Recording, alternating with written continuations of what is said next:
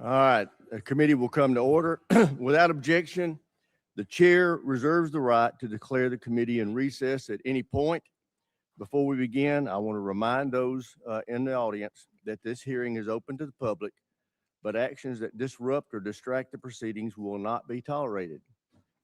The chair reserves the right to remove disruptive persons from the hearing. The U.S. Capitol Police are on hand to assist with that task, and I thank them for their service. One housekeeping note before we get started. We are expecting to be called to the House floor for votes around 10:30. We'll go as long as we can up until those votes, and then I ask members to come back as soon as they can after voting. Upon conclusion, I also want to ask members, when you're entering and leaving the chamber, because there's hearings going on all across the Capitol because this time of day, please go in and out through the side door. Those doors make a lot of racket when you come in and out, so ingress and egress through the anteroom. All right, with that, I want to welcome our witnesses and thank them for their service to our nation. We are meeting today to review the Pentagon's FY27 budget request. Each year, the budget presentation gives us the opportunity to take a hard look at the threats we face and our ability to deter and defeat them. It helps us decide on a level of investment that will actually secure our homeland and protect our interests across the globe. Here are the facts that underlie this year's budget request. We are confronting an unprecedented global threat environment with multiple adversaries working together to undermine our security and that of our allies. They are building alliances and supporting each other with drones, munitions, missile technology, and energy supplies. And China is leading the charge against us. As you can see from this graphic, 25 years ago, the PLA was just a defensive force with little ability to project power beyond their borders. Today, the PLA is a modernized military force capable of projecting power well into the Pacific. Their rapid military buildup has delivered thousands of new ships, subs, missiles, and space assets that severely challenge our ability to safeguard our national security interest in the Indo-Pacific. China continues to invest heavily in the PLA's military modernization, announcing another 7% increase in defense spending this year. As a result, they are spending more of their GDP on defense than we are. In fact, as you can see from this graphic, all of our adversaries are spending more of their GDP on defense than we are. Meanwhile, our defense spending as a percentage of GDP has been steadily falling since World War II. That yellow line that you see on the graph cutting across that bar represents 4 to 5% of GDP spending. History has shown that meeting or exceeding that level of investment ensures we can truly deter our adversaries. That's also the level of investment we're asking our allies to make. But for years, we've chosen not to make that same level of investment ourselves. Since World War II, defense spending has shrunk significantly as a percentage of federal outlays, as you can see from the red line on that chart. Nonetheless, non-defense spending, on the other hand, accounts for over 85%, and it's been increasing for that same period of time. This underinvestment in our defense has had very real consequences. Our defense industrial base, long the envy of the world, has atrophied significantly. We're no longer capable of manufacturing for our warfighters at scale or speed. Just look at shipbuilding. China builds 47% of the world's ships. The U.S. builds 0.1%. We build fewer ships than Croatia or the Netherlands. Our global munition stockpiles are low, and we lack the capacity to rapidly restock magazine depth. We have very little industrial capacity to mine, refine, or process critical minerals. As a result, many of our defense supply chains are reliant on the very adversaries we seek to deter. Beyond the impact to our industrial base, the inadequate investment in our defense has resulted in a vicious cycle that has pitted sustainment against modernization. For years, administration after administration comes to this committee with budgets asking us to decommission weapon systems that they admit we still need. or to cut funding for training, parks, and supplies, or to put off needed maintenance to the facilities where our service members live and work, or to reduce the number of military personnel. These budgets have asked us to make these sacrifices and accept the near-term risk so we could afford to reinvest in military modernization, which is something we desperately need to do. But we in Congress consistently rejected this mutually exclusive choice. Instead, we divided up the limited budget we were given and made a worse choice. We underfunded both sustainment and modernization. The result is we don't have enough munitions, ships, aircraft, or autonomous systems to ensure dominance against every adversary. And the ships and aircraft we do have suffer from unacceptably low mission-capable rates. Fortunately, that's about to change. This president has requested a historic $1.5 trillion budget for our national defense. For the first time in over 40 years, we've been presented a budget that accounts for the true cost of American deterrence. This budget fully funds both sustainment and modernization. It provides a 24% increase in operation and maintenance, including a 20% increase in core readiness programs like flight hours and combat exercises. It includes a 115% increase in funding to repair and improve facilities for our service members and their families. It increases military end strength by 44,000 and provides for a historic pay raise for our service members. It calls for an unprecedented 76% increase in procurement and 64% increase in research and development. This will enable us to truly catch up in our modernization efforts by quickly fielding new munitions, aircraft, ships, land, space, and autonomous systems to replenish and expand our arsenal. It directly confronts the challenges in our defense industrial base with over $100 billion in investments to revitalize manufacturing, expand domestic and allied critical minerals projects, and secure our supply chains. Finally, this level of investment gets defense back to 4.5%. That's where we need to be if we want to truly deter conflict. It also ensures that America leads by example as our allies heed the president's call to increase their defense spending and improve their military readiness. I would also note that it's critical that we do not reduce deterrence while we're asking our allies to ramp up their own capacity. And that's something we're going to be paying a lot of attention to in this committee. Before I close my remarks, I want to highlight the bravery, dedication, and professionalism of our warfighters throughout this conflict with Iran. Their tremendous work to achieve the very clear military objectives of this operation has given the president the opening he needs to negotiate a true and lasting peace that will ensure Iran never acquires a nuclear weapon. Mr. Secretary, General Kane, thank you for being here. I look forward to hearing how this budget request will ensure our military can preserve American deterrence for generations to come. And with that, I yield to my friend, the ranking member, for his opening statement. Well, thank you, Mr. Chairman. I appreciate those opening remarks. I want to start by agreeing with you on the last point. Our troops have performed incredibly well in the last 15 months. They have been asked to do more than anyone expected, and they have demonstrated the incredible capability of the United States military. I think we should all recognize that.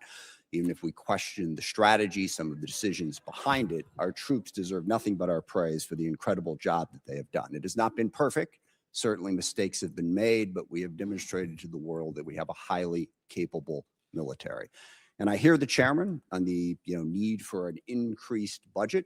I think there's a whole lot of needs across the United States of America that would have the same attitude about healthcare, about education, about infrastructure. But the problem is we have a $40 trillion debt, and we insist on cutting taxes for absolutely everybody, so we reduce the amount of revenue that is available to that.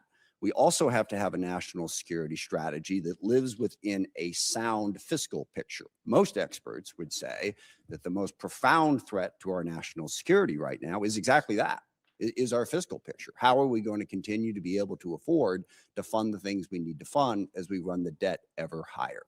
The other thing worth worrying about is the Pentagon has not yet passed an audit. If we give them what is roughly a 50 to 60% increase, is that money going to be well spent?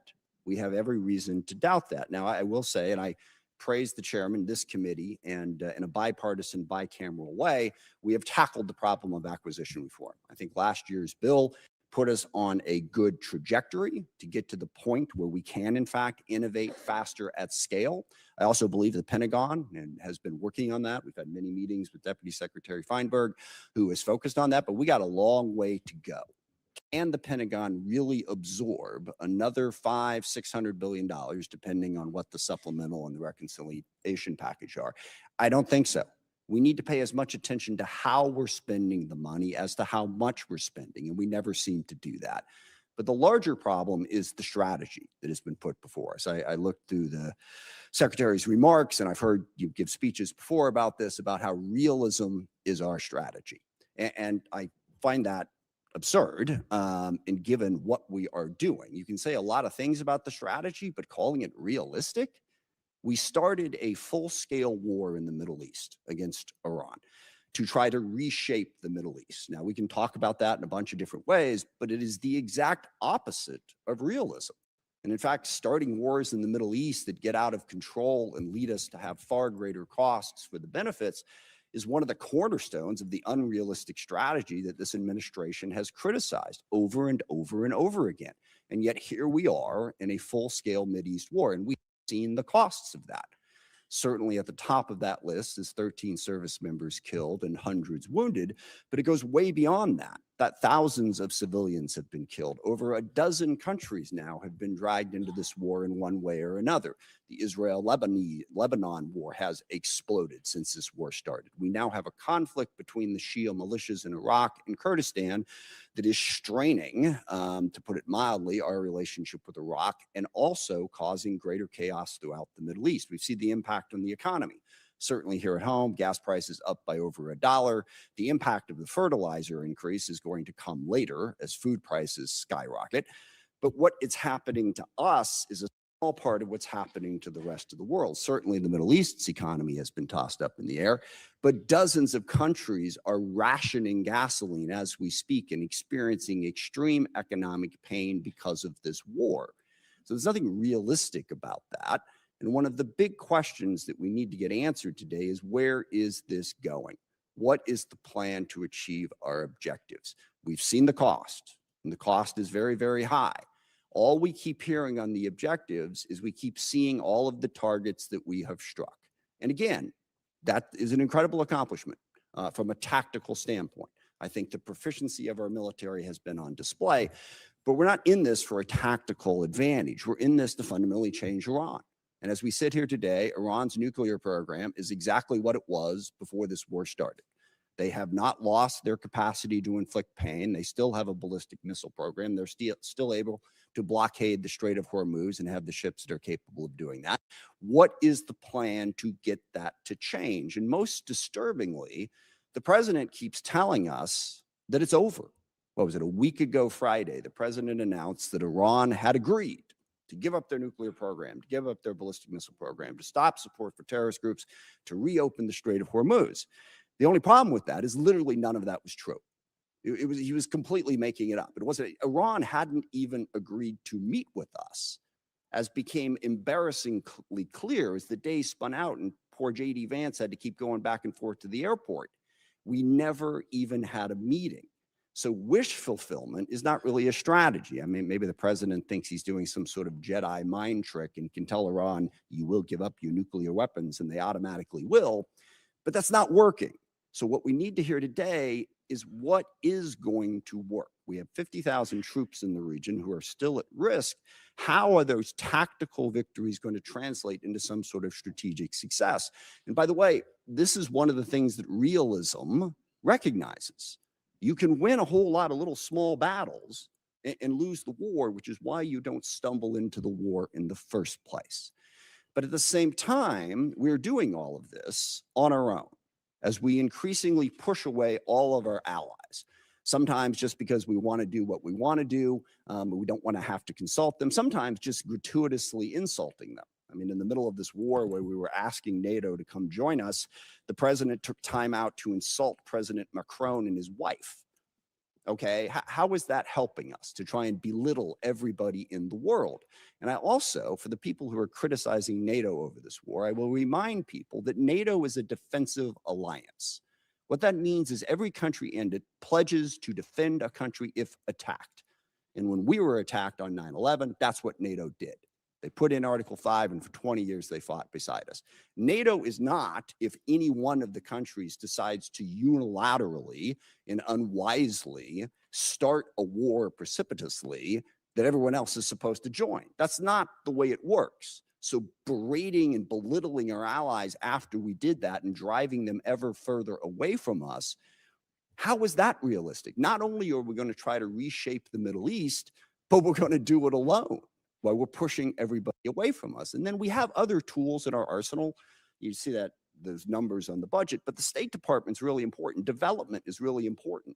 These are ways to achieve our ends, and we have moved away from that. We got rid of the entire USAID, literally causing the starvation of children in countries where we had pledged to provide food, causing massive healthcare disruptions, people literally dying because we cut that off. In diplomacy, we have sidelined, again, the entire world. France and the UK have brought together 44 different countries that have an interest in trying to open up the Strait of Hormuz. We've pushed them all aside. And then we've even pushed aside our own diplomatic corps. We have a very, very talented State Department. I praise today the talent of our military, and I will stand by that. They deserve that praise. Our diplomatic corps deserves that praise too. But we've shoved them all to the side in favor of two real estate guys who are going to go negotiate all the deals in the world, which to date, by the way, has yielded exactly nothing. So there's nothing realistic about starting a war in the Middle East, going it alone, and pushing aside all diplomacy and all development and all other tools in our arsenal. And on top of that, of course, we also want to dominate the entire Western Hemisphere, including apparently annexing Canada and invading Greenland. How is any of that realistic? And then the administration comes before us and asks for what is a hopelessly unrealistic budget in this environment. Back on that chart there, when we were showing how much money we were spending on defense, we had a balanced budget. We had a surplus many years. We don't have that anymore. So call this strategy whatever you want to call it, but please don't call it realism. It's not. Forgive me, it reminds me of one of my favorite lines from A Princess Bride. It's a tense morning. I want to lighten it up a little bit. And the guy keeps saying, inconceivable, when things happen. And finally, the guy says to him, you keep using that word. I don't think you know what it means. I don't think we know what the word realism means. So please, can we not have the realism conversation? Let's have the conversation about what the strategy actually is. And I'm sure you have a different definition of it than I do. But as I look at it, the strategy seems to be to use as much violence, as much threats, as much coercion as possible to bend the world to our will. I think that is a very dangerous strategy because one of the oldest cliches in the military is the enemy gets a vote. And we may think that we can stand up and talk tough and talk about how strong we are and how we're burying our enemies and they're begging for a deal. We can do that all day long, all right? But the enemy gets a vote. They don't have to do what we tell them to do. And meanwhile, that coercive, violent strategy undermines our credibility in the world because the chairman is absolutely right. And this is one area where I strongly disagree with the folks on the far left who say that we don't really face any threats, that the U.S. is a malign influence in the world and always has been. I don't agree with that. China, Russia, Iran, North Korea, Hezbollah, Hamas, the Houthis, variety of other transnational terrorist groups, including, yes, narco-terrorists and human traffickers over here. They all are trying to weaken us, all right? They don't want a rules-based order. They want to play by their own rules. They want to push us aside. We want to be the side that stands up for the rules. But if what we're saying to the rest of the world is stick with us because we're a better bully than China, we coerce countries more effectively, that undercuts the very message we're trying to spread to build the coalition we need to be successful. I also worry about the values that we're showing the world. When the president threatens to kill off an entire civilization, that is the message coming out of the United States of America. If we are going to be this big, powerful force that throws our weight around the world wants to know at a minimum that we're doing it for the right reasons and with a sense of values to protect people, not to destroy entire civilizations. And we all hear that and we all go, well, gosh, he probably doesn't mean it. Well, that is so reassuring, okay, that he's just making it up. We're supposed to be the United States of America. I grew up on stories of the U.S. at the end of World War II being the country that the Germans wanted to surrender to, not the Russians, because they knew they could trust our values. We don't seem to care about those values. No rules of engagement. Give them no quarter, all right? That is not who we are supposed to be. And just one final point on that, the girls' school that got hit in the first days of this war. There is absolutely no question at this point what happened. We made a mistake, and that happens in war. We identified this target based on earlier charts, and yet 2 months after it happened, we refused to say anything about it, giving the world the impression that we just don't care. We do not care about the casualties and the chaos that is caused by our war, and we should care, even if we want to prosecute that war. Now, I agree with the chairman. We need a strategy. We face the most complex threat environment that we've faced in a very, very long time. So we really want to hear from the administration. Don't give us this realism, chest-thumping stuff. What are we really going to do to meet those threats, to deal with the challenges we face? And I'll close just by saying, one of the other ironies of this, of course, is we have a great example in the world right now of what our strategy should be and where our values should be. And that's Ukraine. And I'm really curious, here we are, we roll out the red carpet for Vladimir Putin. We belittle and insult President Zelensky in the White House. He has no cards, right? Well, here we are a year after that. Looks like he had a couple cards to play, because Ukraine is actually winning against Russia. Ukraine, a sovereign democracy standing up against a brutal, oppressive, coercive dictatorship. And we can't even bring ourselves on a consistent basis to say, we are with Ukraine and we are against what Putin is doing, and stand up and support them. So I want to see that strategy to meet the complex threat environment that we have. But simply saying we've already won and boasting and bragging and trying to belittle and insult the entire world, that's not going to get us to the posture that we need.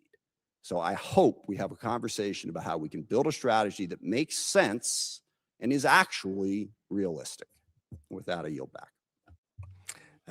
I thank the ranking member for his opening statement. Now I'd like to introduce our witnesses. And we have the Honorable Pete Hegseth, Secretary of War, General Dan Kane, Chairman of the Joint Chiefs of Staff, and they are being accompanied by Mr. Jay Hurst, Acting Chief Financial Officer and Comptroller for the department. I also want to welcome the Secretary's wife, Jennifer. Welcome to our hearing. Glad to have you here with us today. And with that, Ms. Secretary, we'll start with you. You're recognized. Well, thank you, Mr. Chairman. Ranking Member Smith, distinguished members of the committee, we appreciate the opportunity to testify in full support of President Trump's historic $1.5 trillion fiscal year 2027 budget request for the Department of War. The President's budget request reflects the urgency of the moment, addressing both the deferment of longstanding problems as well as positioning our forces for both the current and the future fight. We think divesting to invest is a strategy of austerity. I'm honored to appear alongside General Dan Kane, Chairman of the Joint Chiefs of Staff, as well as Jay Hurst, our Comptroller or Chief Financial Officer. I'd like to start by thanking this committee and Congress for your partnership in securing the investments needed for a stronger, prouder, and more secure America. I think what our troops have demonstrated to the world over the last 15 months are a reflection of that. A nation's ability to build, innovate, and support the critical needs of its warfighters at speed and at scale is the foundation upon which its survival rests. However, upon taking office on January 20th, 2025, President Trump inherited a defense industrial base that had been hollowed out by years of America last policies, resulting in a diminished ability to project strength. Under the previous administration, we were focused on offshoring and outsourcing, riddled with cost overruns and degraded capabilities. Under the leadership of President Trump, our builder in chief, we are reversing this systemic decay and putting our defense industrial base back on a wartime footing. If you ask anyone at our Pentagon, urgency informs everything we do. We're rebuilding a military that the American people can be proud of, one that instills nothing less than unrelenting fear in our adversaries and the utmost confidence in our allies. We fight to win in every scenario. The $1.5 trillion FY27 budget put forward by the president will build upon the historic $1 trillion FY26 top line and continue to reverse the 4 years of underinvestment and mismanagement of the Biden administration.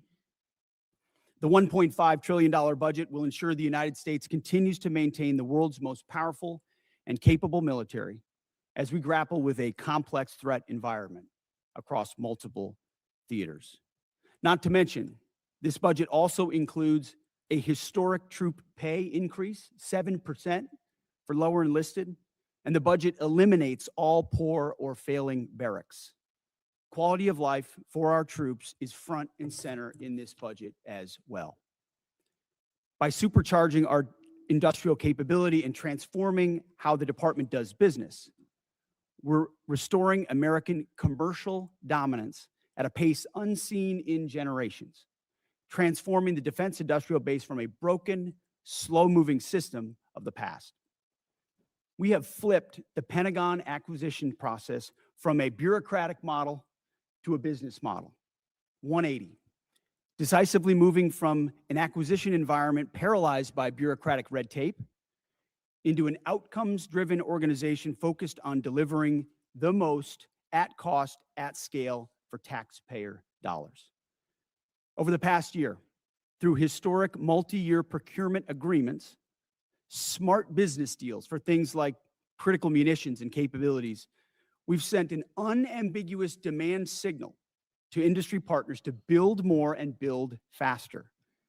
The result has been a surge, a revitalization of our great American factories and a massive reinvestment in the skilled American workers who serve as the industrial muscle behind our warriors. Let me briefly provide you with some concrete high-level metrics of what's been accomplished over just the past few months.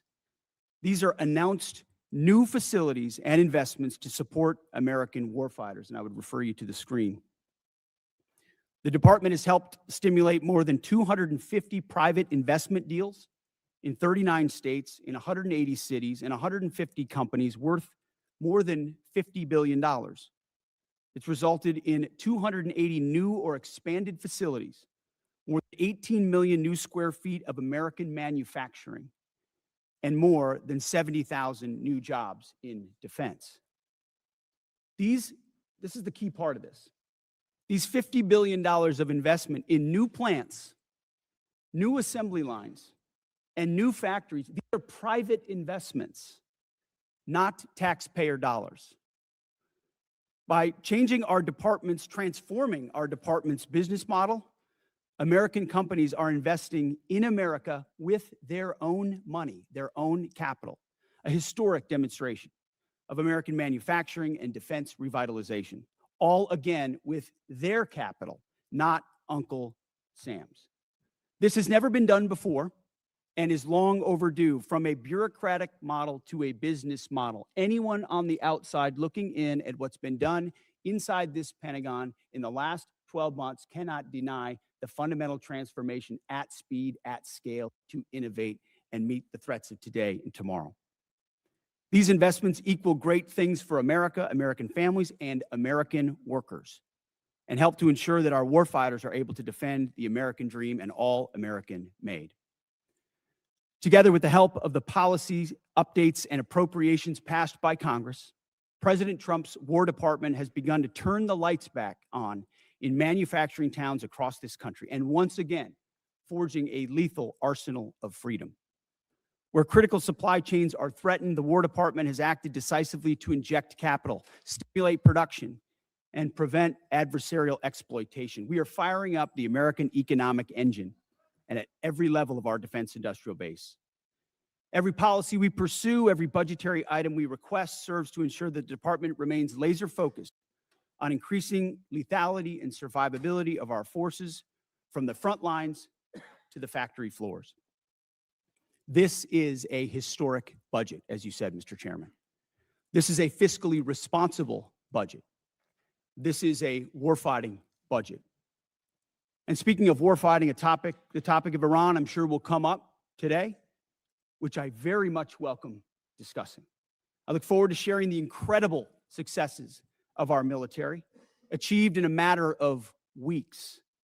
President Trump, unlike other presidents, has had the courage to ensure Iran never gets a nuclear weapon, and he's ironclad in that. We have the best negotiator in the world driving that deal.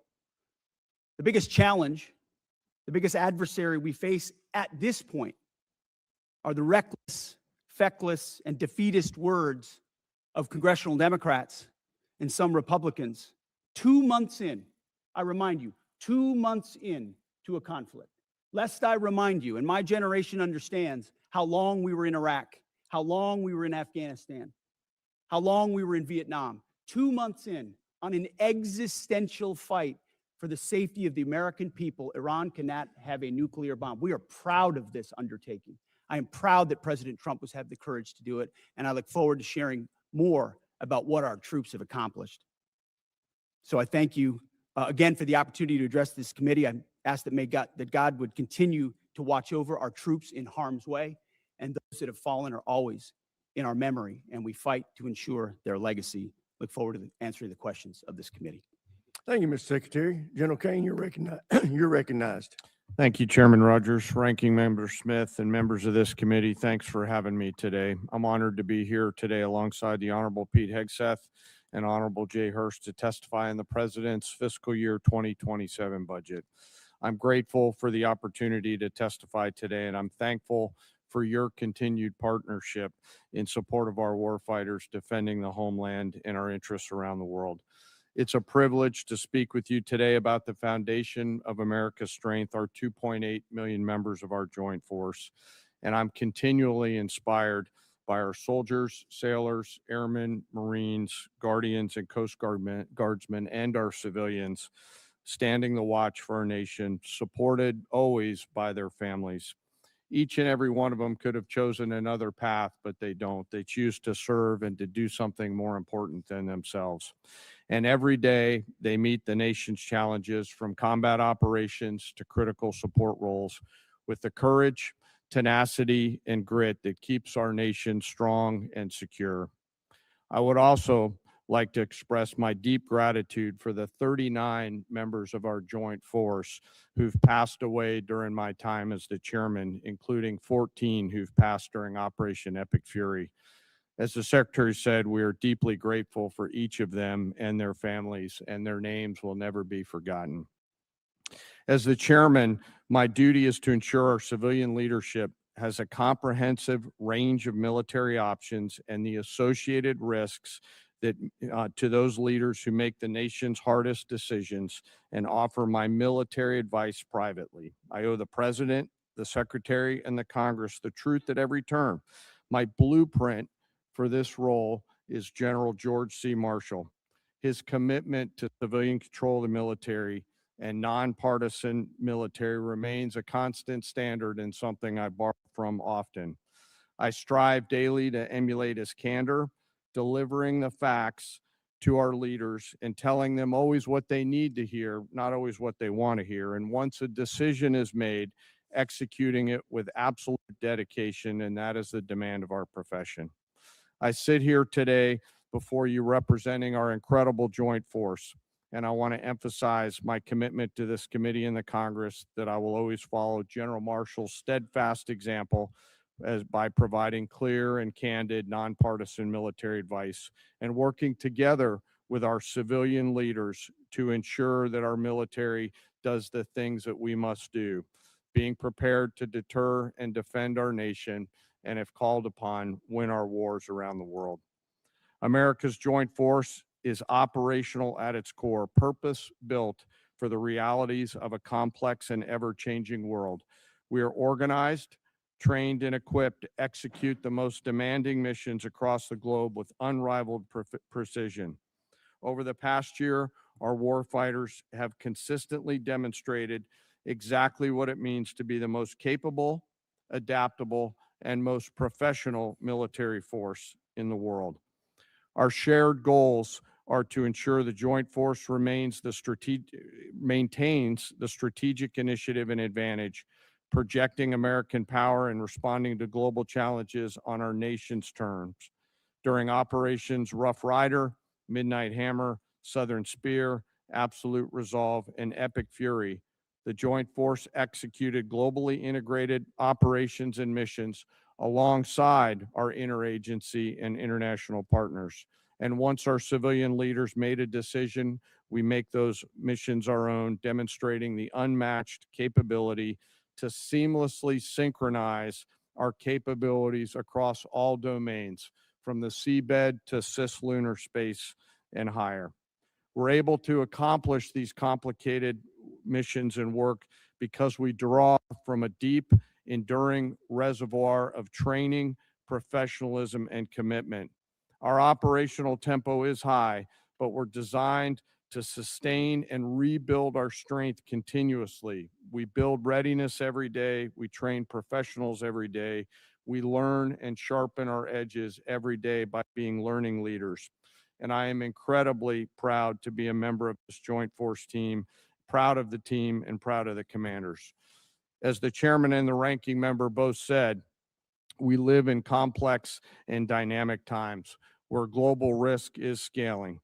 The complexity of today's modern battlefields demands our constant adaptation, innovation, and partnership with this Congress. As a joint force, we're up to the challenge. We're built for this environment. However, continued success is not guaranteed by past achievements. It must be secured through forward-looking partnerships with Congress.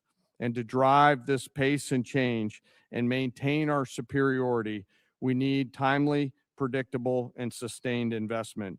The resources we discussed today are critical to modernizing our force and ensuring that whatever threats emerge in the future, that your joint force is ready to meet those challenges, to protect our interests and defend our nation.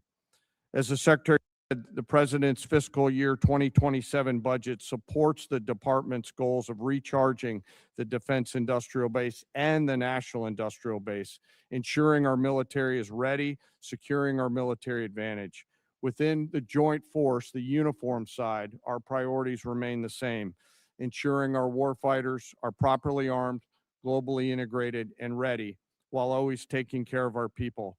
And what truly sets our people apart from other militaries around the world is the 1.8 million members, enlisted members of our force, who maintain readiness beyond reproach and are the envy of every other nation. I'm joined today by the Senior Enlisted Advisor to the Chairman, Dave Isom, who's here with me today representing the 1.8 million members of the enlisted force. He is a great American, not an Americant. While we face dynamic and a dangerous world, I have the absolute trust in the extraordinary men and women who come and volunteer to serve our nation within our joint force. They execute the missions quietly every day, and coupled with the American spirit, outthink, outcompete, and relentlessly innovate, we will maintain our decisive edge, but doing so requires your partnership. We stand ready today to answer our nation's call. It remains the honor of a lifetime for me to serve alongside the members of this joint force. And as we sit here today in this important hearing, I ask us all to remember our deployed teammates who are out there right now doing our nation's business. And may we again always remember our fallen, who've given us the gift of an incredible example, and their family members who continue to show us what courage and grit look like. Thank you again for your enduring support, and I look forward to your questions. Thank you, General. I recognize myself now for questions. Secretary Hegseth, thank you for undertaking the Arsenal of Freedom tour and the great work the department's doing to help enhance our capacity in our defense industrial base. Could you tell us how last year's reconciliation bill helped enable what you have been able to do, and what you think this year's FY27 budget request will do on that front. Well, Mr. Chairman, thank you for your leadership and your support on that topic. I mean, coming into this position, we fell in on a lot of the reforms you and this committee have been advocating for a long time, looking for somebody that was willing to run with them. And our department have run with those. And that reconciliation bill last year was kind of the rocket fuel to initiate President Trump's priorities in this department. So we fell in on a department that was focused on a lot of the wrong things, going in the wrong direction. And with reconciliation, we're able to put, $22 billion in shipbuilding, $22 billion into Golden Dome, $25 billion into munitions, established drone dominance, which we're continuing to do this day in this next budget funds. So getting in front of that budget cycle, which had been notoriously unpredictable, coming out of the continuing resolution of FY25, to fund this and then a historic bill in FY26, laid the groundwork for this historic budget to ensure that we're not coming at a cold start here. We came into this administration. Reconciliation was a beautiful tool. We were able to use that through that one big beautiful bill to fund the priorities of this department. We spent on $4 billion on barracks, started immediately getting after the quality of life of barracks. Because of the austerity of the Biden administration, we traded off of maintenance, traded off of quality of life to try to fund other things operationally. This budget stops that cycle and both invests in sustainment and modernization, which is something that's critically important. So without that reconciliation bill, I think, Mr. Chairman, we'd be in a very different place. So thank you for that. Great. Well, as you are aware, the expansion of the defense industrial base is the principal focus of this year's NDAA. So in addition to enacting this budget request that's been submitted, we want to work with you to enhance the department's statutory authorities to improve the capacity of our DIB. What additional changes in law, such as the additional multi-year block buy authority, would you recommend that we pursue in this year's NDAA? A few aspects of the acquisition transformation that's been undertaken by Undersecretary Duffy in acquisitions and sustainment. So there are some aspects of that we'd like to codify even more. But you mentioned it, multi-year procurement is incredibly important and one of the most important parts of this bill. When this committee and this Congress funds those things, companies are already breaking ground on tens of billions of dollars of new plants. You name we've got 14 in our ammunition council that we're focusing on certain ammunitions. There are 14 that are critical. PAC-3s, SM-3s, SM-6s, THAADs, Patriots, Tomahawks, AMRAAMs, JASSMs, you name prisms, you name them. We were building them at too slow and too low a level. Now the companies are going to pay for those factories and those production lines. And when Congress gives those 5 to 7 year demand signals, they'll then fund it, not just, hey, can we get 10 more per month, but can we 2x, 3x, 4x the production, pay for it now, and the companies invest accordingly. So it's been a critical aspect of some of what we've done so far, but we need more of those 5 to 7 year investments. Great. General Kane, what does the $1.5 trillion budget mean for the warfighter and our ability to project forces and secure our interests around the globe? Chairman, in my view, this represents a historic down payment on future security. If the budget is approved and ultimately deployed, as we look at the character of warfare changing very, very fast, what's layered in to this budget by our civilian leaders will allow us to start getting ahead of where technology is evolving. And as I mentioned, the character of warfighting is changing pretty quickly. Mass, simultaneity, autonomy, undersea, space, cyber, information, all of those ways that are now manifesting themselves on the battlefields around the world require a higher end of capital investment. And that's why we're grateful for the opportunity to have this budget make its way to the joint force. So it's an important down payment on the future here, sir. Great. Thank you. Thank you, sir. With that, I yield to the ranking member for any questions he may have. Thank you.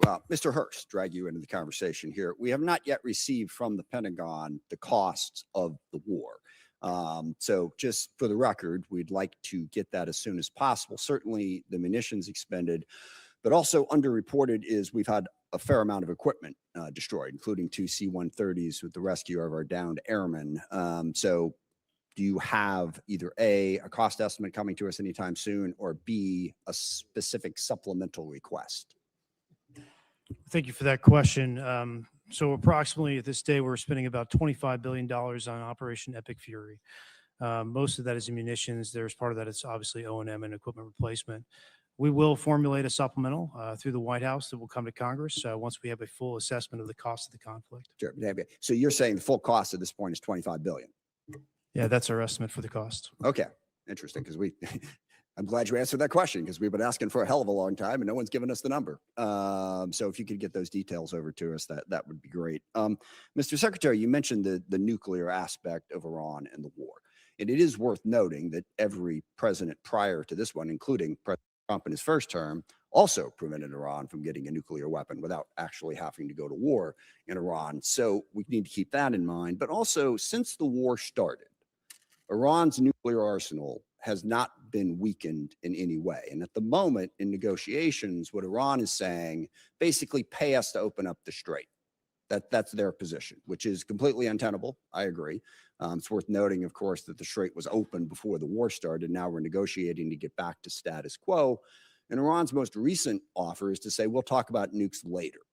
So what is the plan to actually turn all of this lethal kinetic action into an improvement in the nuclear situation? Because we haven't gotten there yet. Play it out for us. How does that happen? How does it actually lead to that result? Well, I would take issue with the premise of the question that nothing was done. Operation Midnight Hammer was a very effective. Well, I didn't say nothing was done. I said in this war. Ultimately, this war started. well, this under this administration, unlike other administrations, which cut bad deals and pallets of cash with no ability to oversee whether Iran is actually pursuing a nuclear program. So where if we we're want at. to litigate JCPOA or the Iran deal, our view, the president's view, is that was a very bad deal. Okay. It gave them a That's bunch the of money up past. What's front the future? to fund. You talked about negotiated deals. Allowed them to fund their proxies and spread Hamas and Hezbollah all around the region, build up nuclear capabilities. What are we going to do now? President Trump has been clear-eyed, from the killing of Qasem Soleimani to the pulling out of the Iran deal to Midnight Hammer and now to this effort to recognize that you have to stare down this kind of enemy who's hell-bent on getting a nuclear weapon and get them to a point where they're at the table giving it up in a way that So they never have it. So they haven't broken yet. Okay, we haven't gotten there yet for all of the. Well, their nuclear facilities have been obliterated. Underground, they're buried, and we're watching them 24/7. So we know where any nuclear material Reclaiming my might be. time for We're just a watching quick it. second here. We had to start this war, you just said, 60 days ago, because the nuclear weapon was an imminent threat. Now you're saying that it was completely obliterated? They had not given up their nuclear ambitions, and they had a conventional shield of thousands So of missiles. Operation Midnight They're at the Hammer weakest accomplished moment. nothing of substance. It Well, you're left us missing- at you're exactly missing the the same point. place we were before. So Their, much so their that we had to facilities start were a bombed war. and obliterated. Their ambitions continued, and they're building a conventional All shield. right, of let me missiles. try again. It's the North Korea strategy. You know this very well. The North I Korea know. strategy was use conventional missiles to prevent anybody from challenging them so they could slow walk their way to a weapon. President Trump saw Iran at its weakest moment, took an action to ensure, in a way that only the United States of America could do with our Israeli partners, And yet to they ensure their still haven't given conventional up the nuclear. shield was All right. was I brought got to one other heel, which question, we've done. if I could get to it. So on Ukraine, a year plus ago, your advice, the president's advice, was Ukraine had no cards to play. They should go cut the best possible deal they could. Clearly, that was wrong. What did you miss? What did you miss about the conflict between Russia and Ukraine that you didn't see that Ukraine was going to be capable of doing what they've done in the last 14 months? What we didn't miss, and we're here in this committee, is that Joe Biden, with no accountability, gave hundreds of billions of dollars of our weapons to Ukraine, to an outcome that never you're would not have gonna happened an- if you're not President gonna Trump answer was the president. question. So he pulled out our. You guys don't talk about that. Ultimately, President Trump believes there should be Okay. a peace deal between Russia and Ukraine. That serves But you the best didn't interests expect of both Ukraine to be parties. where they're at right now. I'm asking you, just from a strategic Listen, standpoint, what I did think the you miss? Ukrainians have shown great courage, and I appreciate that Europe is now paying for any weapons that we provide. All right, I yield back. Thank you. All right, now I want to remind everybody, everybody wants to get their questions, so we are going to be sticking strictly to the 5-minute rule today. So with that, I recognize the gentleman from South Carolina, Mr. Wilson. Thank you, Chairman Mike Rogers, for your leadership working with President Donald Trump. As the grateful father of 4 sons who've served overseas in Iraq, Egypt, and Afghanistan, I especially appreciate War Secretary Hegseth and Chief of Staff Kane for your competence, service, and success. Military families have never been more appreciated than today, and our enemies of dictators now understand peace through strength. Dictators historically are on the run. With your leadership, President Trump has given Syria a chance with President al-Shara replacing dictator Assad from Damascus, who now lives in Moscow.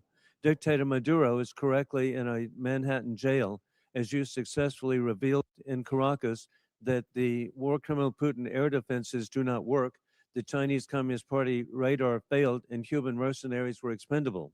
The Cuban dictatorship is failing, and the ultimate mass murderer, dictator Khomeini, is dead in Tehran, Iran, joining the 35,000 people he murdered this year.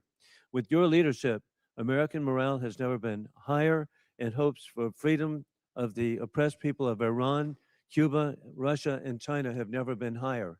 And it's just an exciting time to be here with you. And Mr. Secretary, we continue to see the growing nuclear threat of our adversaries as they expand their capabilities with the largest military buildup in peacetime in world history by the Chinese Communist Party. How critical is it that we continue, as at the Savannah River site in South Carolina, to develop the plutonium pit processing so that we have modernization? Well, Congressman, I appreciate that question. On nuclear modernization, this budget funds $71 billion to modernize the triad in ways that we had neglected to do, and our nuclear triad underwrites everything. But I really appreciate your opening statement. I think something that obviously the media doesn't want to cover and doesn't want to talk about is the historic record-breaking surge in recruiting in our ranks. 30-year record in recruiting of Americans wanting to join our joint force, wanting to put the uniform on. We're meeting recruiting goals halfway through the year. We couldn't meet our recruiting goals under the previous administration. Under Joe Biden, Americans didn't want to join the military. We couldn't get it. Now we have to turn people away and push them to the next fiscal year. That's why this budget grows our force by almost 50,000. Ultimately, additional troops into the force that we believe we can recruit. That's the best vote of confidence I can imagine. Well, the hey, American people. And it's even not just better, hey, recruiting, it's Mr. also Secretary, retention. you're really understating. Leaving no airmen behind. Hey, what an inspiration on Easter Day. God bless y'all and what you've achieved. With that in mind, too, General Kane, with your VMI military perspective, War Criminal Putin is losing in Ukraine as his 30-day special mission is now 4 years of, as the Secretary has identified, courageous Ukrainian success led by President Vladimir Zelensky. I appreciate that NATO and the EU have unified for Ukraine as the U.S. ranks 17th per GDP in assistance for Ukraine. Ukraine is frontline, stopping war criminal Putin from resurrecting the failed Soviet Union, rigging elections in Belarus, invading Ukraine, keeping troops in Moldova, and with the Indvaishvili invading and rigging elections in the Republic of Georgia. As we're transitioning greater responsibility to our NATO allies, how do we ensure seamless integration to deterrence during this shift? Congressman, we're very fortunate to have great leaders out in the European theater right now. General Grinkovich and his leadership team are committed to ensuring that integration and transition takes place in a most combat capable and effective way. Very entrepreneurial leaders out there across the components, and with General Grinkovich, and he's doing a great job out there, as the committee knows. And indeed, as we conclude, historically, President Trump, Mr. Secretary General, you have united the Middle East nations unprecedented to ally with the United States. You have united Latin America unprecedented to ally with the United States. You've united the Indo-Pacific unprecedented to ally with the United States, and united NATO and EU unprecedented to ally with the United States. You're achieving peace and deterrence through strength. I yield back. Gentleman yields back. Chair, and I recognize the gentleman from Connecticut, Mr. Courtney. Thank you, Mr. Chairman. Mr. Secretary and General Kane, this morning's Wall Street Journal's lead headline reads, quote, Trump tells aides to prepare for an extended blockade of Iran. It goes on to describe, again, the thinking behind the strategy, but also talks about how prolonging the blockade is going to continue to drive up energy costs all over the world. Given the ever-changing messages from this administration on the war strategy and timeline, I really honestly don't expect you to confirm or deny the Journal story. But one thing is clear: the number of transits across the Strait of Hormuz has dropped to the lowest level since the war began, and commodity markets have stopped listening to the happy talk, and crude oil prices this morning have risen to the highest level since the war in Ukraine started in 2022. AAA reported this morning that the average price of gas is $4.30 a gallon, up 30 cents in 1 week. Diesel's average is $5.45. My friend, Mr. Garamendi, says in California, it's closer to $8 a gallon. And fertilizer prices have also hammered farmers at exactly the same time they're beginning planting all across the country. Aside from the damage this war has done to American consumers, farmers, and small businesses, I want to focus for a minute on the cost of the war and our military readiness, particularly to other combatant commands. Mr. Secretary, you put out a national defense strategy in January, which listed the threat assessment facing our country. China was number one, with the second largest, most powerful military in the world, of course. Russia's nuclear force clearly was number two in terms of the threat they pose to the homeland. North Korea, which has missiles that actually can reach U.S. territory, was ranked number three, and Iran was described as, quote, and accurately after Midnight Hammer, that Iran's regime is weaker and more vulnerable than it has been in decades. Again, this was before February 28th, when the decision was made to go in the military strikes on Iran. So today we have 3 carrier strike forces in Central Command. The Indo-PACOM, which is where Russia and China are operating their navies, 52% of the globe. We have 1 carrier strike group in Japan, George Washington. And the imbalance in terms of just, what our commitments and frankly, what our national defense strategy, is just blindingly obvious in terms of what this war is doing. Gerald Ford is on day 312 of its deployment. They've gone through fires, plumbing problems, and again, an extended deployment, which in my opinion is hitting readiness as hard as anything I've seen in the time that I've been on this committee. So General Kane, in terms of, again, the carrier strike groups that are over there, assuming that we get to some end game here, Ford is not going over to the Indo-Pacific to buttress the gap that exists there today. They've got to go back into pretty heavy repair and availability in terms of trying to recover from their deployment.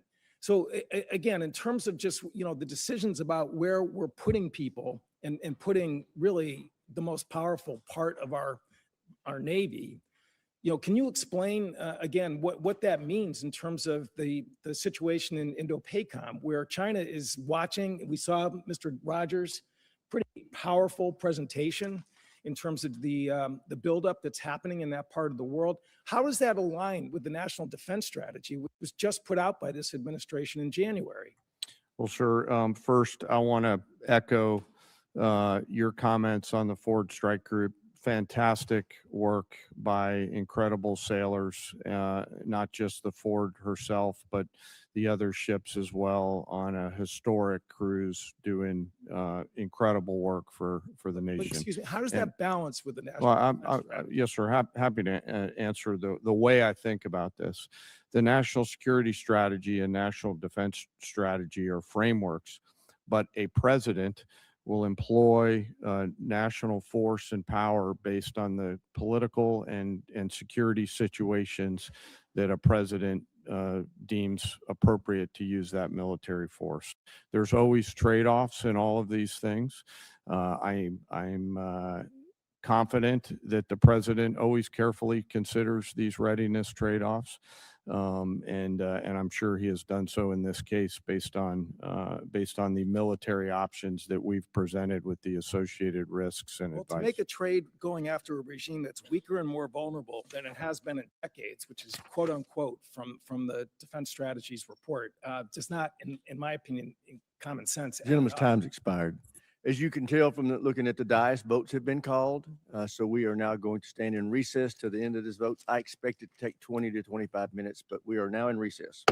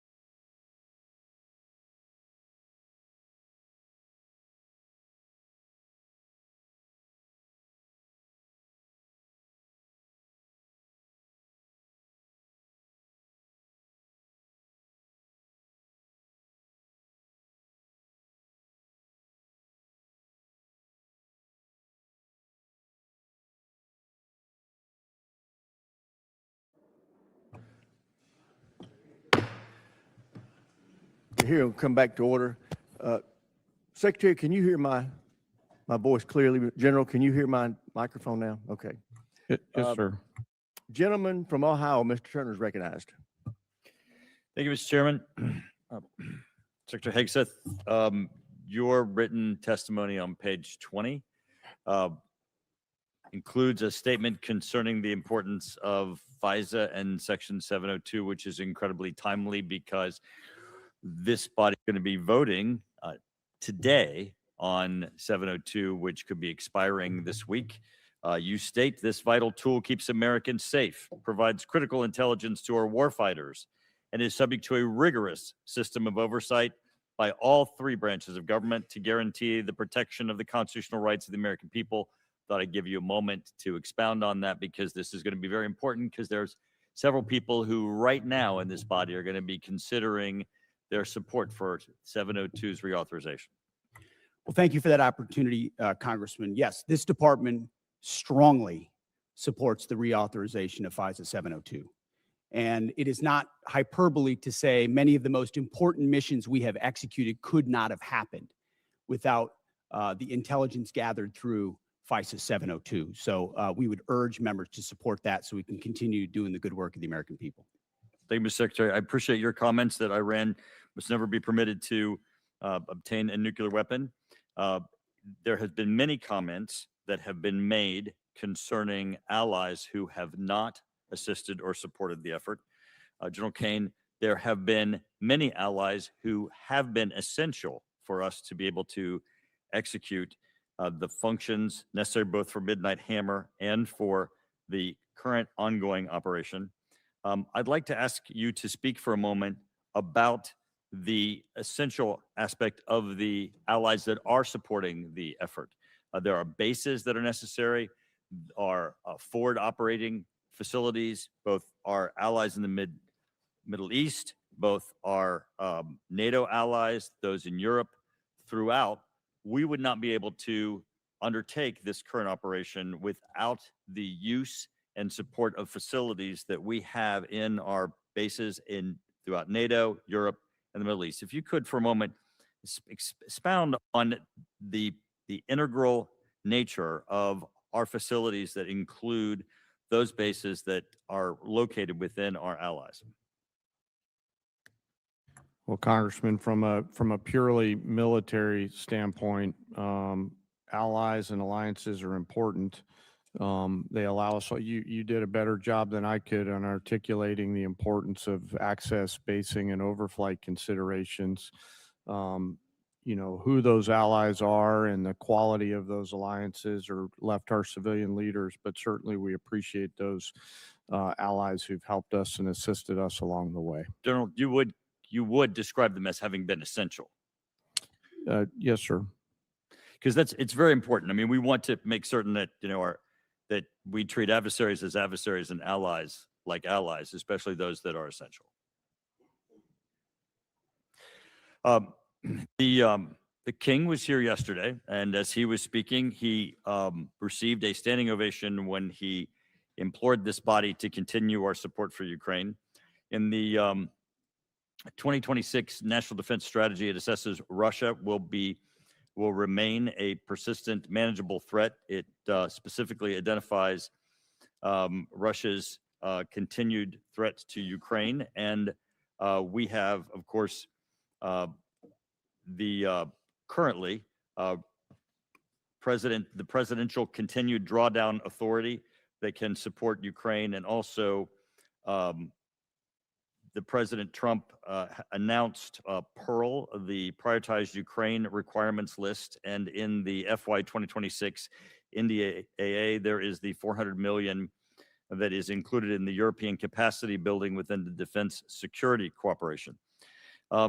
General, the last time it went on the House floor with respect to funding for Ukraine, there was a vote in the House of over 300 members of the House that supported Ukraine. Could you please give us a description of some of the things currently that we're doing operationally to support Ukraine? Congressman, a few of those are probably left for classified session. We continue through our security assistance group Ukraine to assist with some information sharing matters. UCOM But continues you would to describe help. it as continuous and ongoing and essential for Ukraine with U.S. support. So much of the Gentleman's relationship. time's expired. Chair now recognizes the gentleman from California, Mr. Garamendi. Thank you, Mr. Chairman. Mr. Secretary and General Kane, let me begin by thanking the men and women of the United States military for their service and their bravery.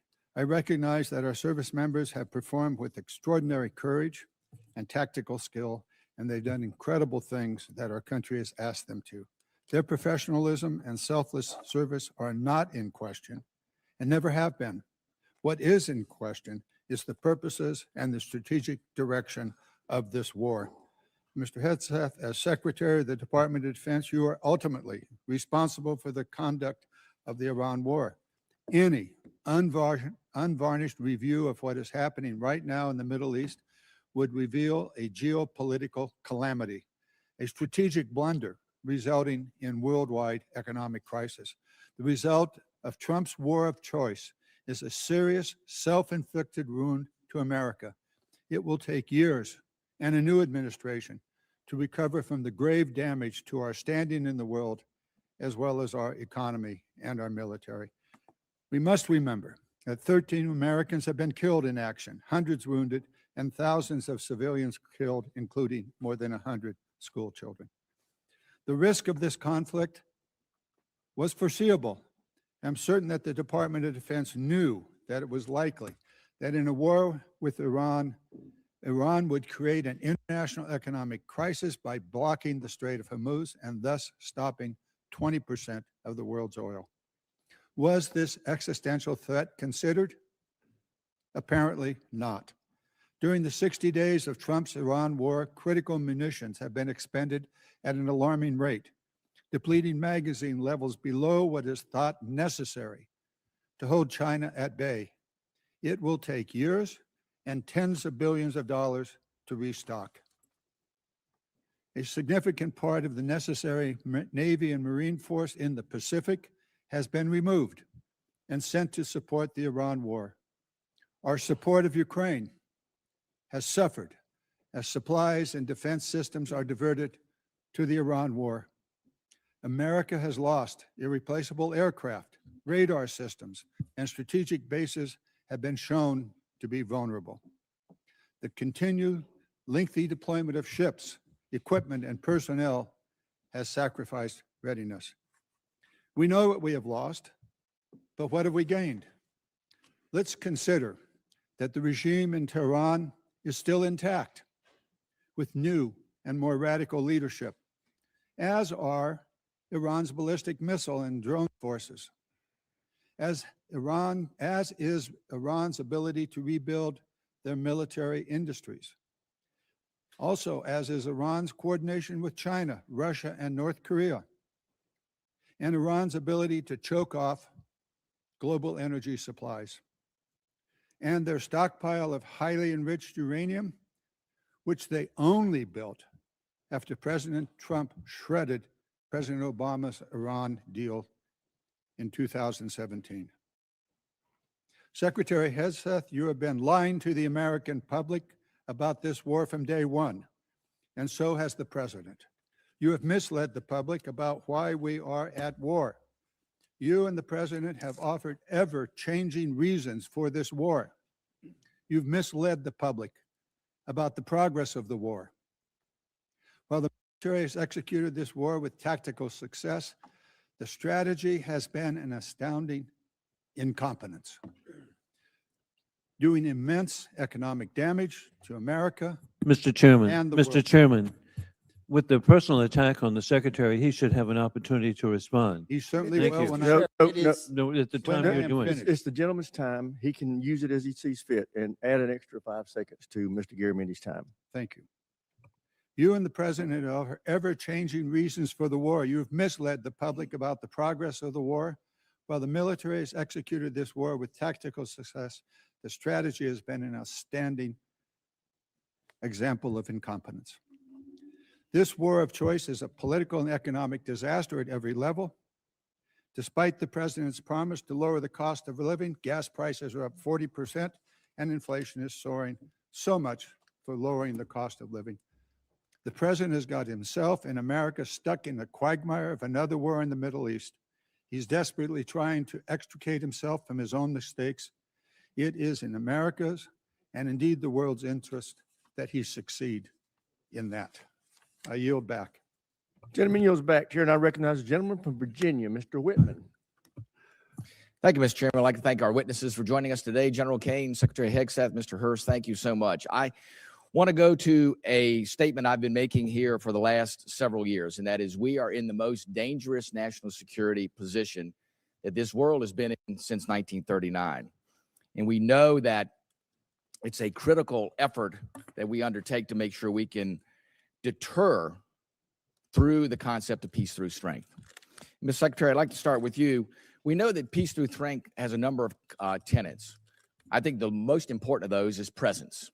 And we know that the United States has the Marine Corps Amphibious Ready Group, Marine Corps Expeditionary Unit that provides us that presence. We know there are over 2,000 Marines and an aircraft combat unit that are on board those vessels, and they let us do a number of different things. That's the crisis response team that gets to go around the world. Today, as we speak, we have 3 ARGMUs that are deployed around the world. Unfortunately, that's an anomaly. It should be standard. Secretary Hegseth, the president and the combatant commanders need maximum flexibility to respond in multiple places at multiple times to combat and deter these threats. I just want to get your perspective on your goal to make sure we have a persistent 3.0 ARGMU presence and to look at how are we going to make sure through our shipbuilding plans that we assure that we have the adequate number of amphibs that are being built. I think that number is probably right around 40.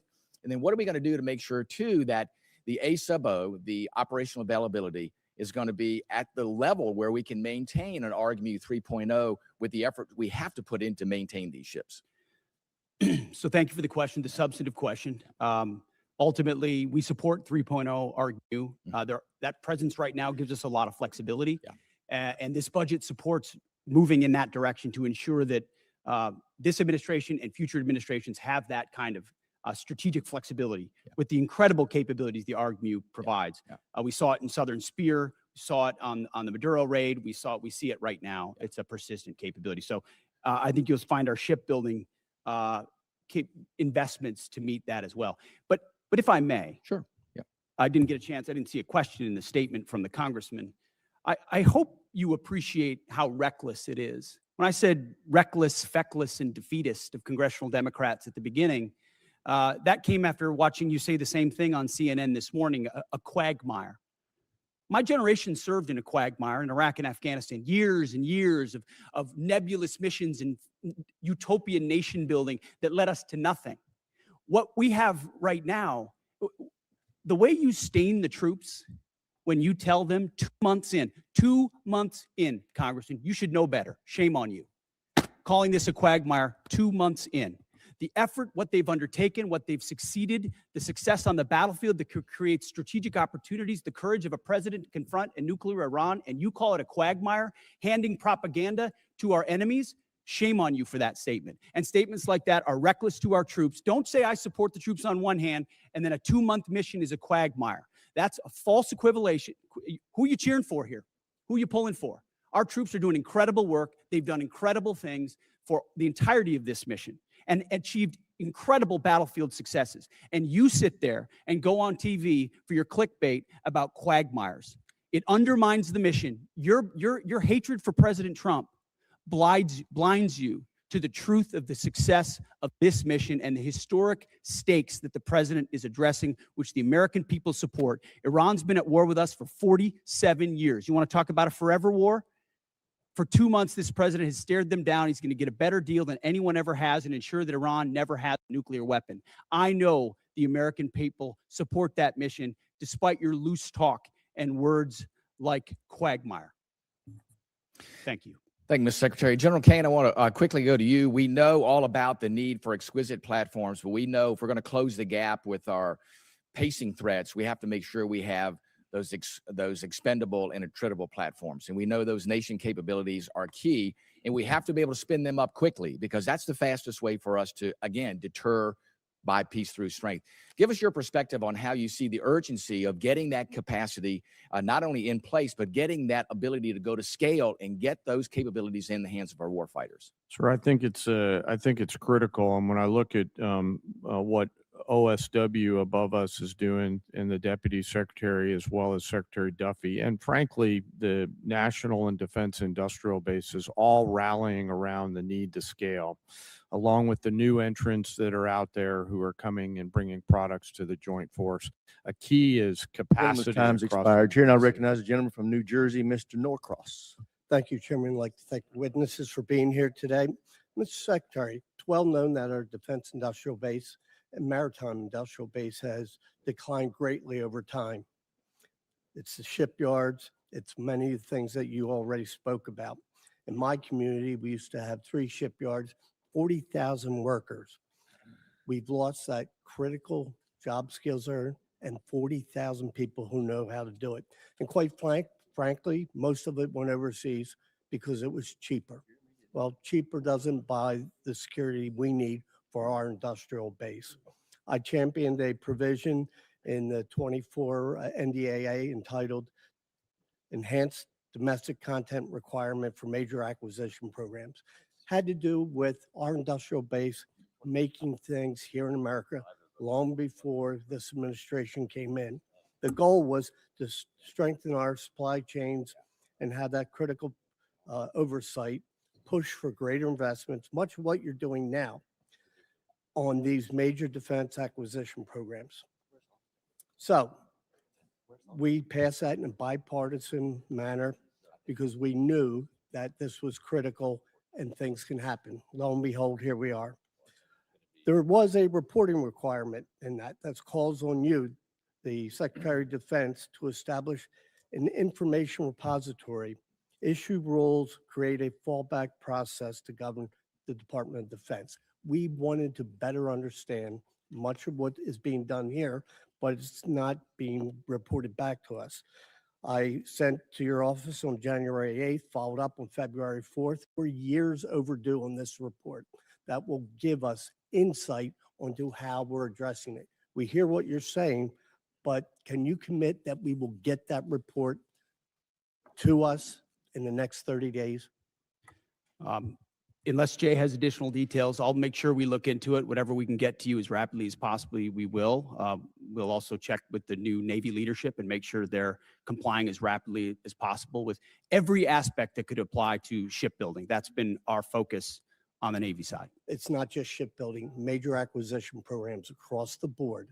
This is incredibly important, and they are ignoring this. And 30 days is being generous, certainly. Second issue is you talk about championing the American worker and how important this is. Yet in a memo on April 9th, you terminate all the collective bargaining agreements across the DOD, taking away from hundreds of thousands of workers at DOD their collective bargaining rights that they voted for. There was nothing to indicate there were any issues with any of the bargaining agreements, yet you decided to take away from them. Over the last few years, we have increased the wages for those war fighters, incredibly important. This year, up to 7%. Yet on the other side of this, you talk about supercharging the defense industrial base. We are in this. How do you go and say, yes, we support the war fighters? They can't do their job unless we are building things that they can use. Yet, no evidence to prove that these collective bargaining agreements were a problem anywhere across the Department of Defense under Democrat and Republican administrations. How do you kind of square that circle that you care about this, yet you take away their voice in the job? Well, certainly, sir, the great workers that whether they're contractors or DOD civilians that do the important work for us, the great ones are going to stay. And we've invested more in merit bonuses for civilians than any administration previous. So if you're doing great work, you're going to stay and you're going to have even more opportunities. But with our ear to the ground in those shipyards and other factory floors, there were issues with collective bargaining, which led to restrictions to the workforce and our ability to move faster. If I may, just And in point out, that case, those are we made the outside decision to provide contractors. additional flexibility. You didn't so that we take it can move away from the faster. shipyard workers. You took away from Department of Defense employers where there hasn't been any issues. Let's be clear. Those are independent contractors and they have their collective bargaining agreements, the ones that work for you. The ones that work for us should be at will like anybody else based on their performance. And if they're performing well, which I'm sure they are, as you've represented, they will have a job at the Department. So where is the issue that you took away their collective bargaining rights? Why did you do it if it wasn't a problem? Well, I stated up front, it has been a problem. There are plenty of cases, whether it's contract or inside our own department, where collective bargaining had led to arrangements and agreements that minimize the efficiency and effectiveness of employees at the point of their impact. That's what we were focusing on, and that's why we made the change, which we very much stand behind. Well, I yield back. Gentleman yields back, Chair, and I recognize the gentlelady from New York, Ms. Stefanik. Thank you, Mr. Chairman. Secretary Hegseth, I appreciate the department and the administration's focus on expansion and innovation in the defense industrial base. That's particularly important for emerging technologies. For years on this committee, my office has led the effort to ban the procurement of Chinese communist drones, which pose a significant national security threat. And last year, after years of work, this committee finally passed my Countering CCP Drones Act, or Section 1709 of the NDAA, which was fully implemented in December. How does the FY27 budget scale domestic production and deployment of drone systems to ensure the U.S. has the decisive advantage against our U.S. enemies? Well, thank you for the question. First of all, thank you for your work on that. Critically important. When you look under the hood of the ways in which China is trying to use critical elements of our defense industrial base and supply chain against us, or capabilities in the future that could hamstring us with options for a future president, it's staggering. So drones is one that not only have we recognized, but thanks to your leadership and the leadership of others, we are supercharging in this budget. Conservatively $54 billion in drone dominance and counter UAS. Jay just slid me a piece of paper. If you add it all up, it could be closer to $74 billion. We started a defense autonomous warfare group, to focus on this, but we're going to do even more. We will shortly announce a sub-unified command, autonomous warfare. Drones are so central to the future of warfare and where we get them from that we have to be able to both make the exquisite ones better than anybody else, and also the attritable swarm, and then the ability to defeat them ahead of our adversary, learning from battlefields like Ukraine and Epic Fury. So thank you for your leadership. It is front and center in this budget. I very much appreciate all that the department is doing under your leadership. One of the concerns I have is recent reporting indicates that while DJI, which is a communist Chinese drone company, is prohibited from receiving new FCC authorizations, there are still DJI products such as the DJI Avata 360 widely available in the US through major retailers. These received FCC authorizations before my provision in the NDAA was fully implemented. So my question to you is, we need to close this loophole to protect our national security. Will you commit to working with this committee in my office to ensure that these products that pose a significant risk to our national security are no longer permitted, given the evident threat CCP drones pose to U.S. national security? Congressman, yes, the department will commit to working with your staff and looking at that loophole, which we are aware of. And I missed in my first response, of course, that $54 billion is American-made drone Absolutely. dominance. Yes. That is exactly where they need to be, and that's where our focus is. Great. Another emerging technology that's very important and has a strong tie to my district is quantum computing. China continues to invest heavily in quantum computing, sensing, and secure communications for military advantage. I represent Rome Air Force Research Lab, which is a hub of research when it comes to quantum. Secretary Hegseth, how does the budget proposal position the U.S. to maintain leadership in operationally relevant quantum technologies? The country that dominates in quantum will dominate the future in C2, in comms, in every way that we fight. And so this makes the maximal investment possible here at home to ensure that quantum compute, and working across the interagency, by the way, this is not just a DOW issue, this is an interagency issue, to ensure that we've got the ability to scale and outcompute adversaries who are racing for the same code. General Kane, throughout my time in Congress, I've pushed for the department to optimize its approach to quantum and develop a strategic roadmap. In your opinion, which quantum capability areas offer the most immediate benefit to the joint force and should be priority investments moving forward? Probably some of the work in crypto and quantum to make sure we can see, sense, understand, defeat, and protect our own stuff. So that's where I'm most interested in it right now, ma'am. Great. And I also want to use my remaining time. I just want to invite both of you to visit Fort Drum, home of the 10th Mountain Division, the most deployed division in the U.S. Army since 9/11. In the first Trump administration, I had the honor of hosting President Trump, where he signed the NDAA in my district, and it's been a privilege to represent them. So encourage you to visit that installation before the end of this year. Thank you very much, and I yield back. Gentlelady yields back. Chair now recognizes a gentleman from Massachusetts, Mr. Moulton. Thank you very much, Mr. Chairman. Mr. Secretary, you and I agree that Iran is a national security threat to us and our allies. Now, earlier you called us feckless for questioning your war.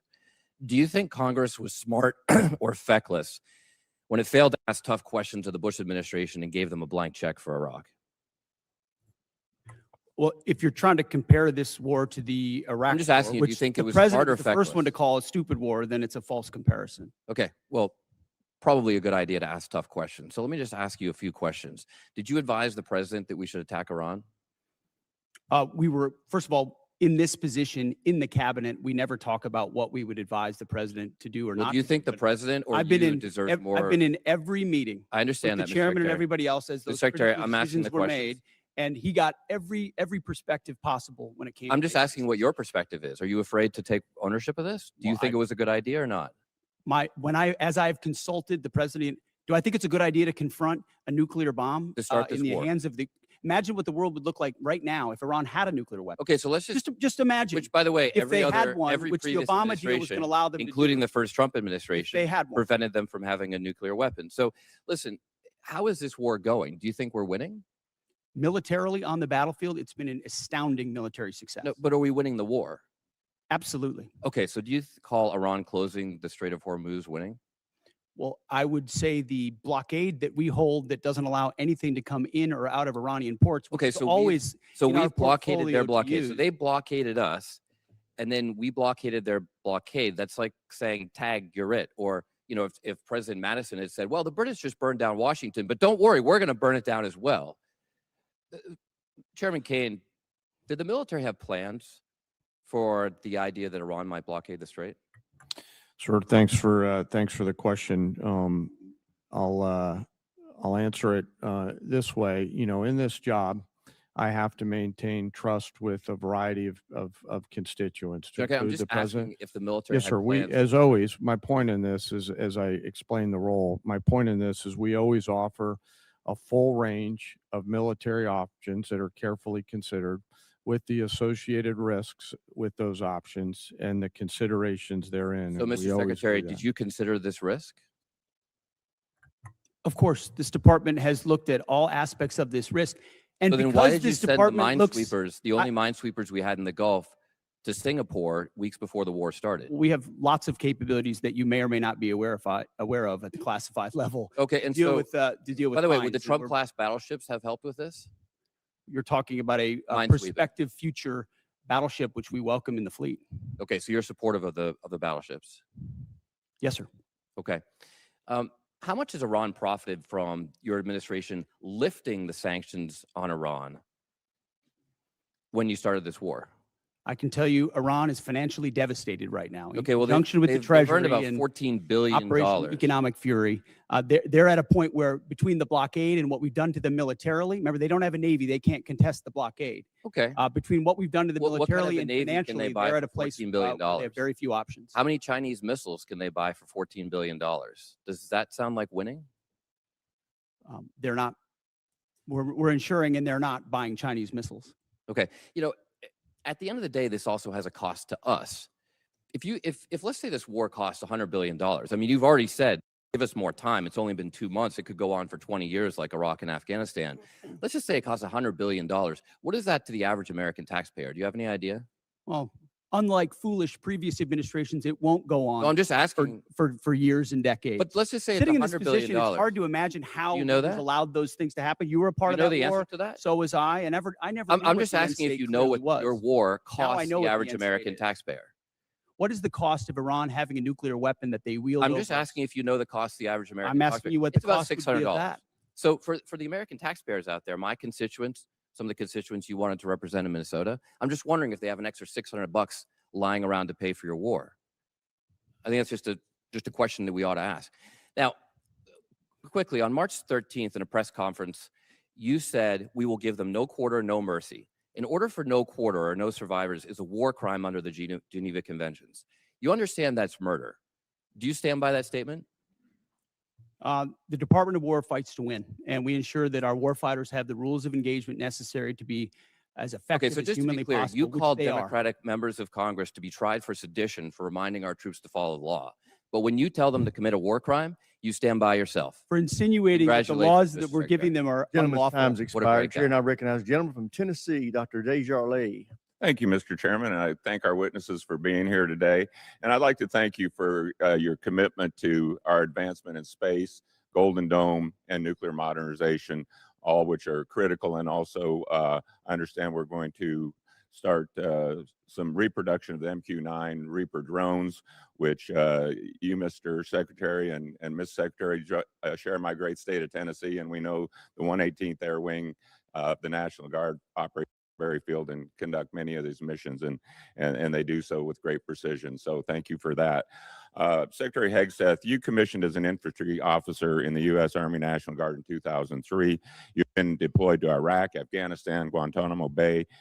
You have been awarded 2 Bronze Stars, the Combat Infantryman Badge, Joint Commendation Medals, 2 Army Commendation Medals, among other recognitions. You have seen military actions from both an operational and service member perspective. Have you ever seen operations with the scope and scale and complexity of Midnight Hammer, Operation Absolute Resolve, and Operation Epic Fury? Thank you for the question, Mr. Congressman. Not only have I not seen missions like that, but if you earnestly go into our formations right now, and you talk to colonels and majors and staff sergeants and 2-star generals, and you ask them about the environment of our military right now and its capabilities right now, compared to under the Biden administration, under Obama, they will tell you it is night and day. Even the ranking member acknowledged that the troops performed incredibly well over the past 15 months and have demonstrated to the world. These are not new troops in a lot of cases. These are the same troops with new leadership under President Trump, who gives them every authority, under a department that ensures they have what they need. I have operators looking at me saying, for the first time ever, we have everything we need to accomplish the mission, both in equipment and in authorities. That matters when you go 37 hours around the world for Midnight Hammers. That matters when you go downtown in Venezuela and grab the indicted dictator of a country in the middle of the night in the most fortified location. That matters at the outset of the Iran conflict. It matters during Operation Rough Rider, which there's a reason why the Houthis aren't on the in this fight right now, because they experienced 50 days of the American military under President Trump. That matters in the Caribbean and our fight against designated terror organizations. This military is unleashed, and morale is at a level that this country has not seen for decades and decades because of the leadership of President Trump and because this War Department allows them to get back to basics. No more distractions, no more debris. It's simple accountability, training, standards, lethality, and they respond to it. And it's that response that's manifest in highly and historic successful military operations led by our incredible joint force, who are grateful to have a commander-in-chief that has their back. I can tell you for that, our nation, myself, and all of us are incredibly grateful. Secretary Hegseth and General Kane, with your vision and steadfast commitment to our nation's service members, you have both overseen the beginning of a generational transformation of our armed services. This budget request reflects that commitment by building and sustaining our defense industrial base, increasing service member pay, housing, and benefits, robust funding for Golden Dome missile defense and space capabilities, and the emphasis on the peace through strength doctrine outlined in the National Defense Strategy. Based on the Defense Department's recent track record of successful missions, can you share some examples of military action that illustrate exactly how your leadership and vision for the Department of War is translating the peace through strength doctrine into an operational reality, and what psychological impact that may have on our near-peer adversaries such as China and Russia? And I'd like to get both yours and General Kane's perspective. If you can take 30 seconds each. I'll keep it brief. Reestablishing deterrence was one of the core pillars of what we set out to do after Afghanistan, after October 7th, after the war in Ukraine, after Lloyd Austin went AWOL for a week and no one seemed to care. The world took notice of that.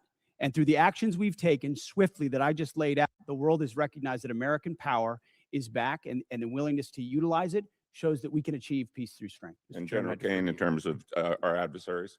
Yes, sir. You know, when we look at the totality of actions that we've done over the last year, one thing leaps out at me that I think is clearly and unambiguously seen by our adversaries or those that may consider it, and that's our ability to integrate and synchronize a whole range of capabilities that we have in the joint force. Information, cyber, deception, jamming, air power, sea power, land power, et cetera. And I think that ability, and I'm so proud of our joint force, those young. Gentleman's time's expired. Chair, and I recognize the gentleman from California, Mr. Carbajal. Thank you, Mr. Chair, and thank you, General Kane, Mr. Hegseth, and Hers for being here today. I associate myself with the comments of Ranking Member Smith and Mr. Garamendi, so that I won't repeat a lot of what has been said. Mr. Hegseth, I recently realized that we have something in common. I'm also a fan of Pulp Fiction. And no, the movie is not an accurate portrayal of the Bible. You know what I'm talking about. This president and his administration have claimed to be the most transparent of all time. With that in mind, I'd love to get some straightforward answers today. Some estimates show that the Trump administration's war of choice in Iran is costing taxpayers around $1 billion every day. In addition to spending taxpayer money on a war they don't want, it is also driving up costs. The cost of gas, while the cost of living is skyrocketing under this administration's policies. To me, and I assume to the American people, it is unclear why we started this war, how it will end, and what anyone gained from it. Mr. Hegseth, about how much money has been spent on this war to date, and how much more do you anticipate spending? Well, as our comptroller laid out, the estimate is less than $25 billion at this point as far as an expenditure. And the question I would ask this committee is, what is it worth to ensure that Iran never gets a nuclear weapon, considering the radical ambitions of that regime? I mean, almost every member of this dais at some point has said, whether it was Thank you for your answer. I'll proceed to my next question. Thank you for your answer. President Trump is the one that's willing to make sure it doesn't happen. Supposedly, we had taken care of the nuclear capability last time around. And now this war, we're at it again, because obviously we said we did, but we didn't. In a way that we know. the United States military can do. I want to reclaim my time. We know that the cost of oil and gas has gone up as a direct result of this war, and the American people are feeling that pain at the pump. In an attempt to alleviate the high price of gas caused directly by this president, he lifted sanctions on Russian oil. The way I see it, this is a massive gift to Putin and Russia's struggling economy. Mr. Hegseth, is there any concern that easing sanctions against Russia will allow Putin to continue funding Russia's illegal war against Ukraine? Well, we've seen Russia's and Putin's inability to make effective battlefield gains, just like their inability to defend the Maduro regime with the billions of dollars of systems the Russians sent to Venezuela in order to defend him, which were defeated in 15 minutes. So Russia's military capabilities are no match for ours. And you don't believe easing ensuring the sanctions is helping Russia? Well, we have the best energy team in the planet it's just a yes or White no. House, and we're going to ensure that this is not deja vu. It's a simple yes or no. I understand the energy dominance that this administration has unleashed. All right, well, I'll proceed to my next question. Last week, it was announced that the Department of Defense is no longer requiring service members to get their annual flu shot. Now, this is an easy one for you. It's a softball. Don't screw it up. The rationale was to, and I quote, restore freedom to our joint force. This has been a requirement since 1950 because it is an effective at preventing the spread of flu among our troops. It's not some new woke requirement that you like to lean on for much of your rhetoric. This decision is actively making our military less safe and less prepared. Mr. Hegseth, at this time, are there plans to remove the mandatory requirement of other vaccinations like measles, mumps, and polio? We made very clear in our announcement that it applies to service members having a choice as it pertains to the flu vaccine. Don't you think that's a little reckless? No, I think allowing well-informed Americans who serve our country to make a choice is not reckless. And commanders will still have latitude, say, for a submarine or something else, to make a decision for a unit about whether it could be mandatory in a particular circumstance. But overall, our troops have earned the right to be able to choose about something like that related to their health. Mr. Hegseth, I stand by what I said last time you were here. You were incompetent then, you're incompetent now, and you're the gift that keeps on giving when it comes to incompetence. With that, Mr. Chairman, I yield back. Gentleman yields back. Chair, now Other than that, I'm recognizes the doing great. gentleman Thank from you. Mississippi, Mr. Kelly. Thank you, Mr. Chairman. Secretary, don't you think it was extremely reckless to mandate COVID vaccines for the healthiest and most unlikely to get COVID and kick them out of the service if they did not comply with a, although legal, crazy order from the previous administration? Don't you think it was reckless to require that those soldiers and Marines and sailors had to take that COVID vaccine? Congressman, thank you for the question. Not only do I think it was reckless, but we point out the nature of the emergency and lack of actual data on it. We think it may not have been legal. And as a result, we're working very hard to ensure that any service member who was pushed out is brought back in. If they were forcibly pushed out with back pay and rank and everything that comes with it, those soldiers and troops of conscience who had to make that choice, we think are the best troops in our force. Listen, I'm grateful that we have two great National Guardsmen sitting at that table today. As a longtime serving Guardsman who just retired, I'm so proud of y'all and what you mean for our total force. It's not a National Guard, it's not a reserve, it's not an Army, it's not a Navy. It is a total force, and thank y'all for recognizing that. I just want to go back to some of the Iran stuff.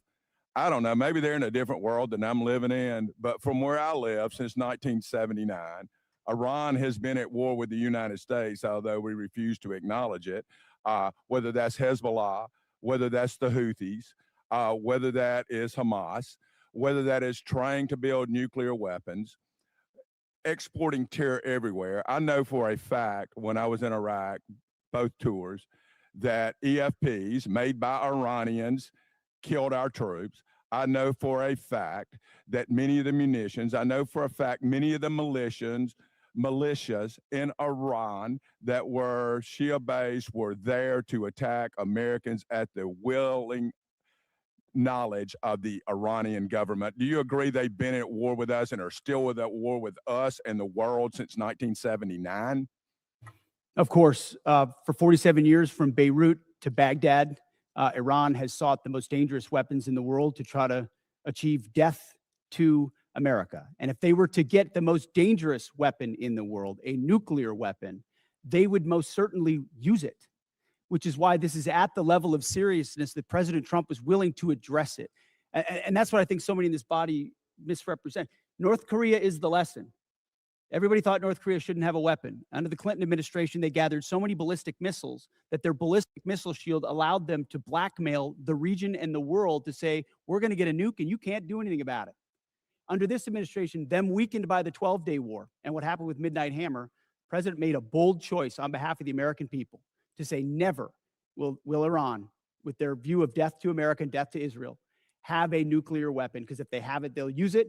And he's taken that bold action in a way I think the American people, when they understand the nature of that threat, and they do, they support it. Chairman Kane, wow, I've been around a long time. Can any other military in the history of the world pull off Venezuela, Midnight Hammer, and Epic Fury the way that our great warriors that defend and project power for our nation? Are you aware of any other nation in the history of the world that could have done that? I'm not sure, and I remain very proud of the Joint Force. I'll also say that we're a learning organization, and we're going to continue to look at the things that go right in any operations that we're tasked to do, and we're going to get better every day. So we do not want to sit on the successes and assume future successes. We owe it to the nation and to the citizens to constantly improve, no matter how well something goes. So I'm incredibly proud of the Joint Force. That said, I'm even more proud when they come back after that. They go into a team room and they start debriefing to make sure that we do it better next time, whatever it may be. And my final point, I just want to talk about what a stroke of genius it was, greater than I would have thought, to blockade the ports of Iran And that blow economically to their entire economy and to their leadership and everything else, it's going to take a little bit of time to play out. But that was so smart because it is more effective than any bombs. And those bombs were effective in Midnight Hammer. They continue to be. But until we kill their will to create a nuclear weapon, they will always be a nuclear threat because they've advanced far enough along. But that blockade was so important. And it amazes me now we're crying about high gas prices when they were $2 a gallon more just 4 years ago or 5 years ago under the previous administration. With that, I yield back. Gentleman yields back. Chair now recognizes the gentleman from California, Mr. Kana. Thank you, Mr. Chairman. Secretary Hegseth, tomorrow is 2 months since the war has begun. You've testified that it was $25 billion in cost in terms of the munitions we used and what we paid for it. But when you add to that the damage that was done to our bases and today's dollars for buying replacement munitions and replacement aircrafts, what has the total cost been over the last 60 days? That number right now reflects the total cost that we're seeing. Including buying in today's dollars, the new weapons and replacements, and including the damage there? That's your testimony? If there's under oath? adjustments to that, I would defer to the comptroller on that. And how much are you seeing in terms of, are you asking in terms of supplemental funding just for the Iran mission from this committee? If and when a supplemental is submitted, Yeah, how much? the majority of it would not just be for, would not be But for what Epic would be the Fury, it would be ballpark for Iran? munitions related to the entirety Just of a what number, we want to sir. get done. A number, what would you submit? What are It you would be requesting? within on Iran, it would be less than 25 billion, but there's a lot more we would ask for beyond Well, just Iran. you're saying it's considering- 25 billion. Okay, I would just, if you Okay. come back, you want to revise those numbers because all the experts are disagreeing with you when it comes to today's dollars and damage, but you can revise it. How much did it cost American taxpayers in terms of the strike to the Iranian school where kids were killed? Do you have that number in terms of the missiles we used? As I've said, that unfortunate situation remains under investigation. You don't know how much it 15-6 costs the investigation, but I taxpayer? wouldn't tie a cost to that, to anything. It's a reasonable question, no, sir? I mean, our taxpayer money was going there. Do you know how much it will cost Americans in terms of their increased cost in gas and food over the next year because of the Iran war?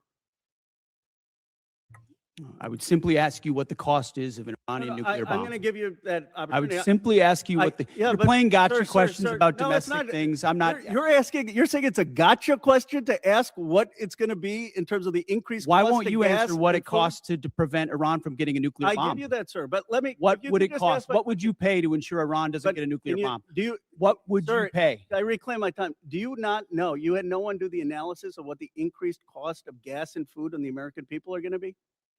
What is the cost Let of me- let Iran me give you holding the that number. straight at Let me issue give with you the nuclear number. weapons? It's $631 billion, which means it's an increase of $5,000 a year for American households. Now, let me give you this point. You're saying that your operation is preventing a nuclear Iran.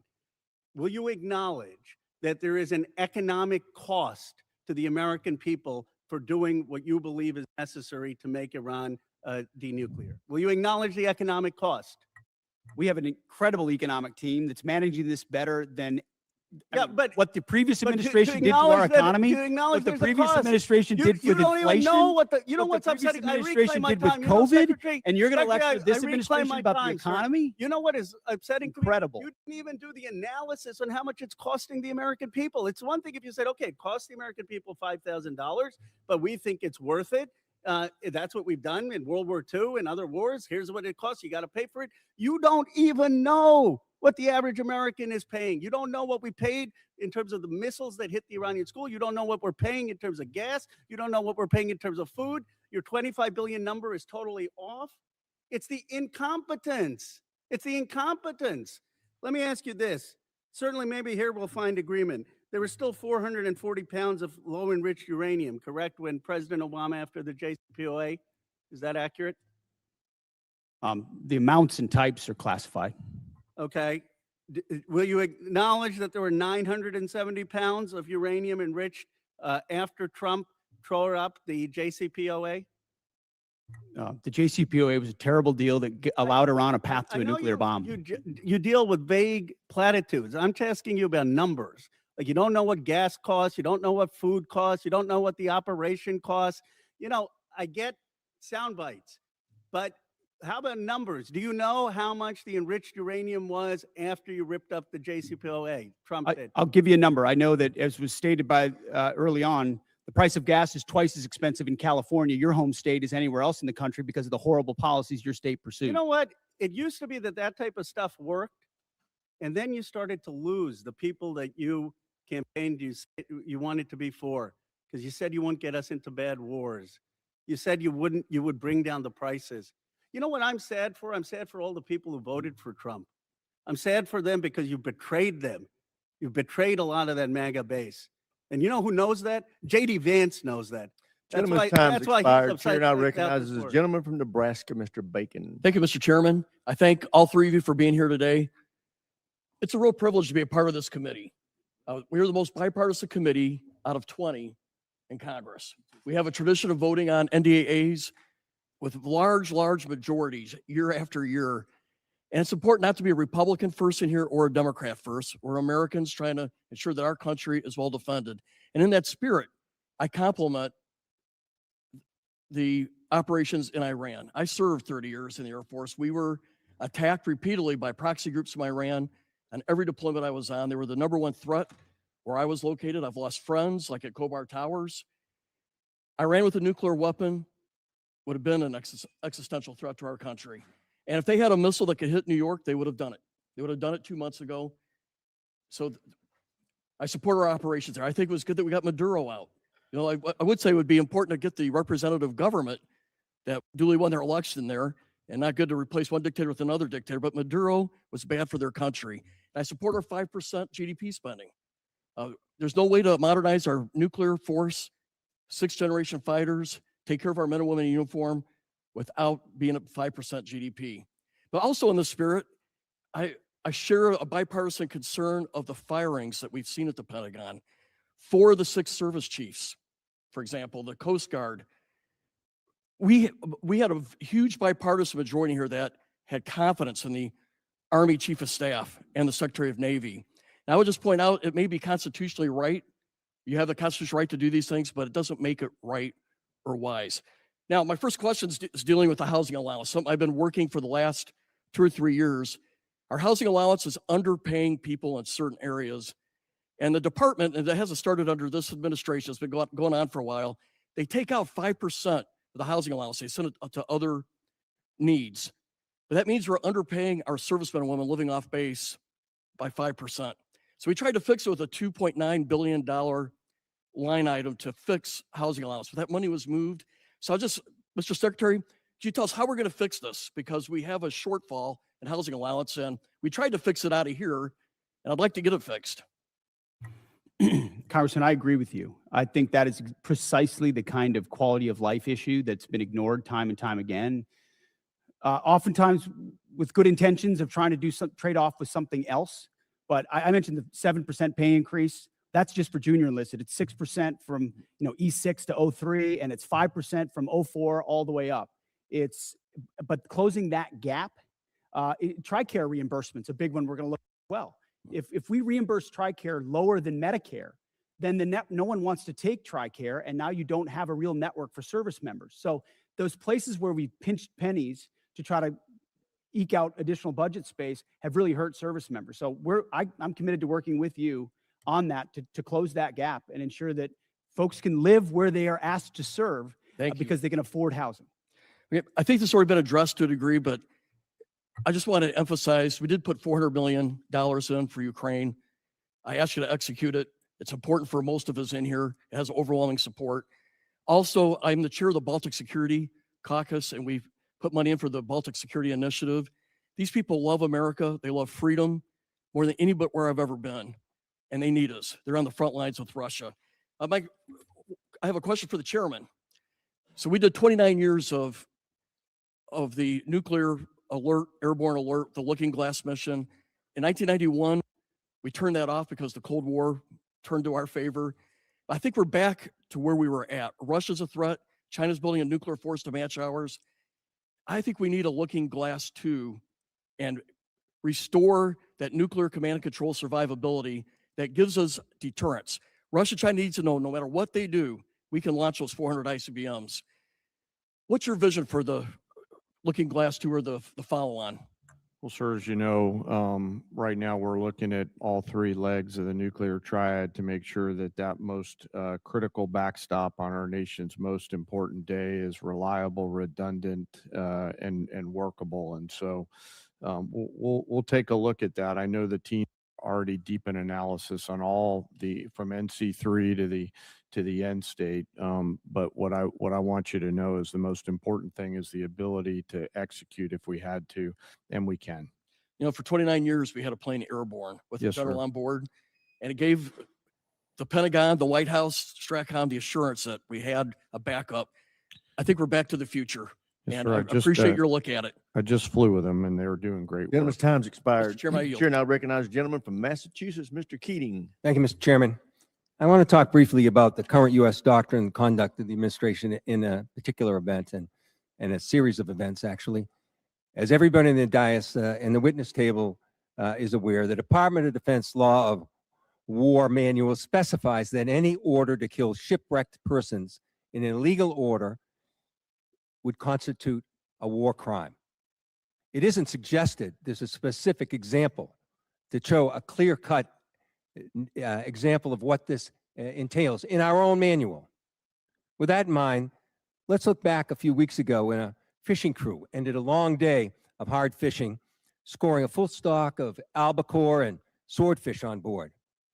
Without any warning or expectation, this small Ecuadorian fishing vessel, operating about 200 nautical miles off the Galapagos Islands, was militarily engaged by U.S. forces. It was hit once, then it was hit again. Not a warning shot, not an interdiction, 2 drone strikes. Survivors described chaos and severe injuries. Our U.S. forces then handcuffed the crew at gunpoint, placed black hoods over their heads, seized and scrubbed their devices, and then held them for days. Ultimately, the crew was released, given there was no evidence to support any narco activity or any charges that may be against them. So to recap, we struck a vessel, we struck it again, set fire to it as it was sinking. And as public reports say, even drank their beer. We detained the survivors, and then we let them go. This should be eye-opening.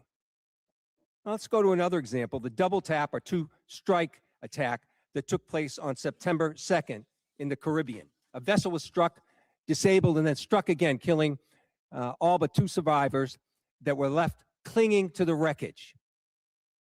And this is the thing. We know this happened. We know how it happened.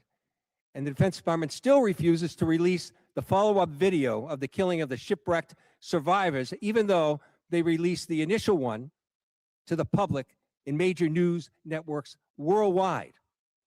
No difference in sources and methods in the 2 videos, but still not released to the public. Of course, the backlash was severe at the time and perhaps is being forgotten. An unpredictable but ignoble display of character from this administration. Fingers were pointed at one another as everyone scurried to cover, in a tacit acknowledgement that this was an issue potentially violating international law. Now I've reviewed what's been available, the phony rationale that these attacks are about fentanyl trafficking, when we know fentanyl comes from China, India, through Mexico. Then the baseless argument that this was about narco terrorism. You know, I don't believe a word of it. This was to create leverage for regime change in Venezuela. And now the president acknowledged that was about oil. Beyond the simple need for justice and exercising American values, it's important for us to discuss what the U.S. belligerence in the world stage means to our security, our ability to marshal cooperation with our allies, and most importantly, not to normalize these actions that could endanger the lives of our own service members put in similar peril. Let me be clear about one thing. Whether it's these particular strikes discussed here, the one that killed 11 others off the coast of Venezuela, whether it's the 178 other killings, with each of these extrajudicial killings, the administration is pirating American values. We'll continue to investigate this. We will. It'll come forward in the future. Some days that second video will be released. But we've got to stop also using our precious resources that are being taxed so heavily all over the world on actions that hurt our military. They hurt our military and they hurt our standing internationally, and they're hurting our standard here at home. I hope that we can move forward. I hope we can review whether these are justified, because I found no justification. We were given classified information on the second strike. I can't discuss it, but I must tell you, it's the most convoluted bullshit I ever heard in my life. This should be public. This is our honor. This is what it makes American a difference maker. This is what we're It's an proud of with our incredible array military. of false accusations. And I yield back Incredible. my time. Gentleman yields back. Chair now recognizes the gentleman from Texas, Dr. Jackson. Thank you, Mr. Chairman. Thank you, Secretary Hegseth and General Kane and Mr. Hurst, for your bold leadership and for your time today. I really appreciate it.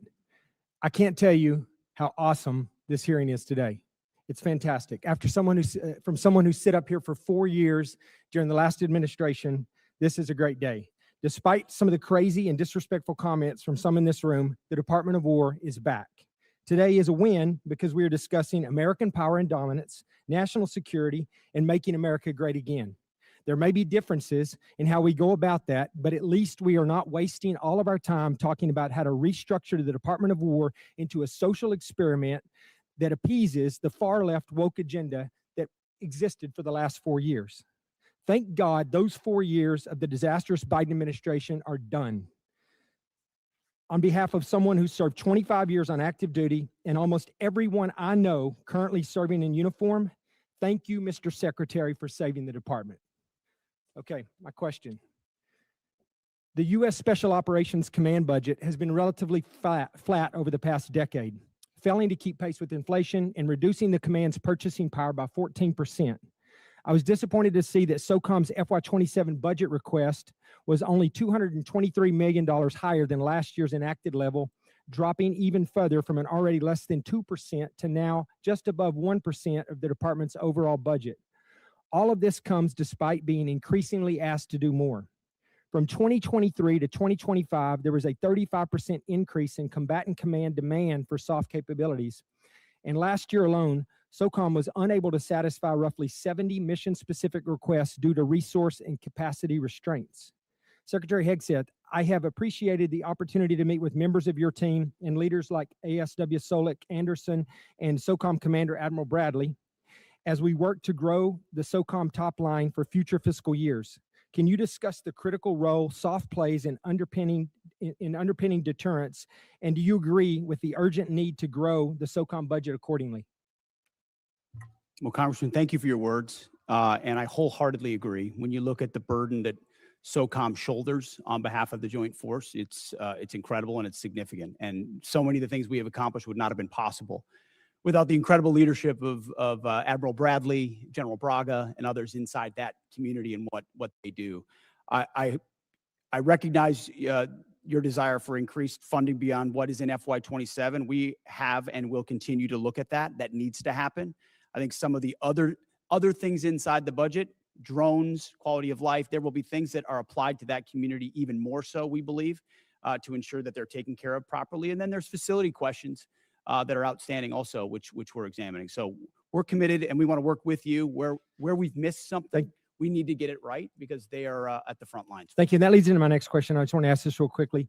This year's budget request of $54.6 billion for the DOG, for the Defense Autonomous Warfare Group, is a vital step to unleash American drone dominance and rapidly integrate autonomous and unmanned systems across the joint force. And we've talked about that a little bit here. However, my concern is only $1 billion of this proposed funding is included in the base request, with the remaining $53.6 billion dependent on future reconciliation package. While I understand the flexibility this approach provides, I remain concerned about the potential gaps created if such a package fails to occur, or if funding for the DOG is not included in future budget request. And like you said, I'm hoping that SOCOM is a big part of this, but to avoid critical capability gaps, how is the department planning to fully fund DOG at the $54.6 billion if reconciliation stalls, or if the department or does the department intend to transition funds for autonomous requirements into the base budget for future years? And additionally, as you mentioned, how will the department ensure SOCOM receives and executes portions of this funding to meet future mission requirements? It's the right question, and we plan to work hand in glove with this committee, with OMB, with the White House to ensure that that reconciliation package is properly tailored and timed so that it is passed, so that critical money gets there. So we're not looking to FY28 or FY29 because we need those capabilities right now, which is why I appreciate the chairman's opening question about reconciliation. It is a critical vehicle in this calendar year to ensure this department is fully funded to meet the threats of the future. Well, thank you. Once again, I think you guys are doing an incredible job. I appreciate your leadership and thank you for your time today. I yield back, Mr. Chair. Gentleman yields back. Chair, I recognize the gentlelady from Pennsylvania, Ms. Houlihan. Thank you, Mr. Chair, and I appreciate you gentlemen for being here today and for the opportunity to have a face-to-face conversation with each of you. I have many questions and unfortunately need to start with some that disturb me, Mr. Secretary, from your opening remarks. In your opening remarks, Mr. Secretary, you reserved more words and more time and more vitriol to condemn Democrats than you did for Xi and for Putin combined. It's pretty telling to me that you decided to use your words and your time for that. It turns out that Democrats, even Democrats in Congress, are patriots as well. We serve in our uniformed services, we admire and love our uniformed services, and we love our country just as much as Republicans do. In fact, in this body, I and Representative Bacon, who you just spoke to, led the junior enlisted pay raises that you now sit there and laud as your and take credit for. We led the closing of the BAH, which then you ended up poaching and using for other things. This body led and authorized Ukrainian funding that is now being withheld. You also, in your opening remarks, strangely admonished us here for not being patient with the results of your 2-month war, a war of your suggestion to this president, a war of your choice, a war you executed without congressional consultation. And so it shouldn't be shocking, sir, Mr. Secretary, that we have questions. Indeed, it's constitutionally our right to do so. So to be clear, despite a brilliant performance by our men and women in uniform, despite thousands of tactical successes, Iran still has nuclear material, still has air defenses, still has small boats, and still has the Strait. So despite the fact that your recent comments indicate that operations appear to be finished, it's clear there clearly is more work that needs to be done. As mentioned, today is indeed 60 days. So Mr. Secretary, how many more months, just order of magnitude, do you think that you're going to need to be able to conclude operations successfully? And how many more billions of dollars do you think you're going to ask this body for? Well, as you know, and as the president has stated, you would never tell your adversary, Sir, especially once recognize you've, that is the line that you always especially use, once but you've give me an order of decimated their magnitude. military and you control their 3x, strait, 4x. how long you would be committed to the mission. And the next thing that you mentioned in your opening You know remarks, that. Mr. You would never do that. Secretary, is that you called on, which astounded me, examples of the Afghanistan war, the Iraq war, and the Vietnam war. Those are stunning examples to me of something that didn't go our way.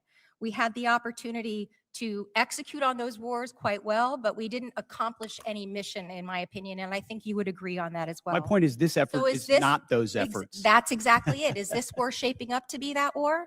Because it has every We're shaping up to get the indication same and kind of earmark for Democrats we that. got in those wars who were And once naysayers again, you from the go back to beginning, parties. undermining the Can we progress of just have a troops. conversation We're about the 2 country months and the in. nation and not about parties?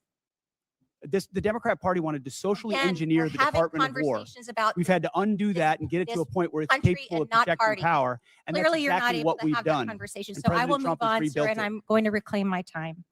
General George, let's talk about a guy who's a patriot, somebody who every single person here in this dais and down there in that audience and out there in this world has huge admiration for. Why did he get fired? Well, as with any moves we make with general officers, first of all, I thank them for their service. And ultimately, My impression is you thanked him by a text or a phone call. You didn't even do it to his face. out of respect for these officers, we never talk about the nature of their removal, but every one of them, including myself, knows that they serve Sir, at the why pleasure did of you the fire president. him? Ultimately, out of respect to these officers, we don't reveal it. However, I will note, it's very difficult to change the culture of a department that was been destroyed by the wrong perspectives. So with the you same think General officers that were George there. destroyed a culture? There are many, we've I gotten rid guess of it many just looks to general me officers as in if this you're being- administration you because have we no need new answer, leadership. sir. You have no way of explaining why you fired one of the most decorated and remarkable men who's We ever needed served new this leadership. nation. That's And my so answer. your answer is a very immature way of responding to my request. My next question has to do with my remaining time about the fact that there apparently are orders that you've recently given to the Navy to detail officers to command billets in special operations where they, the people who you're detailing, have already received bad performance reviews. They've received negative fitness reports. Is there a truth to that statement, sir? I'm not aware of what you're referring to. Have you ever ordered the Navy to add officers who never screened for Special Operations Major Command to the promotion list for flag officer? I'm not aware of what you're referring to. All right, I'll take that for no. Thank you, I yield. Generally yields back. For everybody's situational awareness, it's my plan at 1 o'clock or approximately 1 o'clock to recess for about 10 minutes to give the witnesses a chance to stretch their legs and visit the restroom if necessary. But with that, we will now go to the gentleman from Florida, Mr. Jimenez. Thank you, Mr. Chairman. And Mr. Secretary, are you aware that that Iran, either through our intelligence or they themselves said they had about 500 kilograms of enriched uranium, up to about 60%?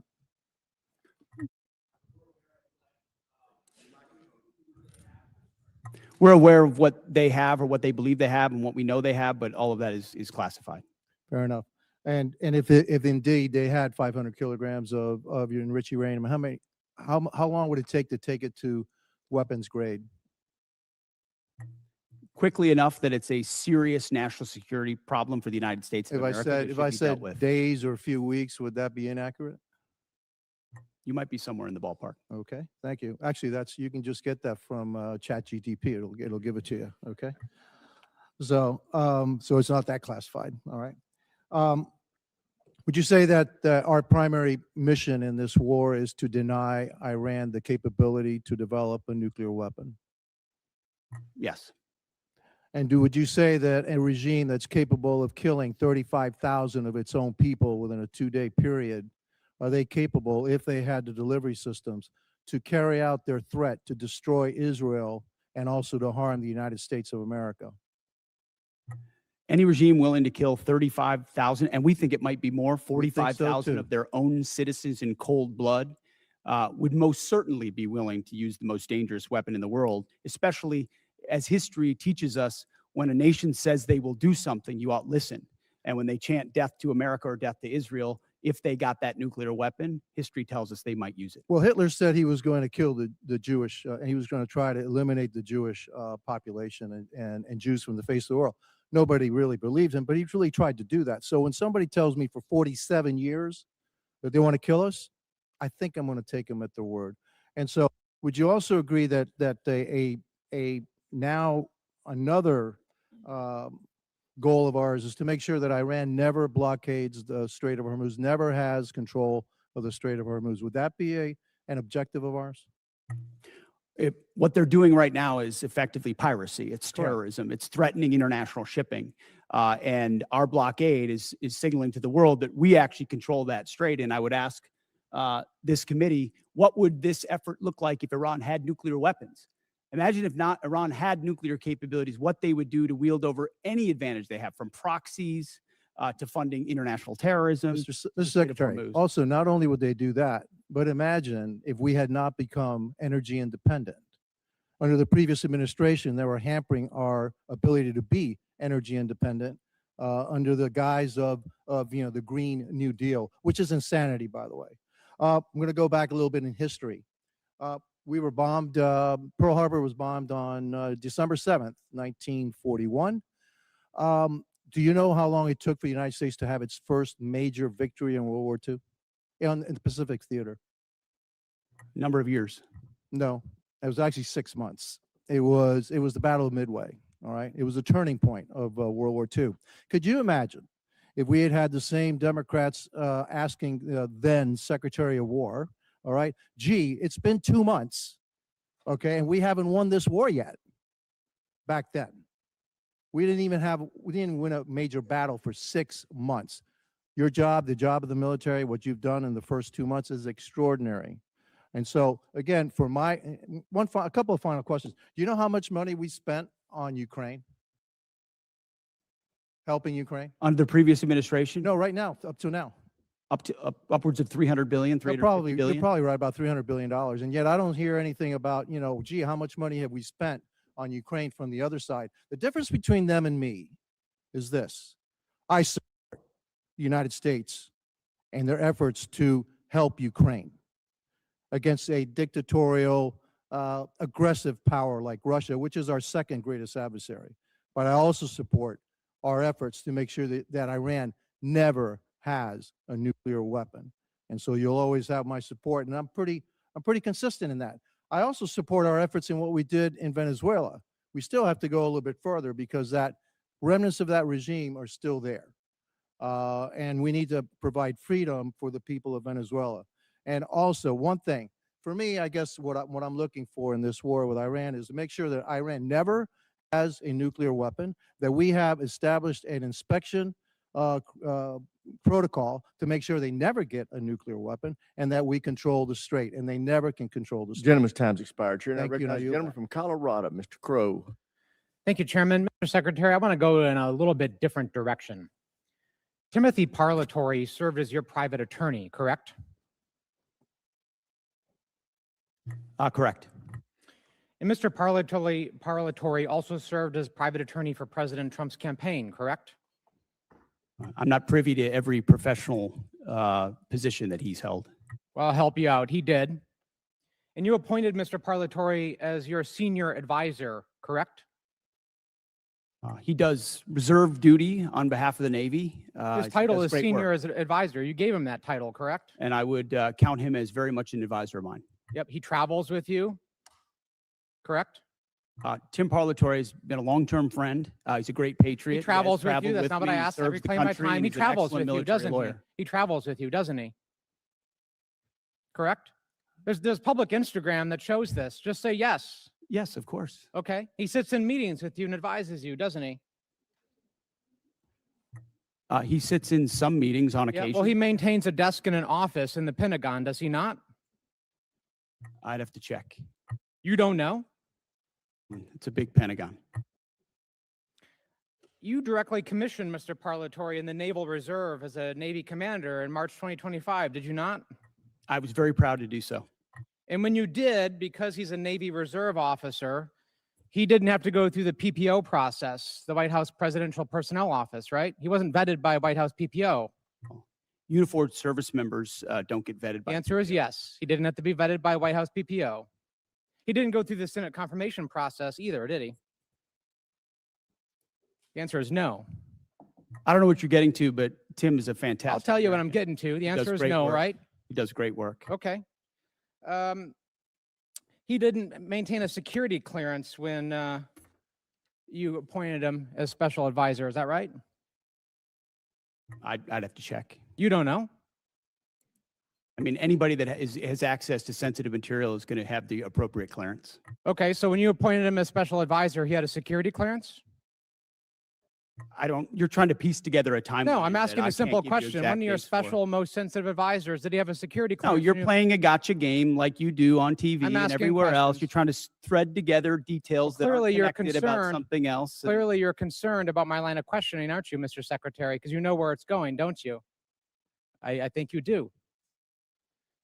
So does Mr. Parlatore represent foreign governments? He has a private law practice, does he not? From what I understand of his law practice, he does a lot of great work for service members in the military and other. He maintains a private law practice. Does he represent foreign governments or foreign persons in that private law practice? I don't know. You don't know. Somebody who's sitting in your meetings, a special advisor, you don't know. Does he represent any senior officers who are currently under consideration for promotion by you or your office? The only person that makes determinations about senior officers is me. Answer the question. Does he represent senior officers who are under consideration for promotion by you? No, I'm the one that makes decisions about choosing. Does he and represent them, finding Mr. senior Secretary? officers. Does he He represent doesn't them? represent anyone. He's a legal advisor and always has But been. he has clients, does he not? He's a legal advisor to me on reserve duty, and he always has been, and he does a fantastic Is it job. true that You're- Mr. you're playing a Parlatore was losing hand, removed? whatever you're I trying to reclaim my play here. time. Is it true that Mr. Parlatore was removed from an investigation by the White House last year?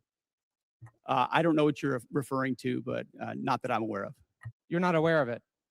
Was it true that you were also removed from that same investigation? The answer is yes. No, not that I'm aware of. You're not aware of it. That's interesting. Well, is it true that Mr. Parlatore disparaged President Trump? I don't know what you're referring to, but no. Is it true that Mr. Parlatore was accused by President Trump and his lawyers of lying? What you're accused of is a cute line of questioning that's going nowhere. Well, it's going somewhere, which is why you're not answering the question. Was it true that he was accused of lying by the president's legal team? I'm not familiar to, you'd have to give me the context. Well, it's right of that here. You article want to look at and the statement from President Anybody Trump's could blow legal up team? a quote and claim it says something, and that's what you're doing in a little stunt. Secretary right Hegseth, now. what I'm really concerned about is you purport to have unfaltering loyalty to President Trump, and yet you are continuously Oh, going you care a lot I about reclaim my President Trump, time. don't you? You were This going is a behind cute his waste back of your 5 and minutes. appointing A people. huge, I reclaim cute my time. waste of your 5 minutes that I led reclaim my nowhere. time. You are Do not repeatedly pass go, going do not behind the collect the president's Gentlemen President's from back. Colorado's failed. time. Go ahead, Mr. Crowe. You are repeatedly going behind President Trump's back, appointing people who he is accused of lying, who the White House is Gentleman's accused of time's lying. expired.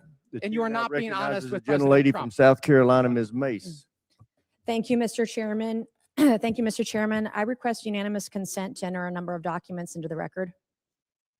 The first of which is a statement from Corey Mills, First Sergeant, stating his forms and accounts of his military service are falsified. The second document is a picture of Corey Mills wearing a Bronze Star from 2019 before he ever got a Bronze Star. The third document is a document that conveys a Bronze Star medal and his life-saving care to the wounded. And according to the soldiers who were there, they said it never happened, according to the men who were there. The next document is a transcript of a conversation I had with Brigadier General Arnold Gordon Bray, who confirmed that he did not review, did not read, did not physically sign the form DD, I guess 638, form 638 that Mills submitted for a Bronze Star. And to be candid, he said, quote, "I didn't look at it." I asked to review the email that he sent to Mills' staff about authorizing his signature for a form he did not review, and he said that he would not share it with me.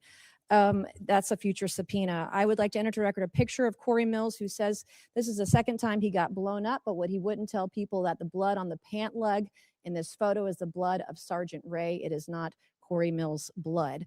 In the same series of photos he shares when he said he was, quote, blown up, are images of a Humvee that exploded with severe damage. That is not his Humvee. His Humvee purportedly was 50 yards away and suffered no damage and was not blown up. This is a copy of Corey Mills' marriage certificate with a 9/11 imam at a 9/11 mosque, entered for the record and redacted, with family members' names redacted and protected. This is a picture of Corey Mills with a purported Russian hooker in Afghanistan, which he of course denies. And then last but not least, I would like to request unanimous consent to enter into the record a restraining order against Corey Mills for dating violence. Thank you. I just buried my father on Thursday, Mr. Chairman. My father died with shrapnel in his body. He had 3 tours of combat, 2 in Vietnam, 1 in 1965 during the coup d'etat of the Dominican Republic. And I take stolen valor seriously because we have men and women in uniform that have given their lives. And an individual that steals the stories of dead soldiers or injured soldiers have no right to serve in this body, let alone on this committee. And so I take it very seriously. I want to thank you, Mr. Secretary, and the folks that serve under you in the Department of War. As my father lay dying on April 14th, there was only one thing that calmed him down, that gave him the courage to pass on to the next life. And that was for me to read stories and testimony from 3 different soldiers that we didn't have, our family previously didn't have. We've been doing a lot of research on my father's service when he received the Distinguished Service Cross with V device in 1968 in Dong Zai. He rescued every man in that battle, in that firefight over a 2-day period. He rescued them dead or alive on his own. He stood up to take fire over and over and over again. He called on artillery, heavy artillery, onto his position. Within 100 meters of his position, the man should have never made it out of Vietnam alive. And in fact, his commanding officers kept him back in many cases because they thought he was on a suicide mission because he was just so dangerous out there, but he saved the lives of so many soldiers. And so as he was taking his final breaths, I was provided by the Department of the Army some testimony of soldiers we didn't have, and diagrams and information. It was the one thing that calmed him down so that he could pass away knowing that he was a war hero and knowing that Jesus loved him. And it changed our family's life, and it changed his life in his last moments, his last breaths, his last hours. And for that, I am so grateful for the ship that you're running at the Pentagon and the Department of War.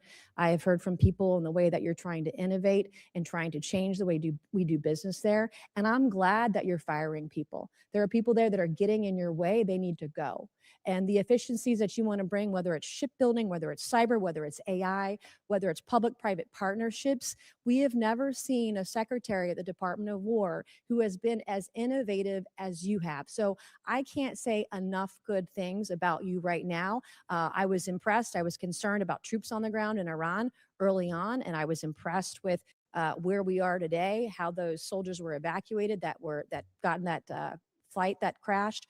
But everything I have seen, you have surpassed all of my expectations, and I just want to say thank you from the bottom of my heart, and God bless you. Gentlelady yields back. Chair now recognizes gentleman from Maine, Mr. Golden. Thank you, Mr. Chairman. Good morning, Mr. Secretary and General Kane. I'd like to use my time to drill down on an important decision concerning America's surface fleet. That is the future of the DDG-51 Flight 3 destroyer. Everyone on this committee knows about the Navy's struggles to successfully design, manage, and field new classes of ships. To name a few examples, I'll highlight the Littoral Combat Ship, the Zumwalt-class destroyer, and the recently canceled Constellation-class frigate.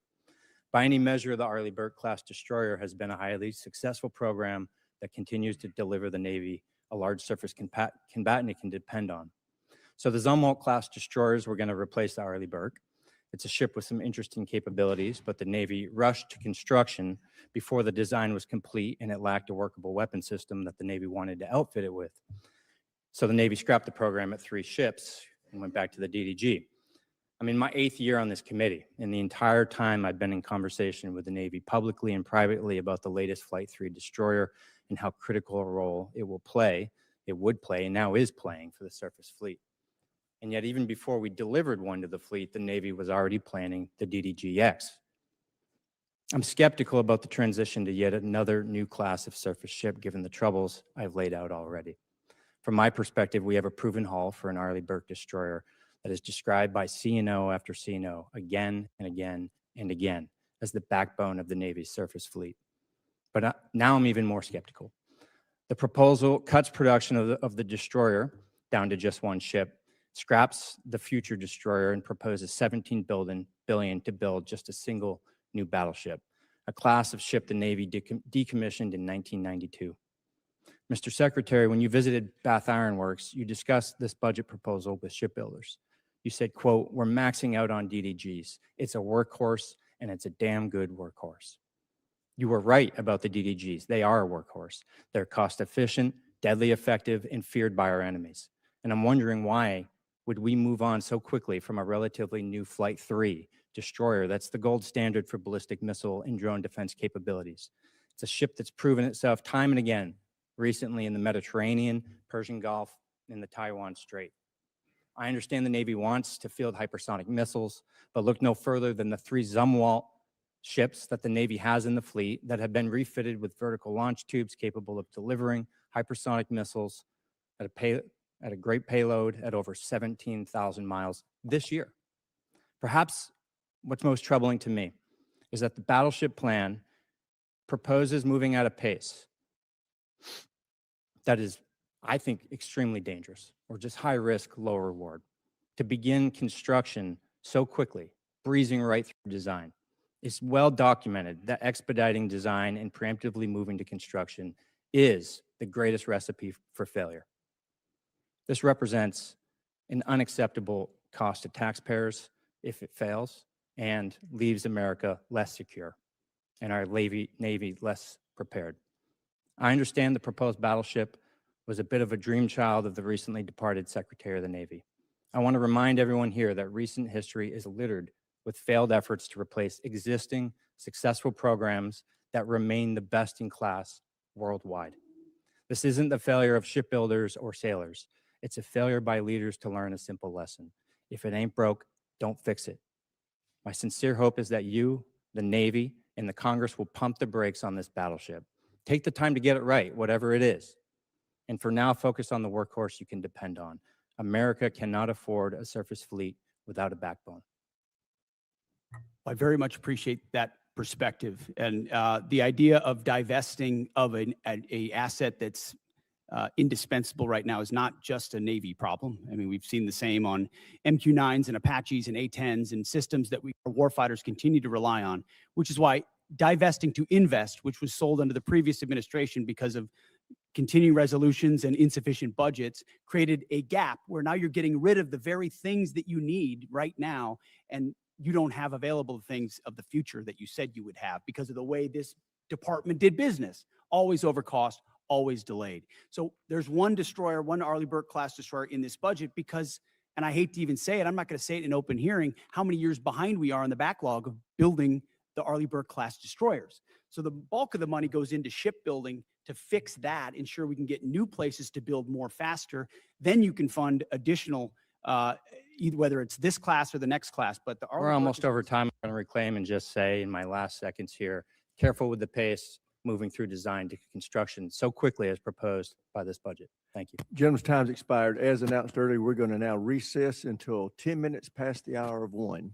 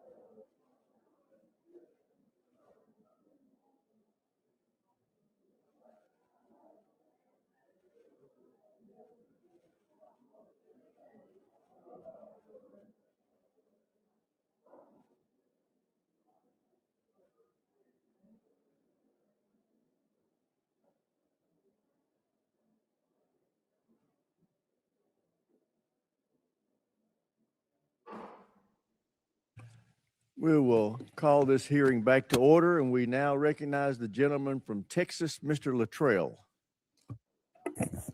Thank you, Mr. Chairman. Mr. Secretary General, thank you for your service and your continued service to this great country. Mr. Secretary, a few weeks ago, our Commander-in-Chief President signed an executive order over research on psychedelic medications hovering over the veteran space as well as active members. Could you, and I know you're aware of this, and the health and well-being of the service members and the veterans is very near and dear to my heart. We lose over 6,000 veterans a day. A year.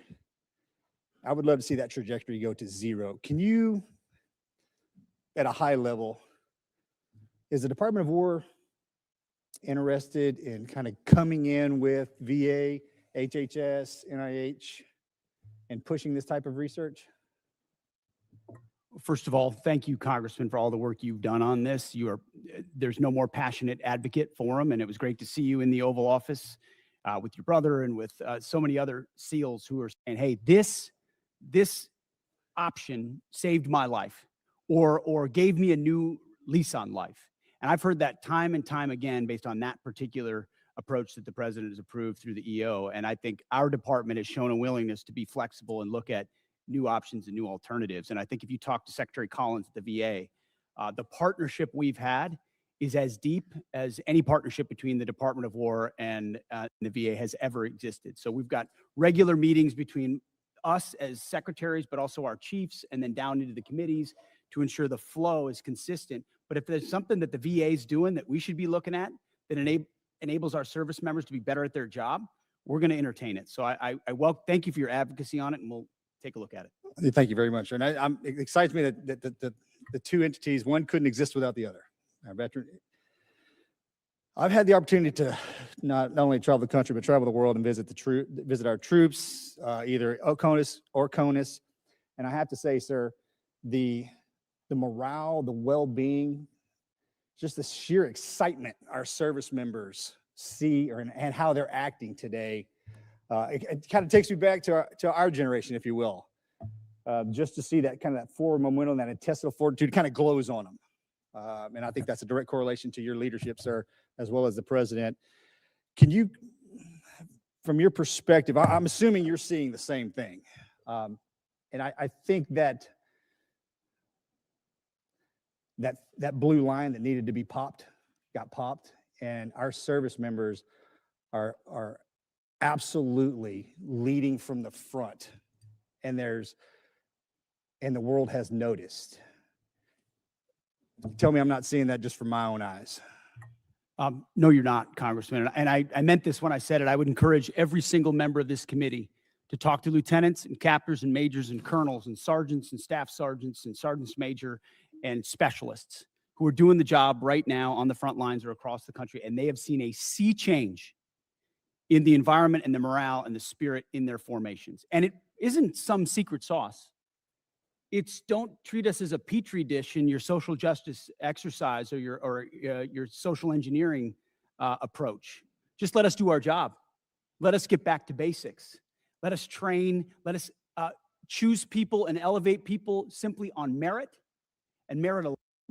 That's motivating for people. That's why they join. That's why they do really difficult things like you did and are away from their families for a very long time. They want to defend their kids and grandkids, but they don't want to have distractions and debris on the inside. So when we talk to them, they are so grateful for the fact that we're just getting back to the basics of readiness, training, accountability, discipline, warfighting. Commanders, squad leaders, you name it. And to those watching across the country, ask folks who have served, who've been in it, how they view it. And they see it under President Trump's leadership fundamentally different. And we haven't even talked about the border, which is now secure. I mean, there's the recruiting successes, the fitness and combat standards that have been restored. We're treating everybody at the same level. Sounds like basics, but it all translates into morale. And then morale translates into readiness, and that translates into capabilities. And then when you have a commander-in-chief that unleashes them, it turns into mission success. And then the world pays attention to what the American military is capable of doing.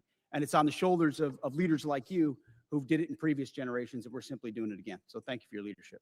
Thank you, Mr. Secretary. And for everyone in the room that's in uniform, God bless each and every one of you for your service as well as your families. Mr. Speaker, Mr. Speaker. Sorry about that. I thought you liked me. I did. I'm sorry. That slipped. Gentleman's time to Karen, I yield expire. back. We now go to the gentlelady from California, Ms. Jacobs. Thank you, Mr. Chairman. Mr. Secretary, as you know, I represent San Diego, the largest military community in the country. Right now, as we are speaking, 2,500 San Diego Marines are off the coast of Iran. Many, many other San Diegans in uniform have gotten 48-hour deployment notices. So this war in Iran is not theoretical for me or for my constituents. It's deeply personal. As you also know, on Easter Sunday, President Trump threatened to destroy Iran's bridges and power plants, writing, quote, "Open the fucking strait, you crazy bastards, or you'll be living in hell. Just watch." And 2 days later, President Trump wrote, quote, "A whole civilization will die tonight, never to be brought back again. I don't want that to happen, but it probably will." My office's phones have been ringing off the hook. I've heard from so many military families concerned about the president's mental fitness and whether he's fit to serve as our commander-in-chief, given that he's sending their loved ones into harm's way. Our troops, who have shown incredible bravery and tactical proficiency, deserve to know that their leaders are focused and stable. So, Mr. Secretary, you are with the president a lot, and it pains me to even have to ask this about our president, but my constituents' lives are at stake. Do you believe that the president is mentally stable enough to be the commander-in-chief? Did you ask the same question of Joe Biden for 4 years? Mr. Secretary, Joe Biden is not the president. Mr. Trump has been president for 1.5 years, and I'm asking you You did right not. now. And I won't even engage with the level of disparagement that you're putting on the commander-in-chief, who indeed is, meeting Mr. with him Secretary, every single day. Mr. Secretary, Biden is He's not the the president. sharpest, most insightful commander-in-chief we've had in generations. And you want to compare, you want to ask that question after you and your fellow Democrats defended Joe Biden, who could barely speak and didn't know Mr. what day of the Secretary, week it as was? you know, He governed through an auto pen. You when had a Secretary of Defense who went AWOL for a week. I can't Mr. be gone Secretary, for 10 days, for 10 I will minutes. without reclaim my someone time. looking- Thank you so much. Gentlelady's time. She Thank you. reclaimed it. So, astonishing. as Mr. Jimenez said, we should be taking leaders at their word. So, is there a reason that we should not be taking our leader at his word? Iran should not underestimate the will of President Trump and the United States military to achieve our mission. Okay, well, I want you to know this is not a partisan thing. In fact, many Democrats have had, many Republicans have had these same questions. Marjorie Taylor Greene said he's out of control and he's gone insane. Candace Owens said the 25th Amendment needs to be invoked. Megyn Kelly, Tucker Carlson, who you used to work with, Alex Jones, Stephanie Grisham, the list could go on. So how do I explain to my constituents that while they are in harm's way, their commander-in-chief is posting these unhinged posts?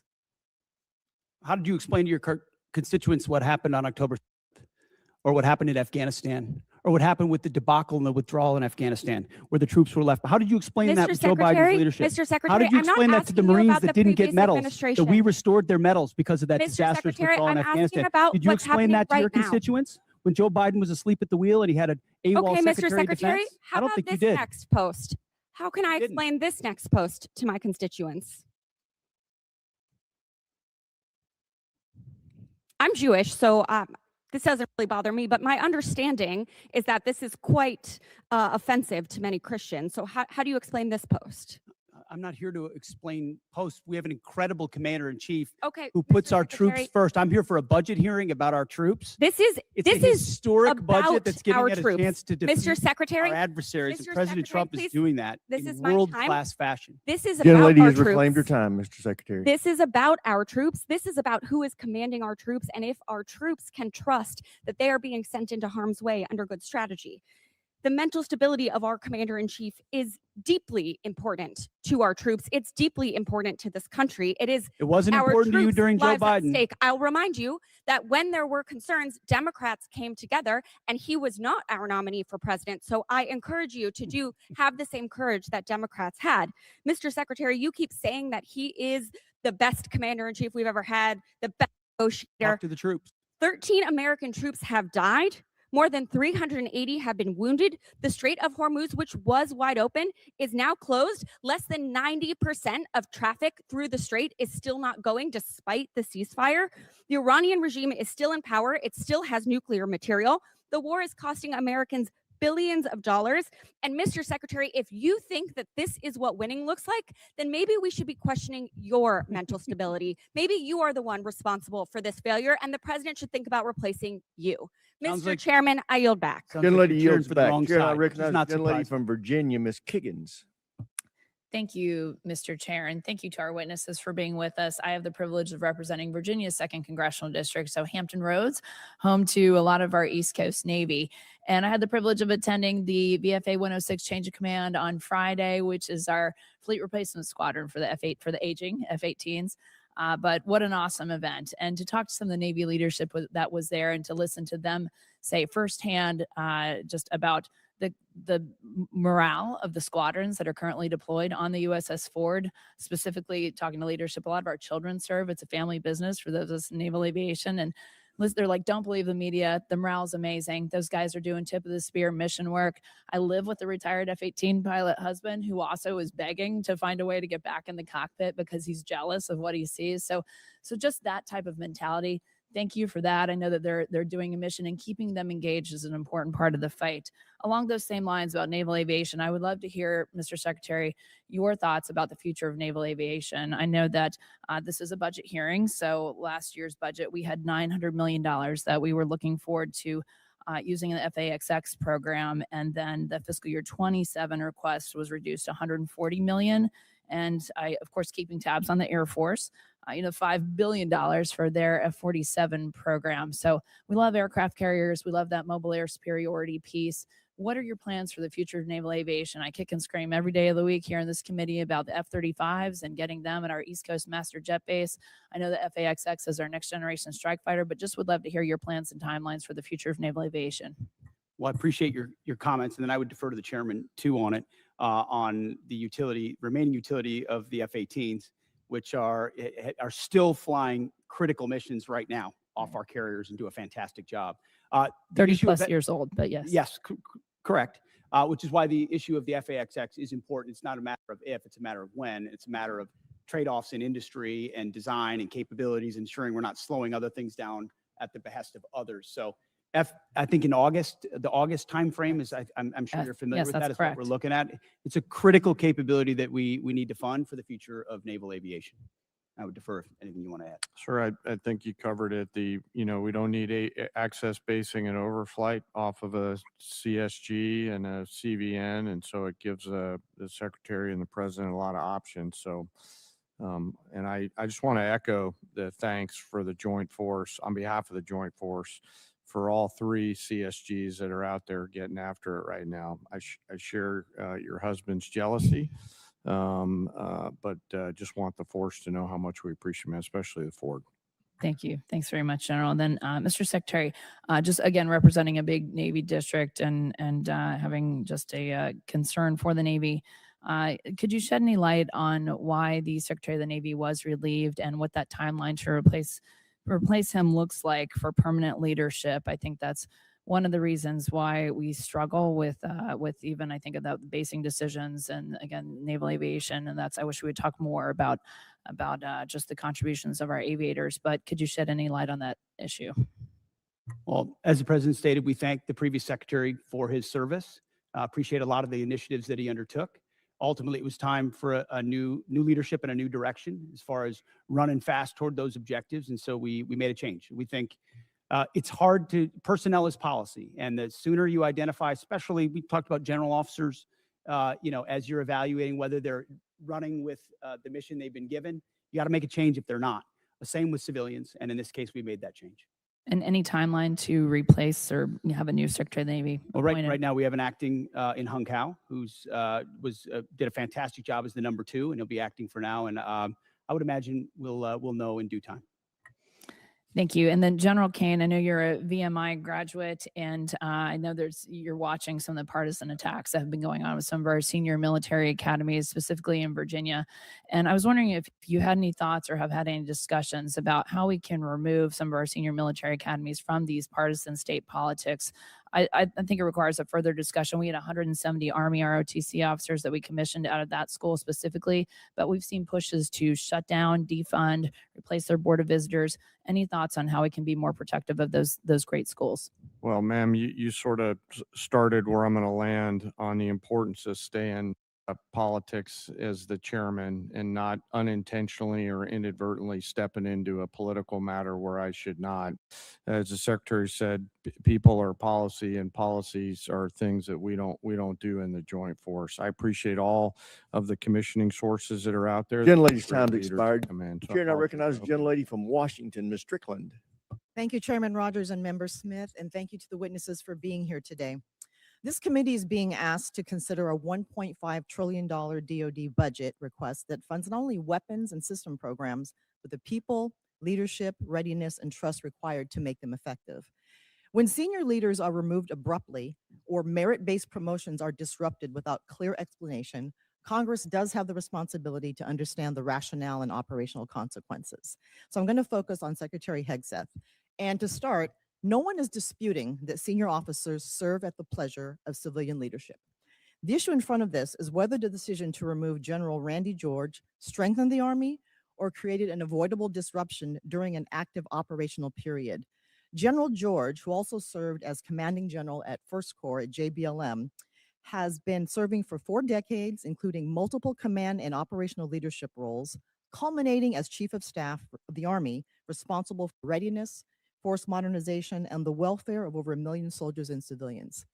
He was removed in the middle of an active conflict involving U.S. operations against Iran when leadership continuity is most critical.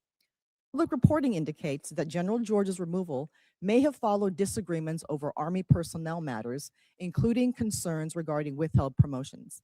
So my question, Secretary, is this: what specific national security risk, mission risk, or leadership concern did General George present that justified removing him in the middle of a conflict, or was he removed because he challenged some decisions being made? As I stated earlier, out of respect to these officers, I don't discuss the nature of the removal, but I would ask an earnest question of you: where does General George fall in the operational chain of command?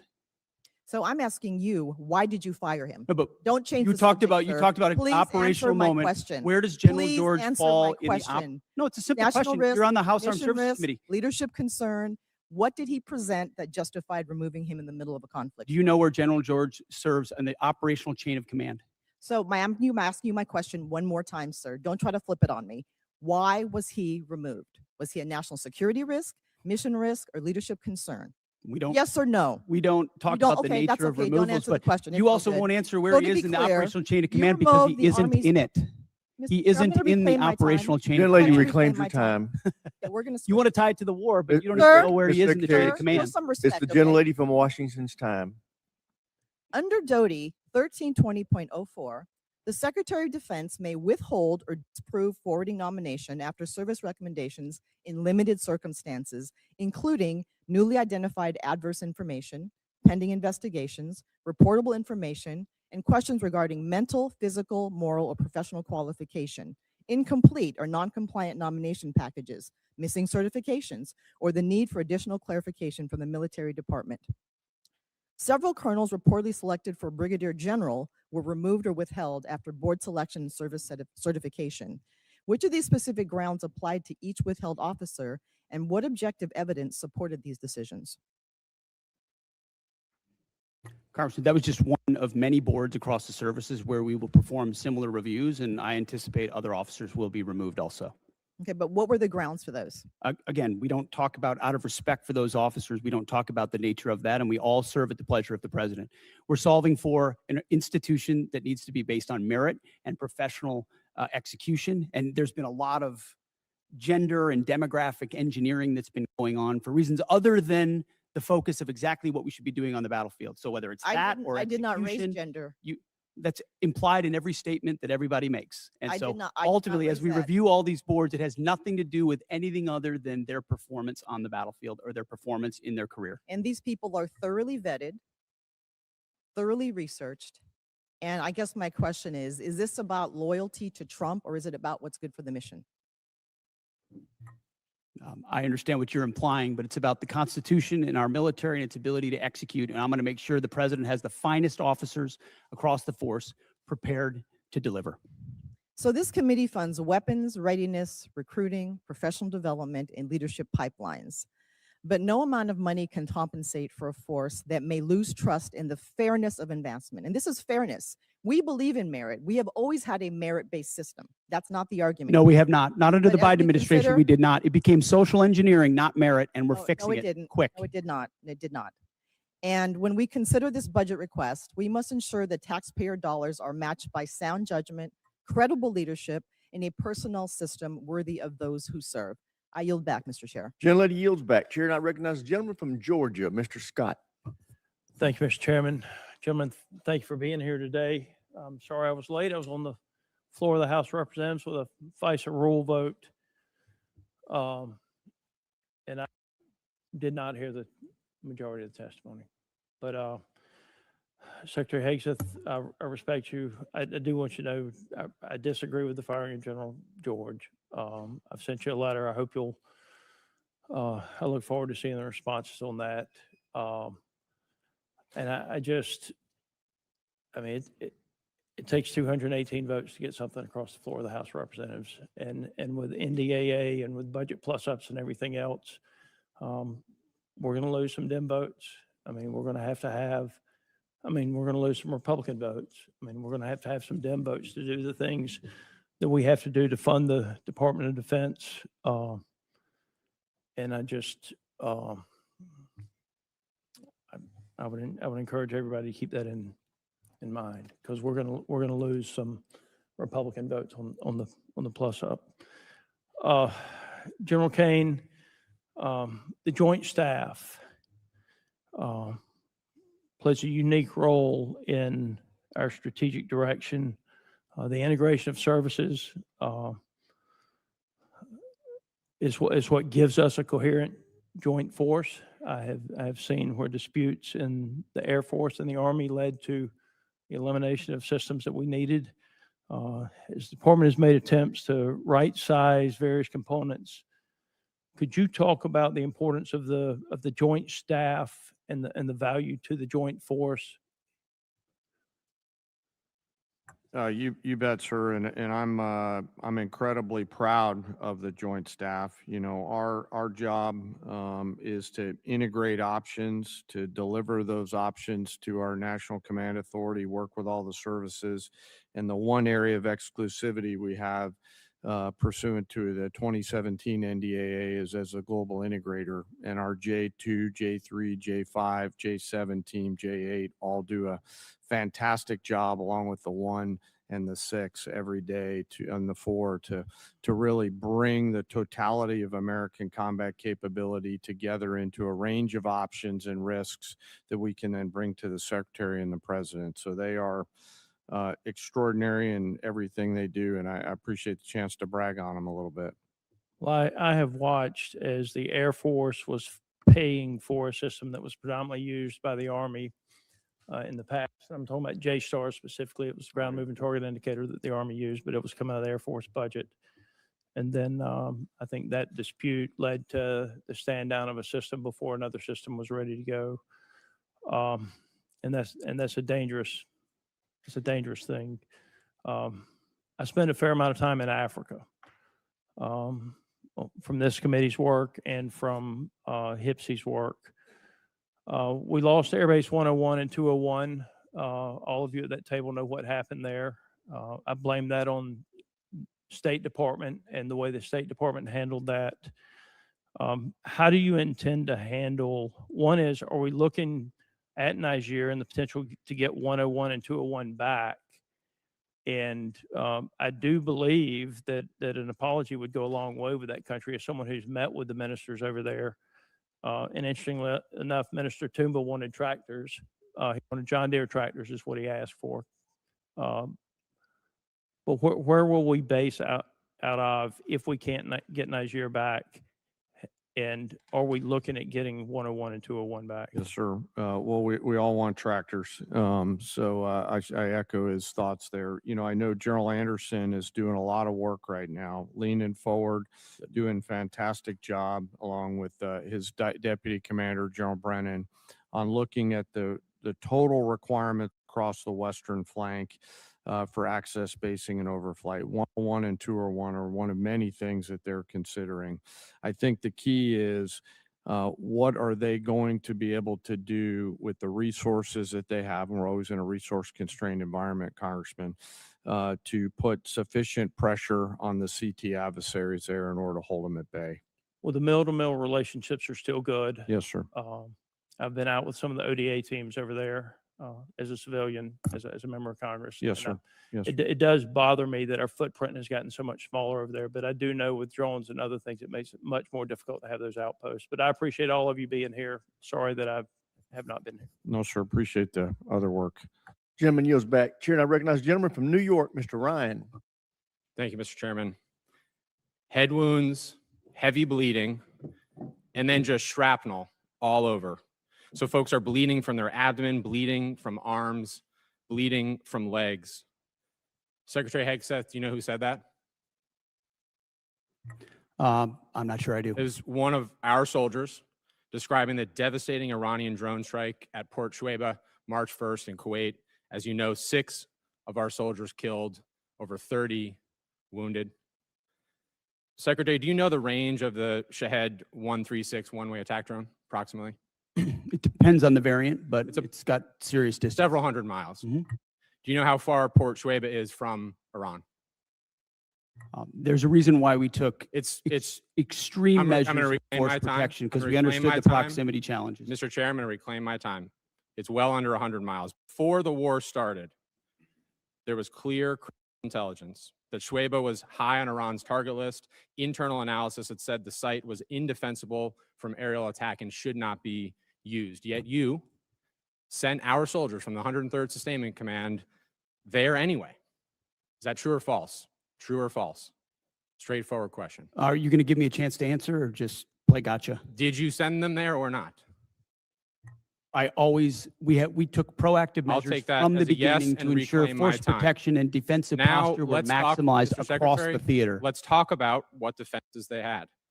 Prior to the attack, officers on the ground knew our troops were vulnerable. In fact, they requested additional force protection. Did they receive it? Wherever humanly possible, force protection and not. counter I'll UAS save you was the always time. made available. They did not. In fact, when asked to describe the base's defense, one survivor who's come forward from the unit said, quote, I mean, I would put it in the none category. None. So let's be clear, no counter drone capabilities, no counter rocket systems, no counter mortar or counter artillery, not even the basic overhead protection that you and I had 20 years ago in Iraq. And now 6 of our soldiers are dead. The next day, you downplayed the attack. You said it was a squirter that squeaked through fortified defenses. But since then, thankfully, brave survivors have come forward to set the record straight. One of our surviving soldiers told CBS, quote, painting a picture that one squeaked through is a falsehood. Another said the unit was, quote, unprepared to provide any defense for itself. It was not a fortified position. Another survivor said the building's protection was about as weak as one gets. Secretary Hegseth, that is obviously in direct contradiction to what you said from the Pentagon podium the next day. So are you saying that these soldiers, our soldiers who survived this horrific attack, are lying? What I'm saying is before the commencement of the conflict, we put in maximum defensive posture we could. That's a direct We moved contradiction to 70 what they said, in this Secretary. directing. Can I speak, or are you just going to monologue falsehoods all over the place? It's not a falsehood. We moved Excuse me. 7,500 troops off of the Reclaiming X my based time. on the intel. Stop. based on the Stop reclaiming my time. Because you yell doesn't Are make you right. calling- Just because you yell doesn't I'm make you right. reclaiming my time on behalf of these survivors. You just said what they said is a falsehood. There's a much larger that true? picture. There's a much larger picture at play here that included integrated air defenses, bunkers, moving people off Then the why, X Mr. to Secretary, ensure are that they they were dead? not part of the target. We moved those troops and all across the theater, thousands of troops off the X, off of their bases, because we knew what Iran was going to try to strike, and we knew there So could no be a answer. tragic moment. No There could be a answer, Mr. tragic moment where Secretary. something Again, could get through. Of again, course, that's the I'm consequence of reclaiming my conflict, time. and we Again. remember those 6 every single day. I want to But finish. don't play games with. I'm not playing games. And I raising your want to voice and finish with pointing one more fingers. quote from a survivor of the attack. And I put this on the record. Telling the truth is important. And we're not going to learn from these mistakes if we pretend these mistakes didn't. Secretary Hegseth, those soldiers told the truth. Those soldiers are braver than you are. I commend They those are asking for accountability. They deserve accountability. And I'm asking for the same, starting with you. And as I said a year ago, you need to resign immediately. I commend those And I soldiers. yield back. Gentleman yields back. Chair now recognizes the gentleman from Texas, Mr. Fallon. Thank you, Mr. Chairman. Secretary Hegseth, I want to tell you something right now. You focused our military once again, and finally, and you've shaped it into the meritocracy, and you've dramatically increased the United States' ability to protect power and, when needed, lethality. And I mean, and as a result, our deterrents have never been more evident the world over. So thank you. General Kane, you mentioned in your opening remarks George Marshall. Unfortunately, some of your immediate predecessors were clearly one type of a general. They were Democratic generals. One of them, even in this committee, used politically charged rhetoric of the left. And I don't want Democratic generals. And for that matter, I don't want Republican generals either. I want American generals. You, sir, are an American general. You know exactly what we need. Generals, a Joint Chief of Staff that knows, understands, respects, and embodies your role to serve this republic, the troops, and the mission. And that is precisely what you're doing. And I want to thank you because you do remind me of George C. Marshall. He was a great American, and so are you. Secretary Hegseth, what do you know of any nation state that ever enriched uranium to 60% that then didn't make a nuclear weapon? Well, first of all, I want to second your comments about the chairman, and I agree. I appreciate how he does his job. Usually when a country pursues at that level, it's pursuing a nuclear weapon. 100% of the countries that have reached 60% enrichment have then produced a nuclear weapon. And is it true that Iran was in the process of building such a swarm of UAVs and ballistic missile shield conventionally? Once they wanted to bake the cake because they had all the ingredients to make the nuclear weapon, it would have been damn near impossible for us or anyone else to prevent them.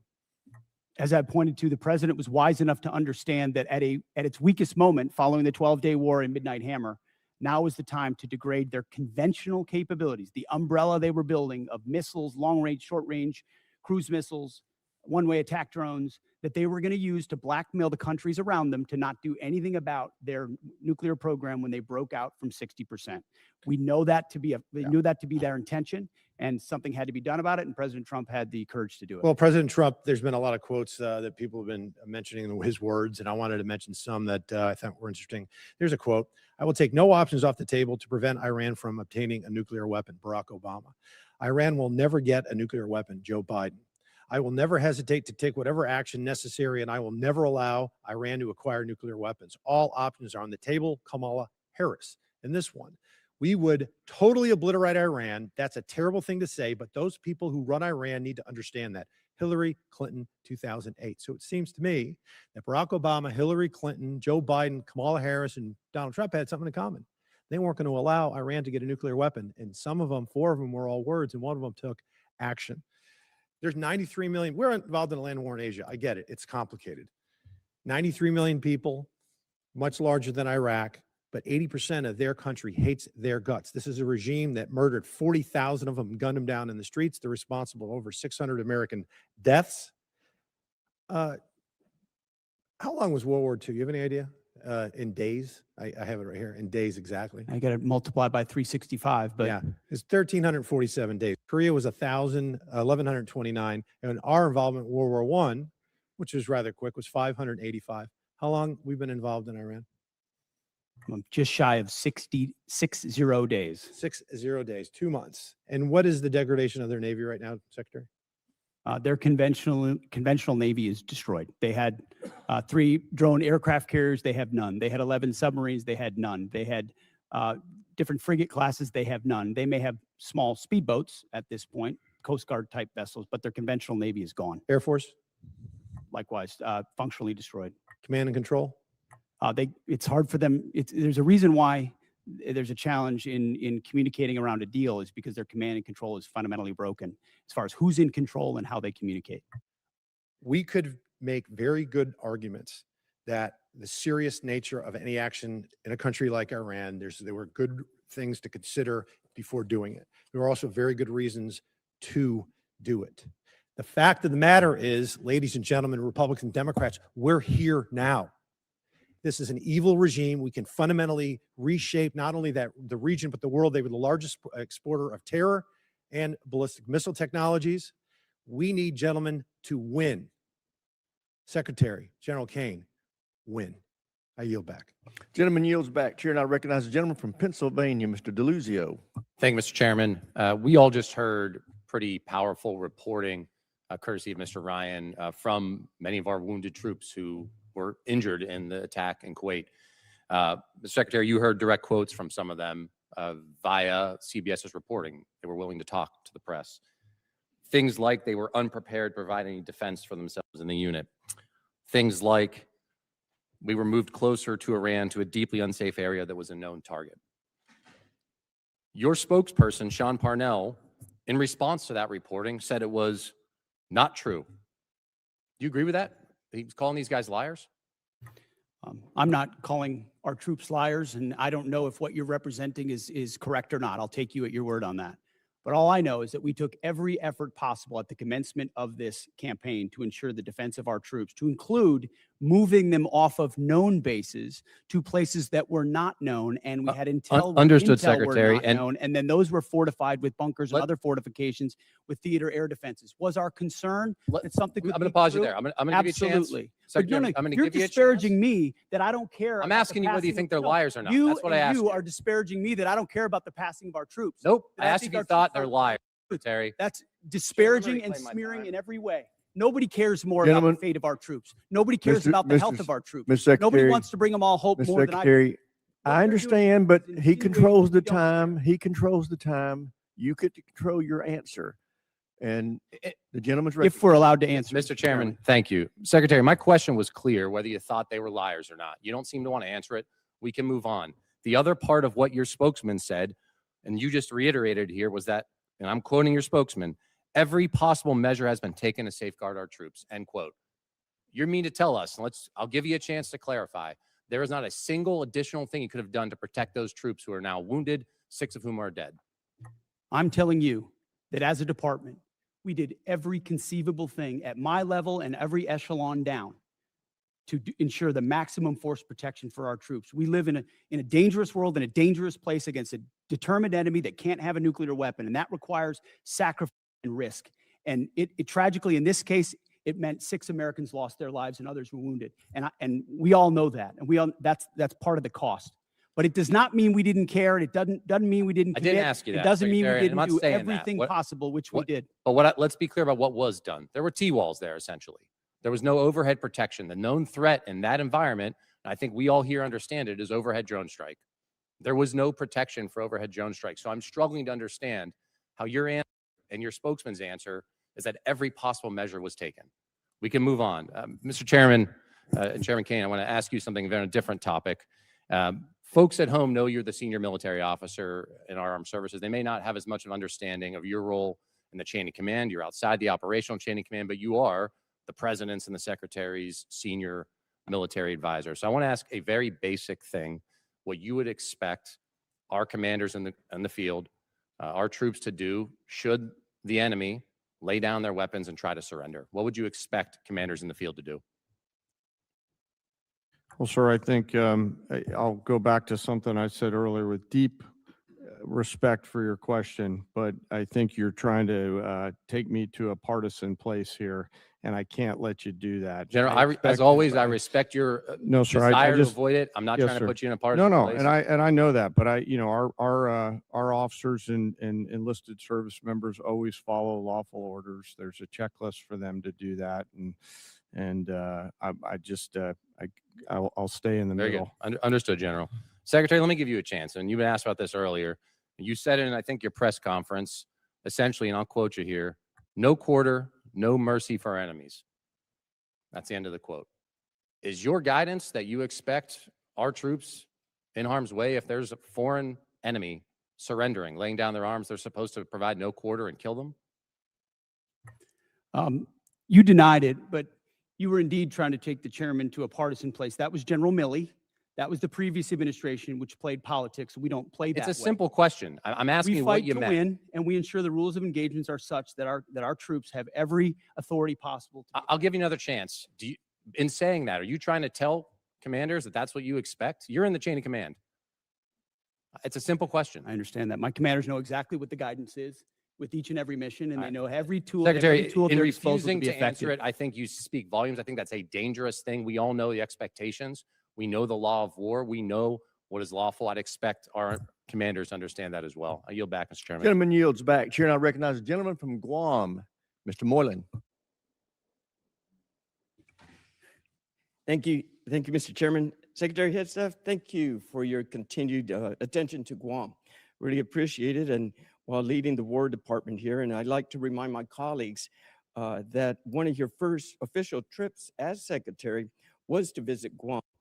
And during your confirmation hearing, you identified the island as America's most strategic location globally. And this commitment does not go unnoticed, sir. So I thank you, Mr. Secretary, for that.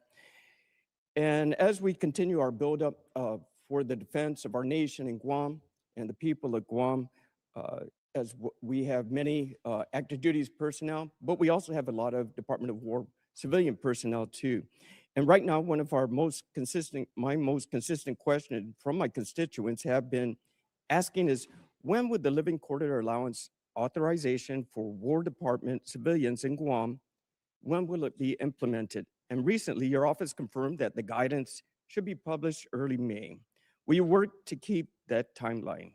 And will you work to ensure Living Quarter Allowance will properly incentivize local hires to stay on Guam? Well, if that's what we stated, we need to stick with it. That's been our pledge. And I think it reiterates that the amount we're paying on to pay for housing and for quality of life and living at certain, especially unique locations, is usually mismatched, and it causes staffing and workforce problems that we need to address in a tailored nature to some of those unique locations like Guam, like Hawaii, and others in Europe. So yes, we're committed to that. And I would just note that in our budget, we've got almost $1 billion for the Guam defense system. Also, we're investing in ensuring that that critical location you described is part of our theater umbrella. Excellent, sir. Thank you for that. Another longstanding request I have from the War Department has been the increased support for Guam's power grid. As you know, we all, the one island approach there and working together, our water, our power, our port, our airports, our hospital, it's all in support, working together with the military. But one of the important ones for us is Guam's power grid. And most of Guam's grid is owned by the department and is leased to the Guam Power Authority. And as the military demands upon the power grid increases, do you see either O&M funds or military construction funds being the best path for the department to support Guam's power grid needs? I'd welcome your input, first and foremost, as we have throughout. But as was noted, we've got $450 million for small modular reactors, which is a new approach we're taking, which we think makes our bases more resilient. If there's one place the American people count on being able to be prepared in that moment, it's our bases wherever they are, whether CONUS or OCONUS. And these reactors are a key part of getting at it. So that would be part of how I would answer your question. I appreciate that, Mr. Secretary. Also, the Guam Power Authority is the only one in charge of all the transmission lines. So where that power source, and I know there was some consideration of the small nuclear reactors as well, but the Power Authority will be the one transmitting for the transmission lines for all the power on the island. So looking forward to working with your office. Thank you, Mr. Secretary. Another deep concern for the people of Guam has been the cost of housing, which is often driven up by large numbers of servicemen living on base in Guam, off base on Guam. And I've been impressed by the recent efforts by Joint Regional Marianas to reduce the reliance on existing housing stock in both north and south of Guam. Can you tell us how Department Housing strategy in Guam will work to keep homes affordable to locals, and if increased private sector involvement would help address my constituents' concerns? Well, we've got about $4.5 billion for family housing in the FY27 budget. It's something we recognize as a challenge, and in places like that, a unique challenge.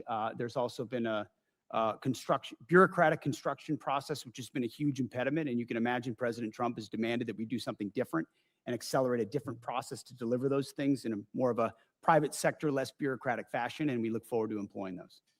Excellent, sir. And finally, we did have one discussion when we first met in Guam regarding the Medal of Honor possible recipients that are deserving of this. Now, Guam has never had any Medal of Honor recipients, and there's three names that we've. Gentlemen's time's expired. Thank you. I would like to point out, once I recognize a member, they have control of that 5 minutes. If they want to give a speech, they can give a speech. If they want to ask questions, they can ask questions. But if you ask a question, I would hope you give the witness a chance to answer. But if they choose not to, then the witness has to recognize it's their time and cut it off and go back to them. But I want to stick. Sorry, go ahead. I want us to be respectful of each other and be able to make sure we maximize the use of this time. But everybody has to understand it's the members' 5 minutes. Once I recognize, did the ranking member want to offer something? Yeah, I just want to second that. Yeah, it is members' time. I do hope members, you do ask a question. Got to allow for more than 2 words. Yes, if they filibuster or don't answer the question, feel free to interrupt. But I hope we can keep this respectful and it's more productive for us and for the witnesses and for those watching. So thank you, Mr. Chairman. And with that, we will recognize the gentlelady from Hawaii, Mr. Kuda. Thank you, Mr. Chair. On February 2nd, President Trump said we should take over the voting in at least 15 places. The Republicans ought to nationalize the voting, despite the Constitution assigning primary responsibility for elections to the states. Federal law also draws very clear limits. Under 18 U.S. Code Section 592, military officers are prohibited from deploying troops or armed personnel to polling places unless necessary to repel armed enemies of the United States. That is this exception, not politics, not suspicion, not conspiracy theories, armed enemies. Secretary Hegseth, do you think American voters are enemies of the United States? A simple yes and no will suffice. I think legal voters, I think everybody who's legal should vote, yes. So American voters are not enemies of the United States? Yes. You're agreeing with me? I think America's legal citizens should vote, yes. How many armed enemies of the United States have attempted to interfere in the last election? Can you recall any time when armed enemies of the United States attempted to interfere in the last election or the 2020 election? We just had the King of England here that a while ago, but So they 250 tried to years interfere. ago. Okay, very good. All right. Well, Secretary Hegseth, if President Trump ordered you to deploy troops to polling places during the midterm elections this fall, which would violate the law I just cited, would you implement his order? Yes or no? What you're trying to insinuate is that the president would give unlawful orders and we would somehow deploy troops as a result. And the evidence of our department is that we've worked alongside law enforcement very effectively for 15 months.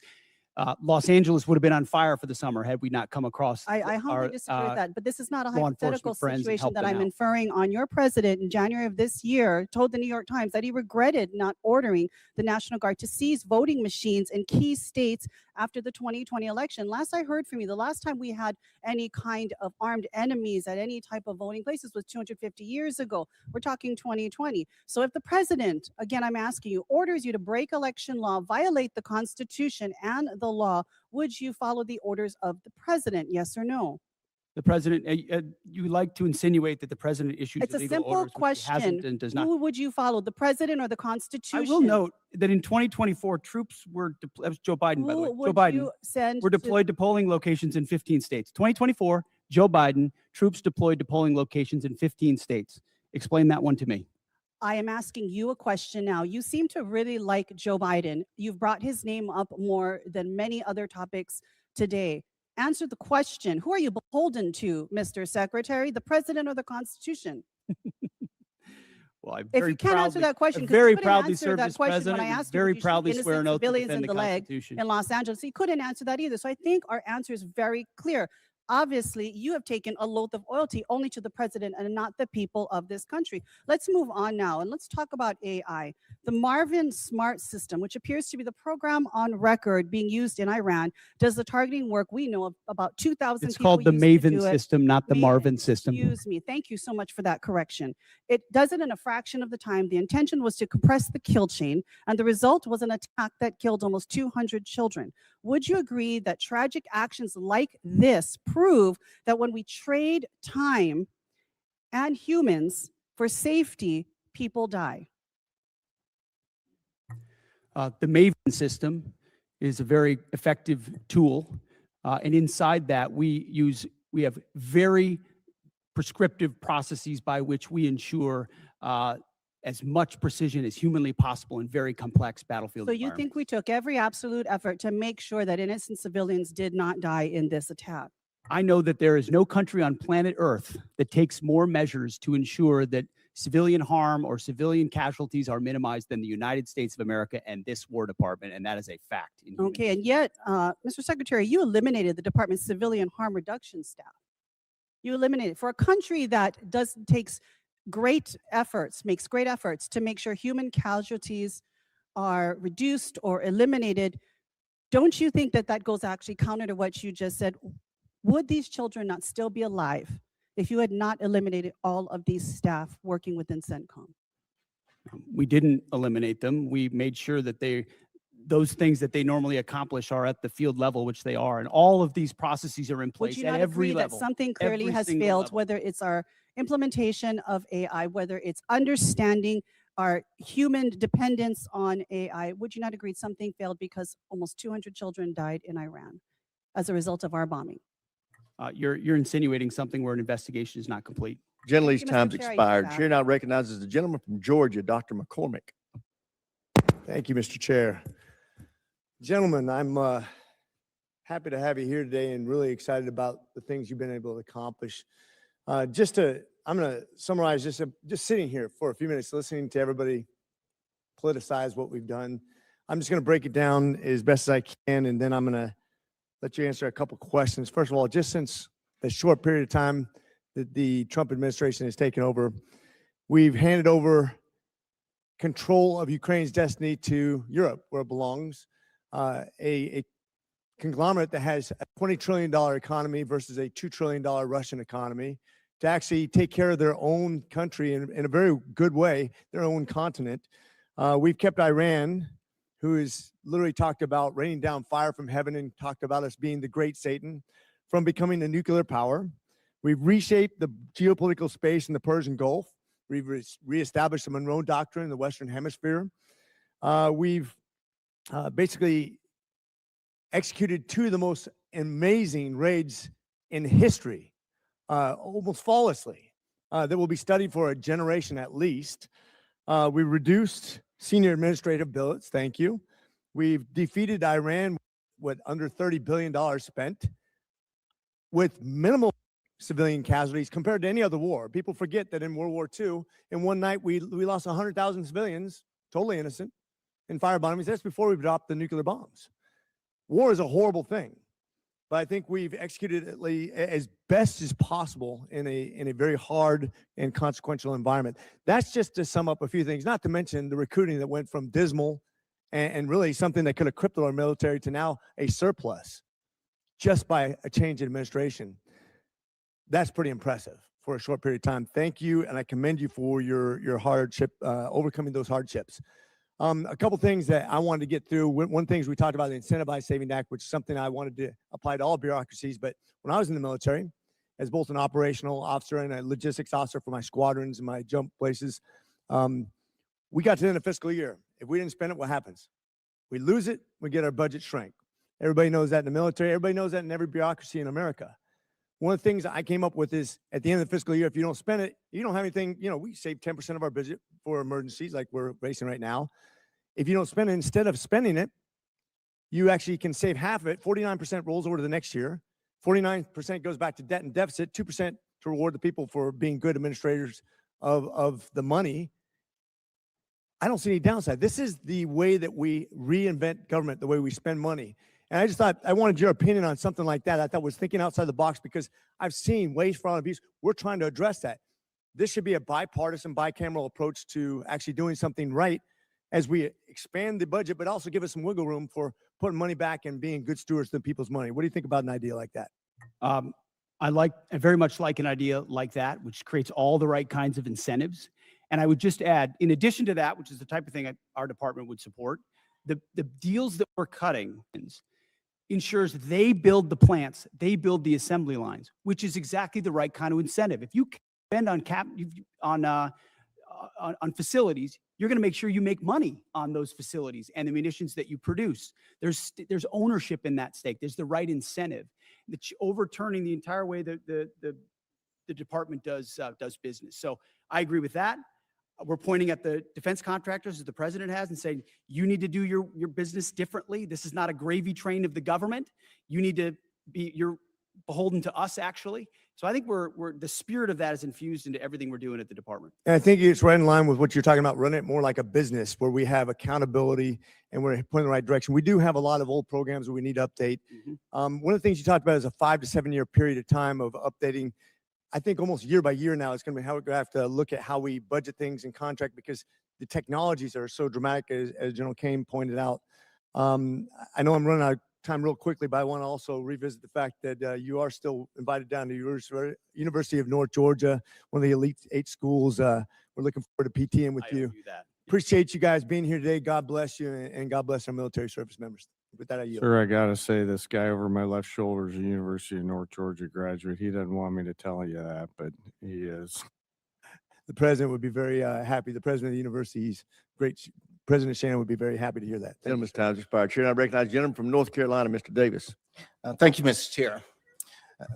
Also, thank you, Mr. Secretary, Chairman Kane, and Mr. Hurst. Shout out to Winterville. 13 U.S. service members killed, 13 families forever changed, 13 heroes who put the uniform on and paid the ultimate sacrifice. We owe remembrance, those families. Just want you to know we see you, we stand with you, we'll never forget. There are Gold Star families who are here today sitting in the room carrying the honor and remember flags. Remember the sacrifice. And when we do so, words can't fully capture it. April 3rd, F-15E Strike Eagle pilots were rescued because we live by a simple promise. We do not leave anyone behind.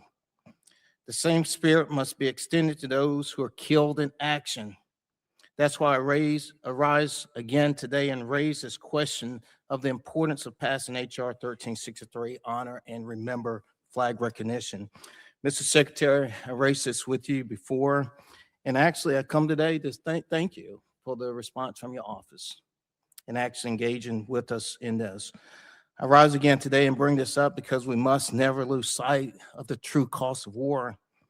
As we commemorate 250 years in this country, the first call for independence, Halifax County delegates move forward with the first official action in my district.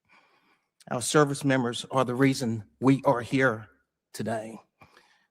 They've delivered freedom. And I believe it would be amazing if we could deliver for their families, those who've sacrificed this flag, something to help them, ideally by Memorial Day, or at least commemorate their families. I was simply asked, do you have any thoughts whatsoever how we continue to lift and honor those who have been killed serving our country? Well, thank you for what you do on that topic.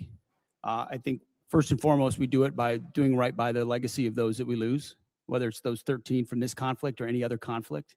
I've been at Dover every single time, as is the chairman, as is the president, the vice president, when they can, to greet that and respect and honor that. In our department, we established the first ever Gold Star task force where we've got a Gold Star advocate right in our front office, working these issues on a daily basis, which is why doesn't surprise me that we so quickly got back to you. These are these are deep in our DNA, things that we care about. How you treat a family who's given everything in that moment, not just at Dover, but in every step of that process is a reflection of how Mr. they treat Secretary, values. thank you truly just for time here. And I've served mortuary and I've been to Dover. I deployed to Dover, so thank you there. I want to shift to Army Cadet Command. The Senior ROTC Programs Rebalance Optimization Plan, North Carolina Central University in particular, there are real access and logistical challenges that are before the cadets. And when we think about building the next generation of leaders, I would just ask us to think about how we're putting barriers in front of some. And I would just ask if you could please take a closer look at the impact on the cadets. I want to shift to another topic and really spend the last moment here as I'm running short. Your memo, April memo, the non-official personal protection arm in the Department of War property. My son is at Fort Benning right now, infantry. He's training, ideally, he wants to be 11 Bravo. And I shared the memo with them and he shared it with his battle buddies to see the response. And he's definitely Second Amendment enthused, an advocate, and they're really interested, in this. My question is simple. How do you plan to provide any guidance on the denials, and how do you plan to track it? That was the intent, is to make sure those men and women out there feel like they have their Second Amendment rights even when they're on post. And the burden of proof is on the command as to why they would deny, as opposed to the burden of proof on why they should allow. So the presumption is the same rights they would have outside the gate of a base, they have inside for personal protection purposes.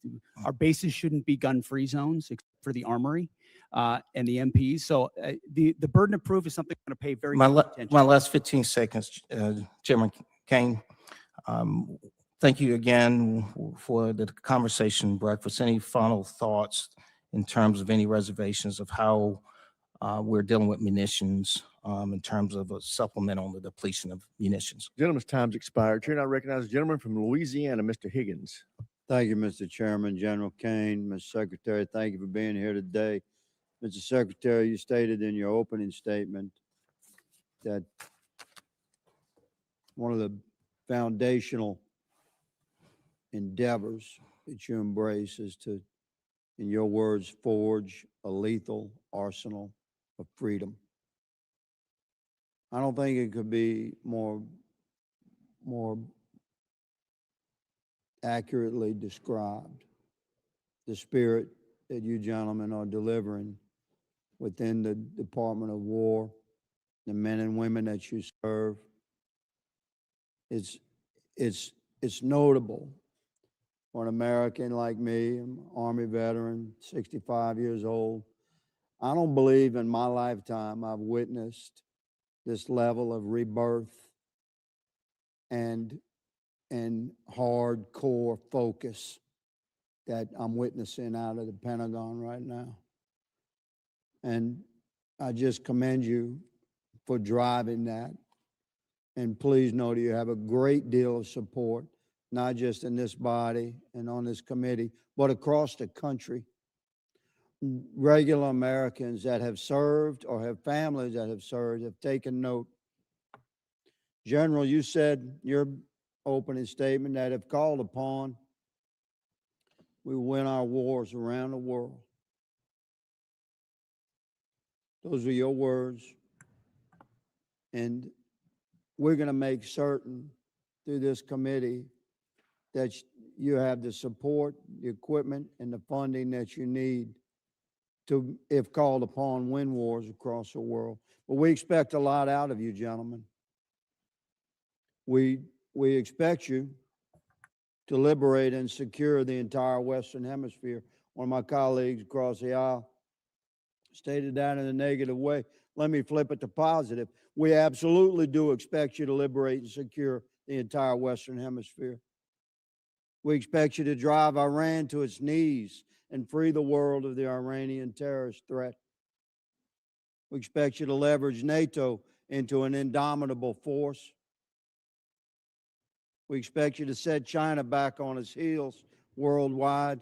We expect you to drive peace and stability through the projection of military power. We expect you to secure the transit of affordable, transportable American energy product as the indisputable cornerstone of economic prosperity for every allied nation. That's a lot of expectations. And what you gentlemen have laid out today, as you've answered questions, solid, you've made it clear that that's the path we're on. And I support you. My Democrat colleagues have made it clear today that after careful study and thorough research of world history, they've come to the conclusion that soldiers, sailors, airmen, and Marines are far safer if they're never deployed into conflict. You've made it very clear that you take your business seriously, and we support you. I certainly do. Mr. Secretary, in consultation with your staff, reflective of your goals and your mission and your stated intentions, in consultation with your staff and personnel and readiness, I propose legislation to codify your guidance that combat fitness standards must be rigorous with no separate scoring scales, adjusted standards or accommodations, for there to be only a single uncompromising standard, not to exclude any American from any opportunity, but to ensure we have the best, most capable Americans in the most critical positions. Would you welcome this body making your guidance into law in the NDAA? I would welcome, Congressman. Thank you, Mr. Secretary, for clarifying that. A question about Iran, and I'll give you the final 30 seconds to answer. Was Iran moving precipitously towards nuclear weapons capability, Mr. Secretary? Even after the obliteration of Midnight Hammer, what was clear is that the intention of Iran remained in pursuit of nuclear weapons. And after, as hard as they were hit by Israel, it created an opportunity to get rid of the conventional shield. That's why we talked about missile production and the Navy and the defense industrial base, to set them back from blackmailing the region and the world in pursuit of nuclear weapons, because we understood how much they could continue to pursue them. Roger that. Thank you, gentlemen. Mr. Chairman, I yield. Gentleman's time's expired. Chair, and I recognize the gentleman from California, Mr. Cisneros. Thank you, Mr. Chairman. Thank you and the ranking member for bringing us here today for this hearing. Very important to the nation. I want to thank our witnesses for all being here today. Mr. Secretary, the president recently made an announcement that the state activated National Guard would start receiving active duty pay for federal missions, and I believe you kind of made similar remarks as well. I'm happy to see that announcement because it brought the much needed attention to this disparity. Whether you agree with missions or not, when guardsmen are called up for active duty and they really have no choice in the matter for homeland missions, often they're receiving inconsistent pay and benefits depending on their status. This issue has persisted for decades. This is why earlier this year, Rep. Bergman and I introduced Duty Status Reform Act, which would address the issue head on. I believe this is the right time to push this over the finish line. It's something the National Guards Bureau supports, the Council of Governors support. Just the other week, the service personnel chiefs were all here. They support it. TAG support it. So, Mr. Secretary, as a former member of the National Guard, I am asking you here today, would you consider supporting consolidating the 29 duty statuses for the military reserve component into a balanced and equitable system that would also help the National Guard receive retirement points when they're called up for these federal missions? Would you support that? Congressman, thank you for your efforts on this. It makes a ton of sense, and we support these efforts for duty status reform in pursuit of things that work for the department and for the troops, because they deserve the kind of pay and benefits that are commensurate with active duty troops. So we would look forward to working with your office to get at duty status reform. I think now is the right time. Thank you for that. General Kane, I ask you the same question as an individual who's served in the Air National Guard. Would you consider supporting duty status reform that's going to simplify this and help our National Guard troops? Sure, I'll be careful to stay in my lane. My personal not the chairman's opinion, as somebody who's lived the house of pain of 30 different duty statuses would support it. As the chairman, I'll leave personnel, and you know this from your prior life, to our civilian leaders who do that. But I do think we owe a better set of options for our guardsmen and our reservists across the force. Well, thank you both for that. This is something that I think needs to get done and something I've been working on for years now. The National Guard Bureau supports it. And so I hope you will, like you said, work with us to get that done. OMB seems to be our roadblock. So I'm hoping you can kind of push that roadblock down so we can finally get this done. Next question, Mr. Secretary. I take what we do for our personnel very seriously, and that sometimes I know you have stated right here today, our troops are ready. They will do anything if asked upon them. But I think as leaders, sometimes we need to kind of protect them as well. And I worry about the USS Ford, which has now kind of been out there over 10 months. It's probably well over 300 days by the time it gets back to the United States. I just saw a thing today. It's going to be headed back here in a few days. You know, these people have gone back pretty much all over the world. They've crossed the equator multiple times. But I am interested, you know, I'm sure that was not in the gift map when it was first assigned, when they were deployed. And so what were some of the concerns, you know, that the Navy had when you made this modification, when it was brought forward to you that, hey, this is what extending them out to past 10 months is going to do. This is, you know, both on the troops and on the ship. What concerns did the Navy bring up for this?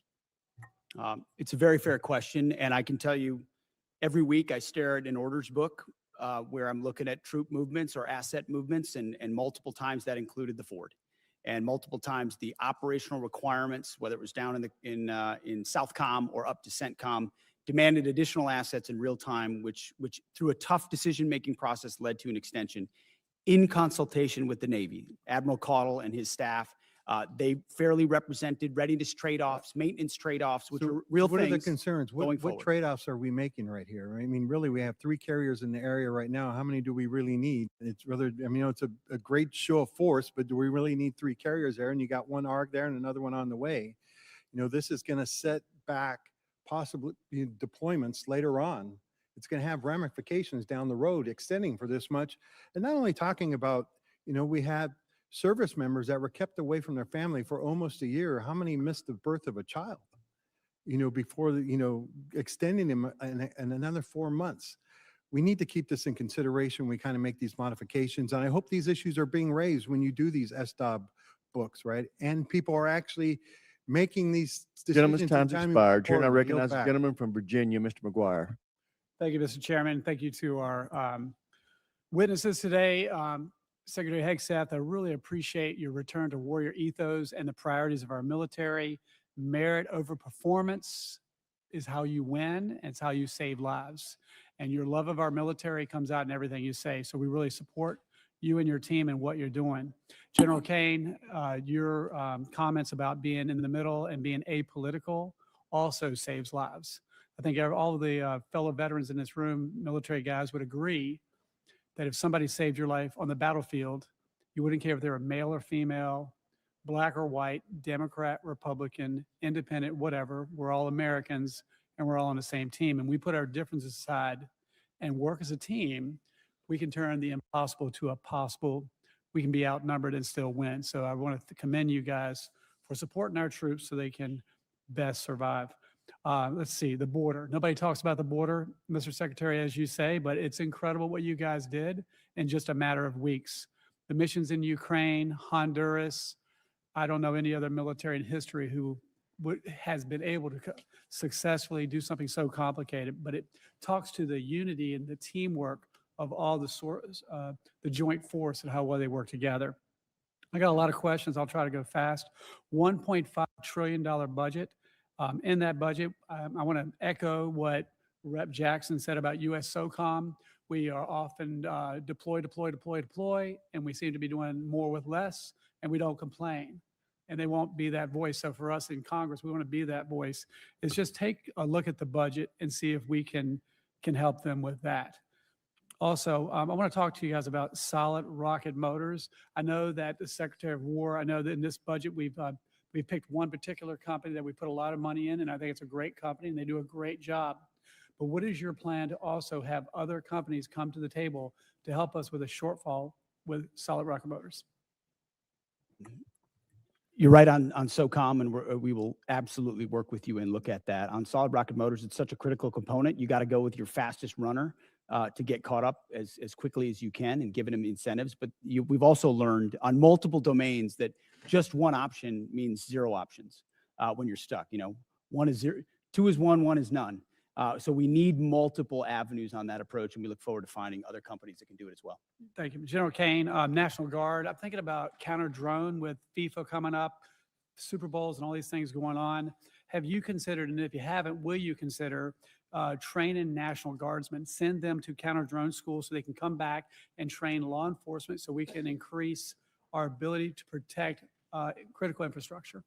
Sir, for sure. They may already be doing that. Please let me take that one and come back to you. I know the Title 32 force, in advance of all the domestic things that are on the horizon here with America's 250, are looking at a range of capabilities. So if you'd be okay, we'll get back to Thank you. you. On Ukraine, whoever could answer this is, you know, they have 60% enriched uranium. They say they have enough to build 11 bombs. Even at 60%, is that enough to make a dirty bomb? Is that a yes or no? Does anybody have an answer for that? I mean, I wouldn't want to state anything that might be classified, so I Fair wouldn't talk enough. about that in this Yeah. setting. And by the way, in World War II, a congressman was in a closed briefing and learned that the reason the Japanese hadn't sunk any U.S. submarines is they didn't know our submarines could go below 250 feet. So he went out to the media and told them that, and we started losing submarines and losing American sailors. So a lesson for all of us in Congress: be careful how we. So thank you for considering that.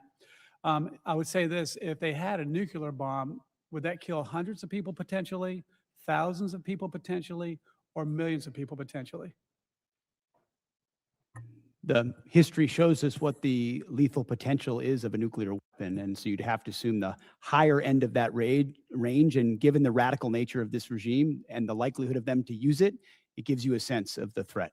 Well, I think the threat is too great to wait, and I have to commend this President Trump for having the fortitude, and the Secretary of War and the Joint Force for making sure we stop this threat for the world.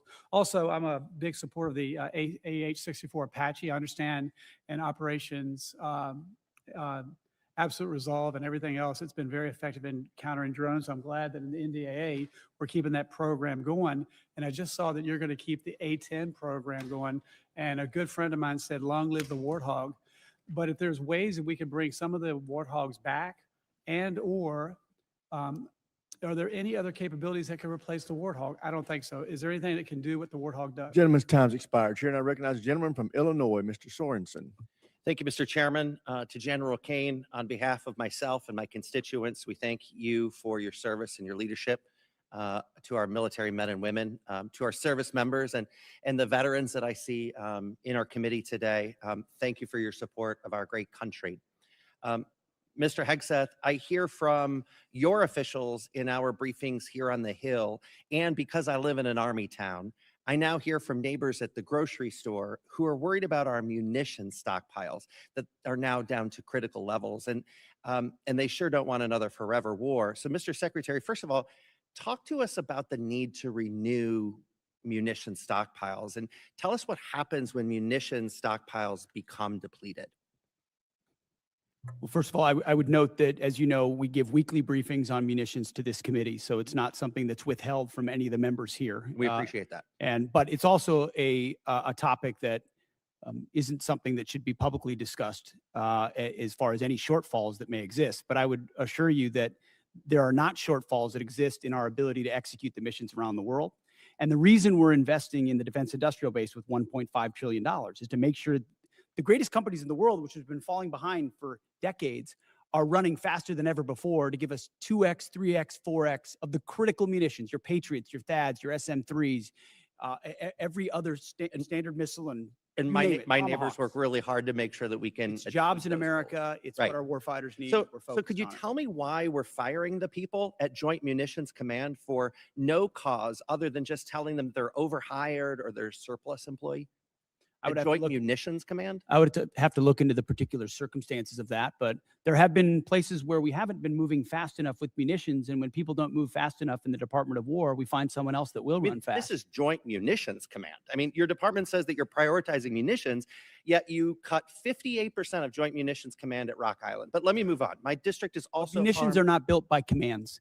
No, but Munitions they're- are built by they're the businesses. ones that are And we are going to very get good it at done. building commands and bureaucracies and slapping 3- and 4-star generals in charge of things that don't move things any faster. But So our job is to unleash the how are we private going to sector get it done provide if these we things. don't have Joint Munitions Command? But let me move on. We also have Army Sustainment Command in my district. Could you tell me why we're firing folks at Army Sustainment Command when now is the time that we should be giving our soldiers every piece of sustainment that we can give them? Because as I've stated, the status quo at this department before the Trump administration was unacceptable and changes had to be made. Do you think it's acceptable to fire veterans from jobs where they've been, I talk to my neighbors and at the Arsenal, and they've worked there 20, 30 years on top of their service to this country, and they're doing it exemplary.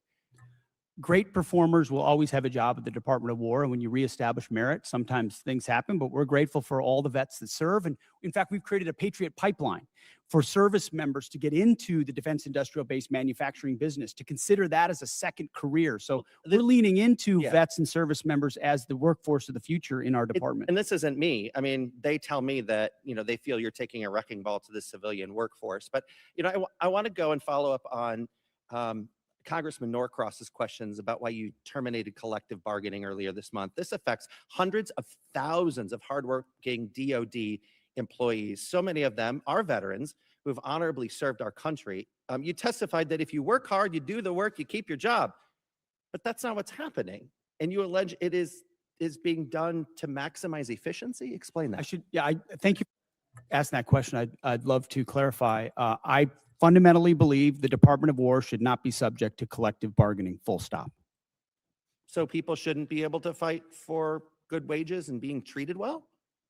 I think our department does a great job evaluating and providing pay and benefits for folks I across would the spectrum. love to invite you to the Rock Island Arsenal so you can look these patriots in the eyes and tell them that.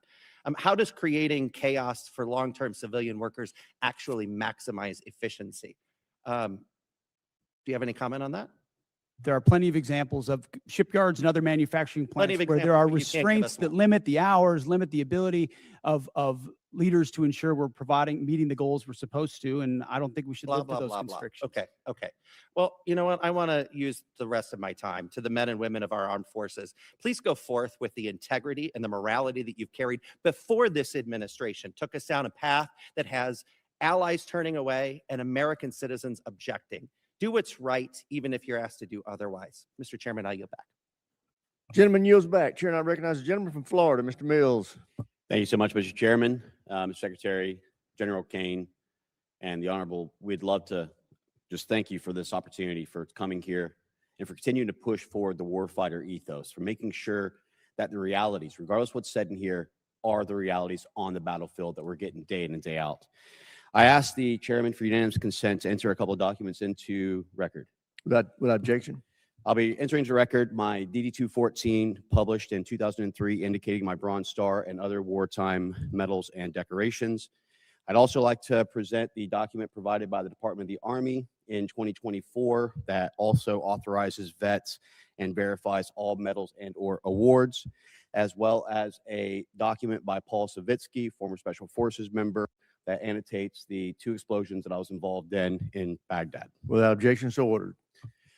Mr. Secretary, as you know, you're pretty familiar with the ideas of slander, defamation, and attack on character. So I apologize for having to take that moment to be able to go ahead and correct the record, but it was necessary. I would also note that my OMPF file that was FOIA'd by the Department of the Army, or that was FOIA'd, was actually released by the Department of the Army the same day as yours was. So everything is sitting on the actual website itself if people aren't too lazy to look at it. Secretary Hegseth, thank you for your testimony and for the time that you have here today. As the chairman noted, President Trump's incredible $1.5 trillion investment into our national defense is set to reverse the years of atrophy that our defense industrial base has faced over time, especially small innovative businesses and needs of a solid demand that signal that our War Department is ready to buy American. I witnessed myself as I was with you in Merritt Island, Florida, as we went on the Arsenal tour. And unfortunately, I didn't get to do the cool things like fly in a jet really quick and buzz around while we were all actually doing hard work here.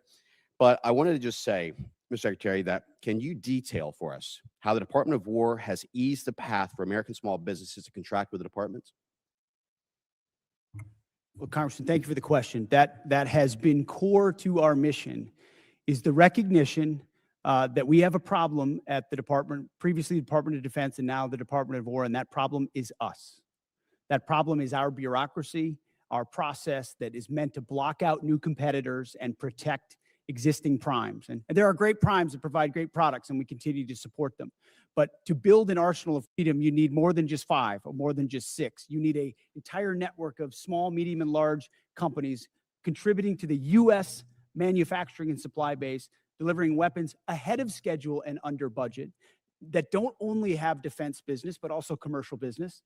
And when we need something, can move quickly and adapt accordingly because there are multiple options. So our acquisitions transformation, a speech and memo and directive we rolled out on that, the Arsenal of Freedom tour, going out there with the hard hats and saying, you are part of the workforce, you have the backs of our warriors, just changing the entire dynamic to say, you shouldn't have to sue the department in order to get a contract with the department. We're opening the doors with small business loans, whether it's SIBR Sitter or DIU or OSC. The Office of Strategic Capital hasn't even been discussed today. $20 billion that gets levered into $200 billion so that companies can invest in ways they otherwise wouldn't have the capital to do, and it's not on our balance sheet. So we've got businessmen, the Deputy Secretary of War, who should be deemed a national asset for what he understands and how he works. We're opening the aperture of our department in historic ways, and I think I know our manufacturing base is going to see the benefit. Well, thank you so much. I also want to thank you for your due diligence in making sure that task force audit will come forward, and we will see the Department of War for the first time in 2028 with a clean audit, something that the previous administration was never able to do, and many before that. I believe it was 28 years, if I'm not mistaken, Mr. Secretary, since we've had a clean audit. That is right. And this is not a thing we just announced. We've been doing it for 15 months. Jay's been integrally involved. We just launched a joint task force audit. We are going to pass an audit as a department by 2028 because the taxpayers. And this is why we're so honored to have you as our Secretary of War, and General Kane. We're honored to have you as well, leading our forces. Mr. Secretary, with the last few seconds I have, from ships to bombs to bullets, our industrial base is in dire need of support. Even as these defense markers are strengthened, as a former small business owner, I understand how bottlenecks can hold up good contracts and move from the speed at which we need for our warfighters. Mr. Secretary, can you detail how the department has moved to promote diversity in our defense industrial base? Well, if you will, can we submit for record? Sorry, every aspect is opening it up to provide as much running room for new entrants as possible. Thank you so much, Mr. Chairman. I appreciate it. With that, I yield back. Chair now recognizes the gentleman from New Mexico, Mr. Vasquez. Thank you, Mr. Chairman, and thank you to our witnesses for being here today. You're here before us requesting $1.5 trillion for the Defense Department, the largest one-year increase since World War II. While I will recognize that your budget does include increases for pay and quality of life, these increases are outweighed by the rising cost of living and the department's ongoing failures on childcare, education, medical care, and other quality of life factors. Just like other families, the soaring cost of gas, groceries, housing, and childcare have left military families underwater. Yet the department continues to put other priorities, like a $25 billion war of choice in Iran, and lately photo ops with Kid Rock, ahead of improving the lives of our troops and their families. It's deeply troubling to me that the department received a historic $1 trillion last year, including $9 billion under H.R. 1 for improving troops' quality of life. But the New Mexican service members that I've talked to are still living in barracks that are at capacity, sending their kids to run-down schools and lack access to on-base childcare. Here's an example. During my most recent visit to White Sands Missile Range, I saw severely aging on-base infrastructure, specifically an elementary school that is in need of a complete rebuild. Secretary Hegseth, last fall you said that quality of life for our warriors is a critical component of reviving the warrior ethos. In a video you posted to social media last November, you said that the places where our warfighters reside need to be safe, comfortable, and clean. And in your opening statement today, you said quality of life is front and center in this budget. But when it comes to our troops' quality of life, I fear that this is more of all talk, because I can tell you the outdated barracks that I saw at White Sands Missile Range were anything but safe, comfortable, clean, and I haven't heard from service members about any improvements since you've assumed this role. As Secretary of Defense, do you take any accountability for the continued quality of life concerns that New Mexico's military service members and family face today under your leadership? Well, I appreciate your attention to the matter of quality of life, which is incredibly important to us, and it's reflected in this budget. I mean, historic amounts in barracks, in family housing, in family support like child development, youth program. I mean, this budget surpasses anything you've seen from this department in quite some time, to include replacing or eliminating all poor and failing barracks. So we've seen those photos. We responded to them with a barracks task force with $1 billion initially, and now we have billions of dollars behind it to make sure they're safe and clean and quality, but also that where they need to be replaced, they're rebuilt and replaced. And the president has charged me with doing that, and we Well, are thank you, focused Secretary. on doing that. Thank you, Secretary. And I hope that the next photos that you receive and the next photos that I receive and reports that I receive are of improved conditions and of new barracks and of quality of life improvements, because this has gone on for far too long. Let me give you another example. At Holloman Air Force Base, the child development centers on base faced critical staffing issues for many years, and just recently gave military families, our airmen and women, just 9 days to find new childcare providers. One parent said she felt she had no choice but to resign from her job as a physician assistant when her son lost his spot in on-base care. And one patient describing his experience seeking healthcare at Cannon Air Force Base said, "Good luck. If you need specialized care, referrals take 6 months or more, and regular appointments are booking a month out." And so spending $1 billion a day on a war overseas while leaving our service members out to dry is not America first. It's a betrayal. Secretary Hegseth, I voted for $1 trillion for the defense budget in committee last year, and I've yet to see the results come home. Service members back home have said nothing about progress or improvements underway. Within 30 days, Secretary, would you commit to sending me a detailed list of every dollar that is going to improve the quality of life at bases in my district? We will get you whatever we can, but that doesn't meet with what we've seen, which is running as fast as this department ever has on quality of life issues, because I've been in their shoes. I've seen those barracks and I've seen them recently. And it may not have happened under this administration, but this administration is going to fix it. And ultimately, this budget reflects that kind of priority across Well, the thank board. you, Secretary. And I will just suggest that it needs to run faster. It needs to run at the speed of light. It needs to cross time travel. I don't care what it takes, but it's gone on for far too long. And so I appreciate your attention to this issue, but we have got to get it done, and we cannot be here again next year discussing the improvements that haven't been done despite what's in the budget today. And so let me be clear that these issues have persisted for years under both administrations on both sides of the aisle. The department has received billions of taxpayer dollars as this committee has continued to work in a bipartisan fashion to support our troops and their families. And at a time when cost of living is the top issue for families, including those who serve, the department is in the position to address these costs of housing, childcare, groceries, and other needs. I hope the department chooses to do that. Thank you, Chairman. I yield back. Gentleman yields back. Chair now recognizes the gentleman from Texas, Mr. Gooden. Thank you, Mr. Chairman, and thank you, Secretary, for being here and the work you're doing. Over the past decade, Bitcoin has evolved from a fringe asset into a matter of national security. Iran has demanded Bitcoin as a toll for transit through the Strait of Hormuz. North Korean cyber actors have leveraged it in ransomware campaigns, and China is believed to be stockpiling substantial holdings as part of a strategic reserve. Just last week, Indo-PACOM Commander Admiral Paparo stated that Bitcoin has direct implications for power projection, and he noted that Indo-PACOM is operating a node on the Bitcoin network in furtherance of that mission. Secretary, do you share the opinion that Bitcoin is a tool to project power, and are there any department-wide initiatives to ensure the U.S. secures a strategic advantage in Bitcoin and combats China's digital authoritarianism? I guess my short answer would be yes and yes. Long an enthusiast of Bitcoin and crypto potential, and a lot of the things we're doing, enabling it or defeating it, are classified efforts that are ongoing inside our department, which I do provide us a lot of leverage in a lot of different scenarios. I appreciate that, and I share your views. I thank you for that. I also wanted an update with our operations in Qatar. How are those going since the Iran war, and how has Qatar been as a partner to work with over these last few months? I think it's fair to say that the Gulf states, to include Qatar, have done a nice job integrating on air defenses specifically, and then providing access, basing, and overflight. Qatar being one of them, UAE, Saudi, Kuwait, Bahrain. They've lived the threat of Iran. There's some complicated aspects with Qatar, but ultimately they've provided support to what we need in the theater. I appreciate that. I also appreciate the job that our men and women are doing there at that base. I realize they're going through a lot. We really appreciate the work you do, and I'll yield back to you, Mr. Chairman. Chair, now we're going to recognize a gentlelady from New Hampshire, Ms. Goodlander. I want to thank our witnesses for being here today, and I want to begin by getting right to it, since my time is limited, on this $1.5 trillion budget request. Mr. Hegseth, you testified last year and you testified again today that you will be accountable for every American taxpayer dollar that comes to the department, where it goes and why.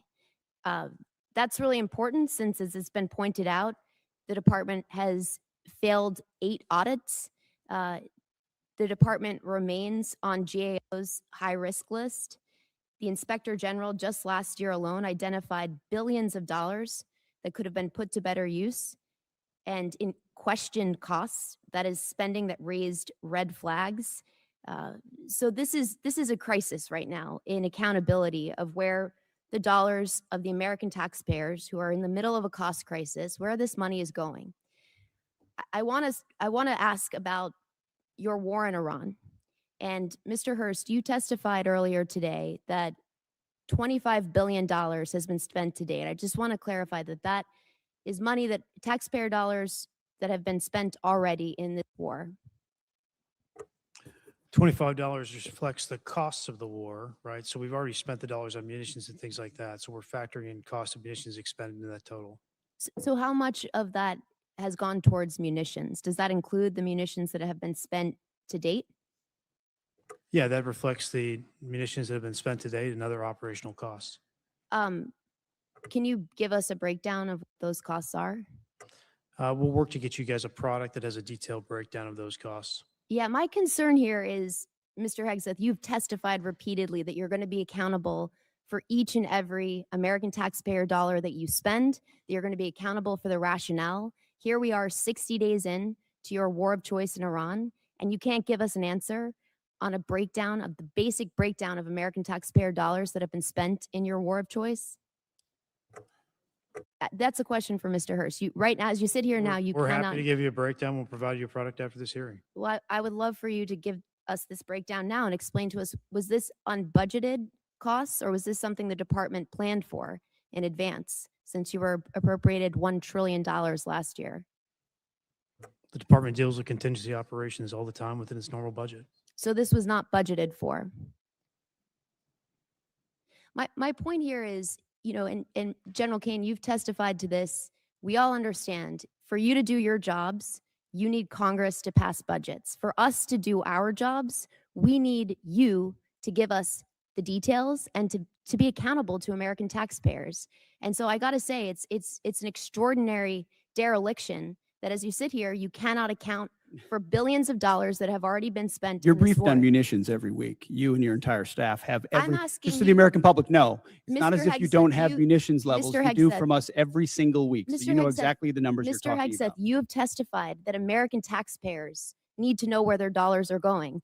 And as you sit here today, you can't provide us with a basic answer to the most simple question that you should be able to answer to each and every American You're asking a taxpayer. question to an answer with an answer you already have. No, I'm asking you for a breakdown where you said you will be accountable for every taxpayer dollar. You cannot tell us where any of $25 billion in taxpayer funds that have gone to fund your war of choice in Iran. And I look forward to getting details from our witnesses after this hearing, because the American taxpayers need to know.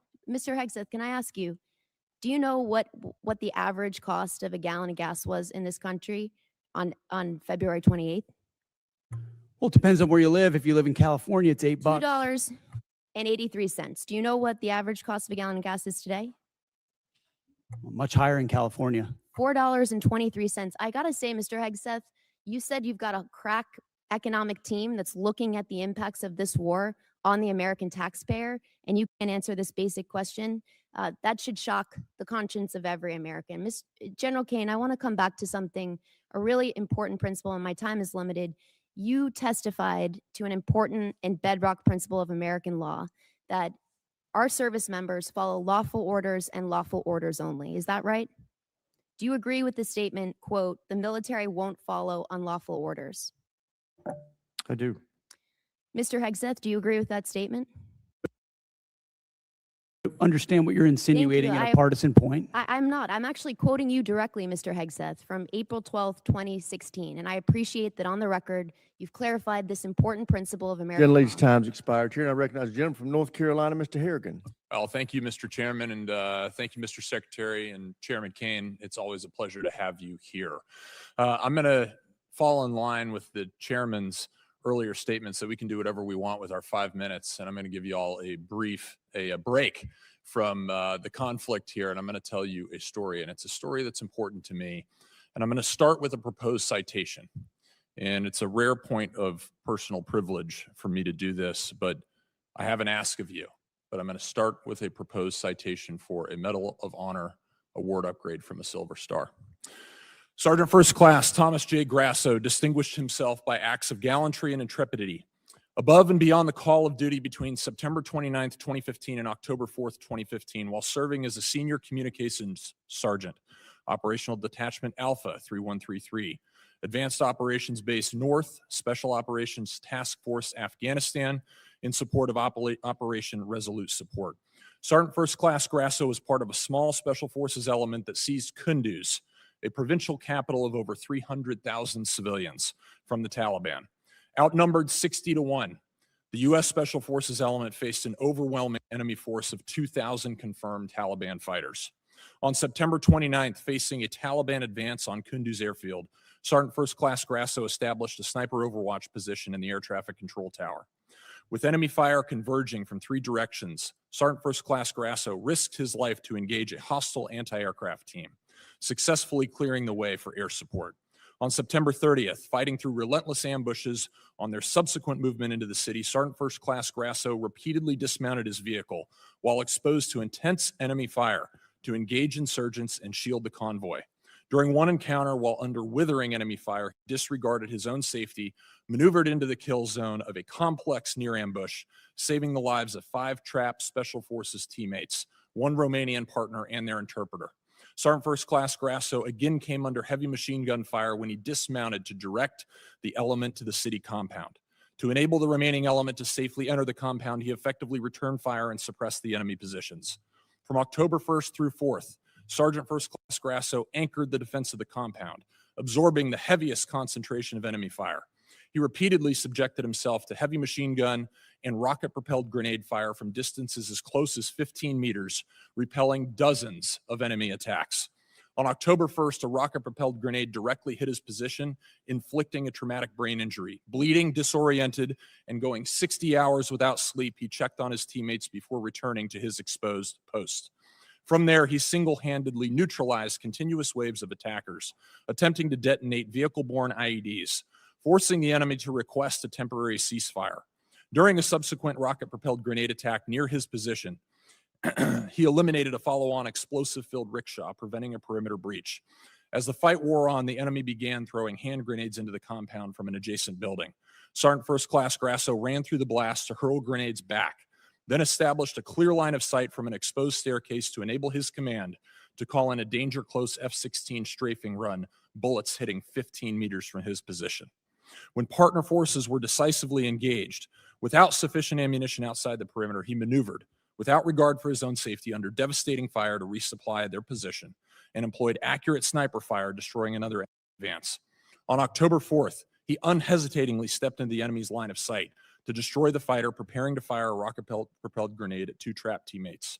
Throughout 130 hours of grueling, sleepless combat, Sergeant First Class Grasso's extraordinary heroism, unwavering dedication to his teammates, and complete disregard for his own life ensured the recapture of Kunduz with 0 friendly personnel killed in action.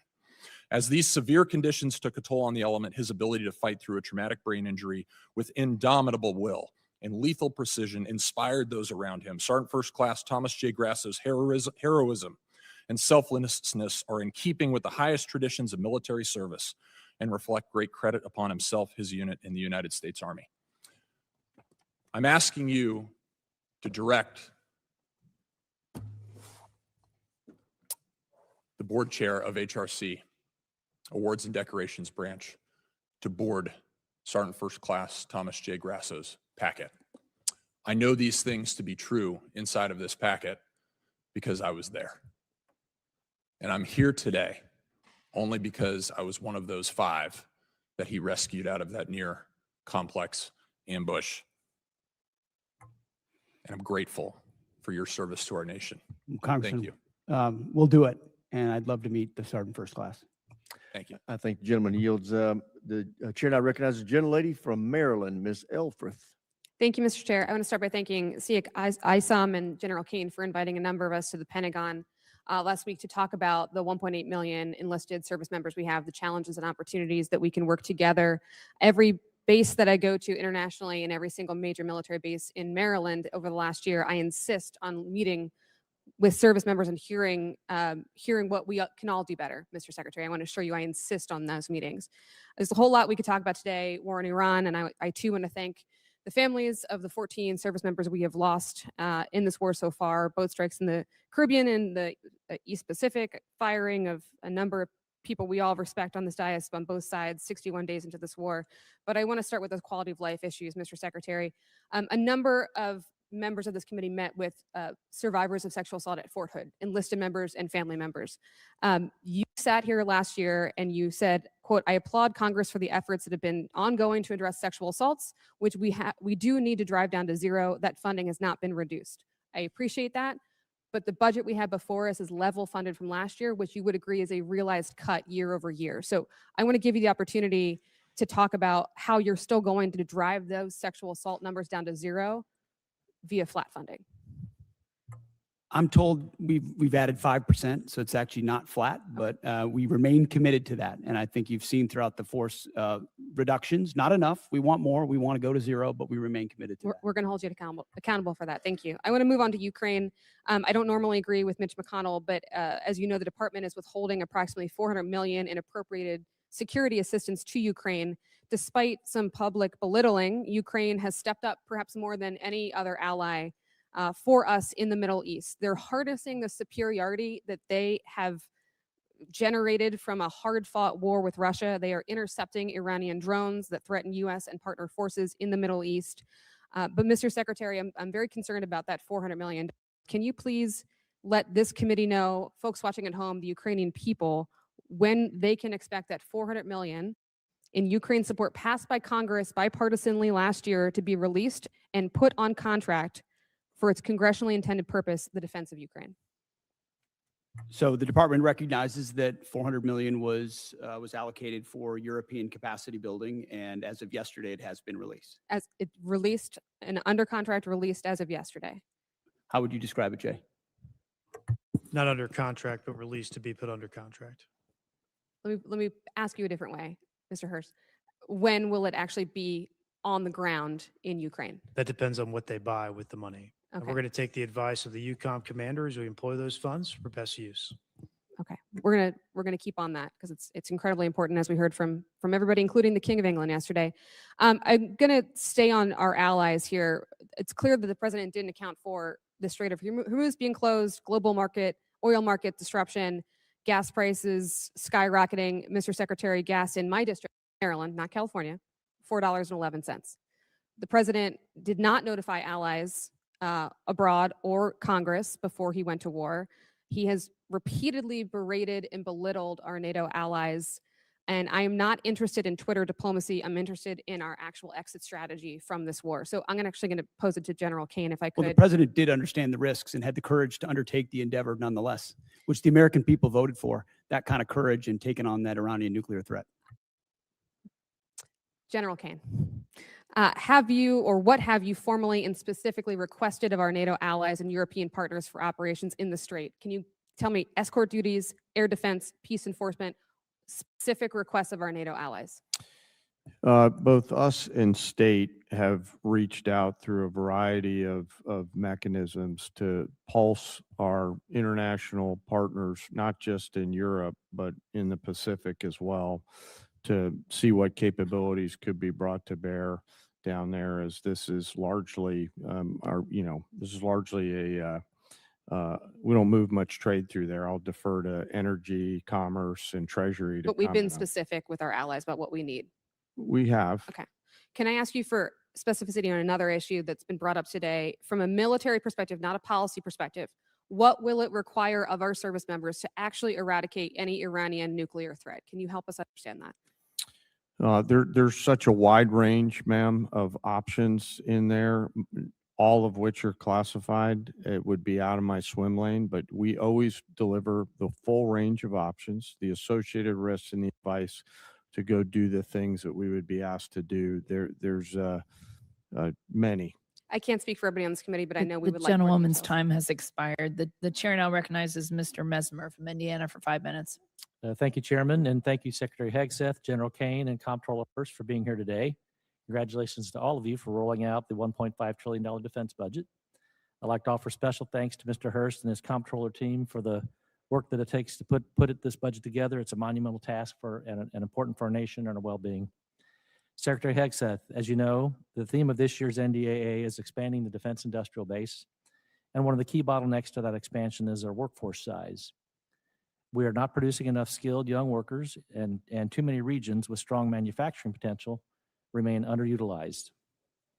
Would you support Congress working across committees on a national defense strategy workforce strategy that promotes technical training, apprenticeships, and proven school-to-industry pipelines? Absolutely. I think you'll find our budget fully aligned with the theme of the NDAA. And when it comes to skilled workers, whether it's DODEA schools, whether it's the Patriot Pipeline or any form of trades, we're investing in that because we need those folks invested in our industrial base. Excellent. I'd look forward to working with my team to ensure those efforts align with the department, defense, the industrial workforce priorities. So my office will be reaching out. Also, Secretary Hegseth, we are in a shipbuilding crisis as the department implements President Trump's vision for a larger fleet. Should the Navy leverage a model of distributed modular shipbuilding that taps industrial strength outside of traditional shipyards, such as in the Midwest, in the Great Lakes, and Ohio and Mississippi Valley regions, to help expand capacity, to ease pressure on overburdened shipyards, and cut down on maintenance backlogs? In short, yes, and including international options where we can work with partners who have specific capabilities that would speed up the timeline on shipyards that are behind in our own country. But you'll find $65 billion in this budget on shipbuilding, a lot of which builds on those types of capabilities. Excellent. Would you also agree that platforms like unmanned surface vessels, tenders, and other support ships seem well suited for production outside traditional shipyards? Absolutely. And in fact, some of those facilities were precisely the ones we visited on the Arsenal of Freedom tour, USVs, UUVs, where you don't need the same capabilities you would in a traditional shipyard, or you can invest in a new type of shipyard, specifically tailored to those more bespoke capabilities that can be scaled for the fight of the future, for sure. Perfect. Thank you. Secretary Hegseth and General Kane, many from the department have reiterated support for the nuclear sea-launched cruise missile, and I believe President Trump needs more support options in the form of expanded theater nuclear capability. From your perspective, what specific deterrence problem does SLCM solve that current capabilities do not? And what risk do we assume if that capability is not fielded? Take it first. SLCM provides, it's part of the multiple layers of nuclear deterrent that any president has to have at their disposal that creates dilemmas for enemies who are either nuclear capable or not, and ensures the kind of leverage required and defense required, deterrence required, that the nation that sort of underwrites everything we do. So more options on that the adversary can't account for is only good for us. Only thing I'll add is, as we mentioned a little bit earlier, sir, we continue to modernize the full range of the triad. This is another tool in that regional normally, so it's something I support.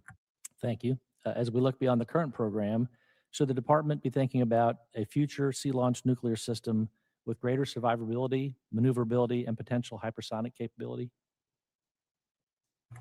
Yes, and I know we are. Thank you. Secretary Hegseth and General Kane, one of the major bottlenecks in expanding the defense industrial base is test range access. Companies are waiting too long for range time, and that slows fielding at speed modern conflict demands. What is the department doing to expand and modernize the testing architecture? $5.2 billion worth of investment, but I'll tell you, when we sit with industry, and I simply ask the question, what can we do for you? How do we empower you? Test ranges come up almost every single time, and the limits and the timeline limits they create. So we're trying to blow that open and create a lot more options for them. Thank you.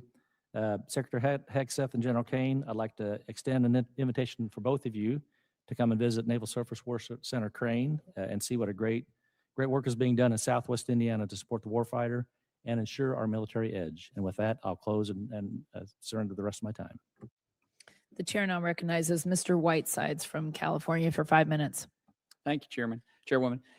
Secretary Hegseth, General Kane, Mr. Hurst, thank you for testifying today and for your service to the nation. Over the past few weeks, military and civilian leaders of many of the DoD components have testified about their FY27 posture. We appreciate their professionalism and their service to the country and the time that they've spent to testify before us. I want to start with Mr. Hurst. Mr. Hurst, you testified at the beginning of this that you said that the estimated cost of the war is about $25 billion. In March, you stated that the first week of the war cost $11 billion. So is it right to say that the following 7 weeks have cost about $14 million total, or $2 billion per week?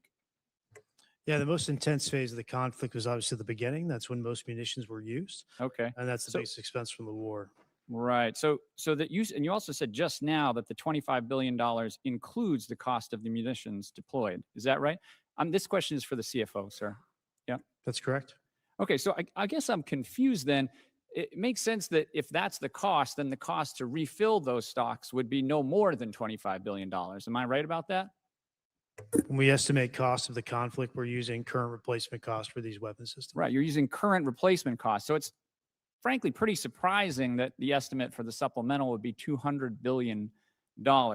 You don't, if you'd like to explain that, you can, but that's not accurate. We don't have an estimate for the cost. Okay. That's what's publicly reported. So it's good to hear that it's going to be less. Mr. Hurst, do you have Signal on your phone?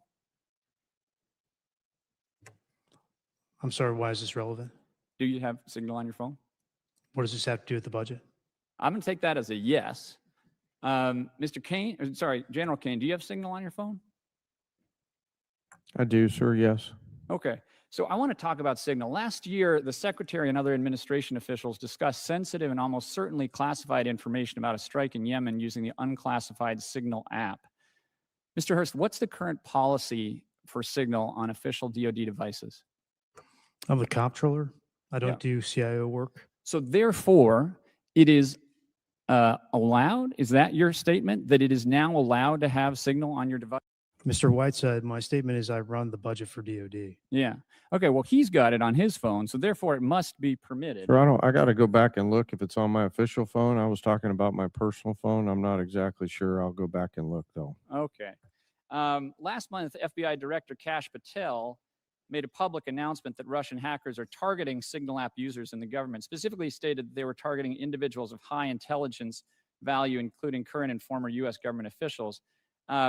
I hope that it is not official policy that you can have Signal on your official phones, and I would love to get a response from the department on that. We have now asked this question about 5 separate times and have never gotten a straight answer. I want to close by talking about helicopters. Mr. Secretary, I want to ask about the Army Apache helicopter that flew over Kid Rock's property on March 28th. An investigation was launched by the 101st Combat Aviation Brigade Command Leadership, but before that review is completed on March 31st, you terminated it via social media post. Did you personally direct termination of that review? I did. Okay. Now, the president said they probably shouldn't have been doing it and that I'd take a look at it. So did you talk to the president before terminating that review? Well, I don't relay what I talk about with Okay, the I think president. unfortunately that means that you did talk to him, which in turn means that you've just confirmed that the president himself overruled the leadership of the 101st Airborne.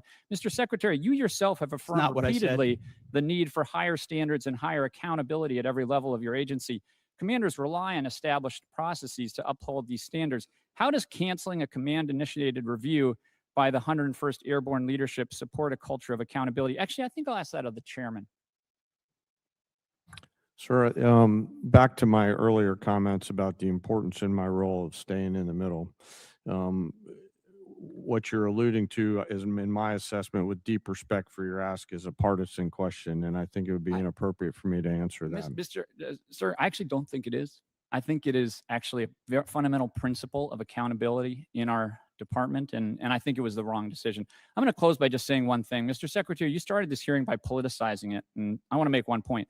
Poll after poll shows that the American public does not support this war, and support is dropping every day. We are all representing our constituents, which is our constitutional duty. And to state that we are politicizing it is an affront to Congress and every member in this House, and I yield back. You my are time. politicizing it, Congressman. The gentleman's time has expired. The chair now recognizes Mr. Schmidt from Kansas for 5 minutes. Thank you, Madam Chair, and I want to thank all three of our witnesses for being here today and answering our questions.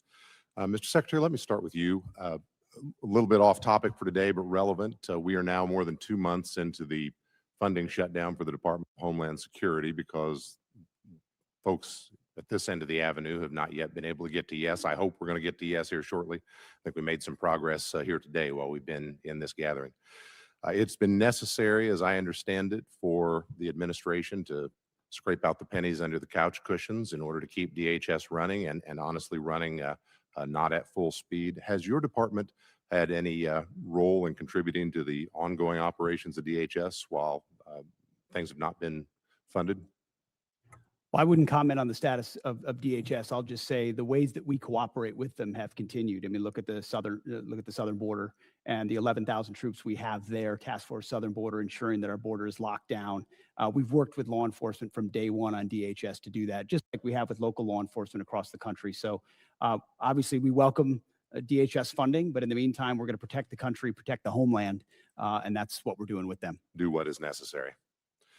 Very good. General, let me ask you, if it is more appropriate for the Secretary, we'll defer, but we've obviously been following with interest all of the developments and the publicly reported developments in Operation Epic Fury. There was some publicly reported activity a while back that I had reason to think might involve some Kansas service personnel. We didn't know from the public reporting.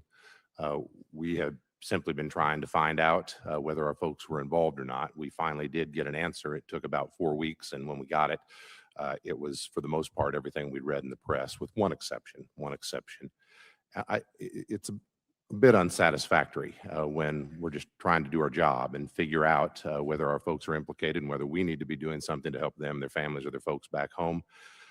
I know you take seriously the importance of providing that information, but can you just offer some reassurance that you do take those inquiries seriously and that was perhaps not? We do, sir. I'm not exactly sure the situation you're talking about, but I'll get the teams together and figure out what broke down there and fix it. Appreciate it very, Yes, very sir. much. Mr. Secretary, let me come back to you. In talking with Kansans who either have been deployed or are in support of folks who have been deployed, I am under the impression that there has been a particularly high, especially early in the operation prior to the ceasefire, particularly high amount of concussive activity, and that we might be well advised to be prepared when folks come home for concussive injuries, for combat-related PTSD, perhaps at levels we aren't expecting, at least those of us watching from the outside of the operation. Can you say anything either about that in particular or more generally about what types of health and post-combat related health issues we ought to be preparing for when folks come home from this operation in particular? Well, I know, Congressman, all of that is tracked very closely. As it pertains to this budget, there's $70 million for more research on that. But I would note that as it's tracked and identified, also 90% of those with injuries in this conflict have returned to duty.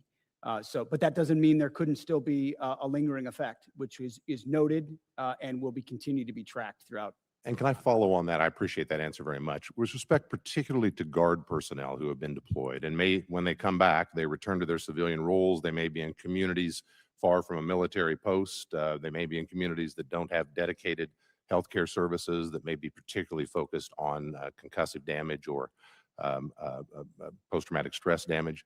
Is there particular thought on things we ought to be doing to prepare to serve that population when those men and women come home? I think the biggest one is identifying it up front, doing that testing up front to identify what has occurred, and then the ability to track those service members. I know as a frontline leader, that became part of my responsibility as well, tracking those who may be more susceptible to it, whether they have a formal network to address it or not. So definitely something we care about. TRICARE, ensuring they have increased access in places where there aren't military facilities is an important part of it. Thank you, Mr. Secretary. We care as well. We want to be helpful in that front when our folks come home. Last question, particular to some folks in Kansas. When you were here last year, Mr. Secretary, I talked about cooperation between the Veterans Health Agency and DHA and some work we've been trying to do at Irwin Army Community Hospital at Fort Riley. This committee and the Congress and the President enacted into law a provision that causes some cooperation between the two to happen. And we are very excited to report they're looking very good out at Irwin. The reason I raise this with you today, some of the folks who made that happen were the commanding general at the 1st Infantry, General Roan, who's about to deploy to Europe, I believe in early June. His chief medical officer, who's about to leave for a different assignment. The Garrison gentleman's commander time who's has about to leave. expired. Can we get those things signed before they leave? The chair now recognizes Mr. Tran from California for 5 minutes. Thank you so much, Chairwoman. Thank you, Secretary Hegseth, General Kane, Mr. Hurst, for being here today. You know, after I was honorably discharged from the Army Reserve, the GI Bill helped me go to school and ultimately become a lawyer. My focus was representing clients who were wrongfully terminated or faced discrimination and harassment at the work. Mr. Secretary, if I were in the courtroom trying to prove that you discriminate against our military heroes, I wouldn't have to look very far or very hard. In just 16 months, you have fired more than a dozen senior military leaders. You've delayed or canceled the promotion of even more. Your chief of staff told the Secretary of the Army that President Trump would not want to stand. That's not true. That was totally false reporting. I'm not getting You to my know it. question yet, Mr. Secretary. You told the president, the Secretary of the Army that the president would not want to stand next to a black female officer at the military events. But, you know, despite all of this, I remain very hopeful that you can and will do better for the men and women who have dedicated their lives to protect our great country. You're here to ask for $1.5 trillion. That's a huge budget, and I want to make sure that you have the ability to manage it. Secretary Hegseth, you would agree with me when I say that we want the most qualified people in every position of our military, correct? That's a question. Yes. Thank you. General Kane, you would want the same? Yes. Thank you. You know, I share the bipartisan concern about the firing of General George. And what I and the American people want to know from you is, did you ask the president for his permission before you fired General George, Secretary Hegseth? It is my responsibility to confer with the commander-in-chief on especially high-level personnel matters. And ultimately, I won't relay what was discussed, but he was aware of the action that would be taken. Okay, great. Thank you for that. And when you made the decision to fire General George, did you consult Secretary Driscoll? There had been multiple consultations over a year. Yes. Do you and Secretary Driscoll have a good working relationship? Yes, I appreciate the work he's doing for the Army. And for the record, would you agree that Secretary Driscoll is doing a great job as the Secretary of the Army?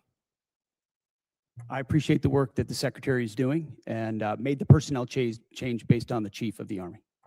In fact, he was so good that at his job that the president sent him to Ukraine to negotiate a peace deal. Do you know why the president chose to send him over you? I'm grateful that the president puts in players at key moments to advance policy priorities, and that's what occurred there. And I was very supportive of it at the time. Recently, Secretary Driscoll testified in front of the Appropriations Committee that he refused to strike the names of 2 female and 2 black officers from a promotion list due to their exemplary service, names which were ultimately removed. Did you order him to strike those names?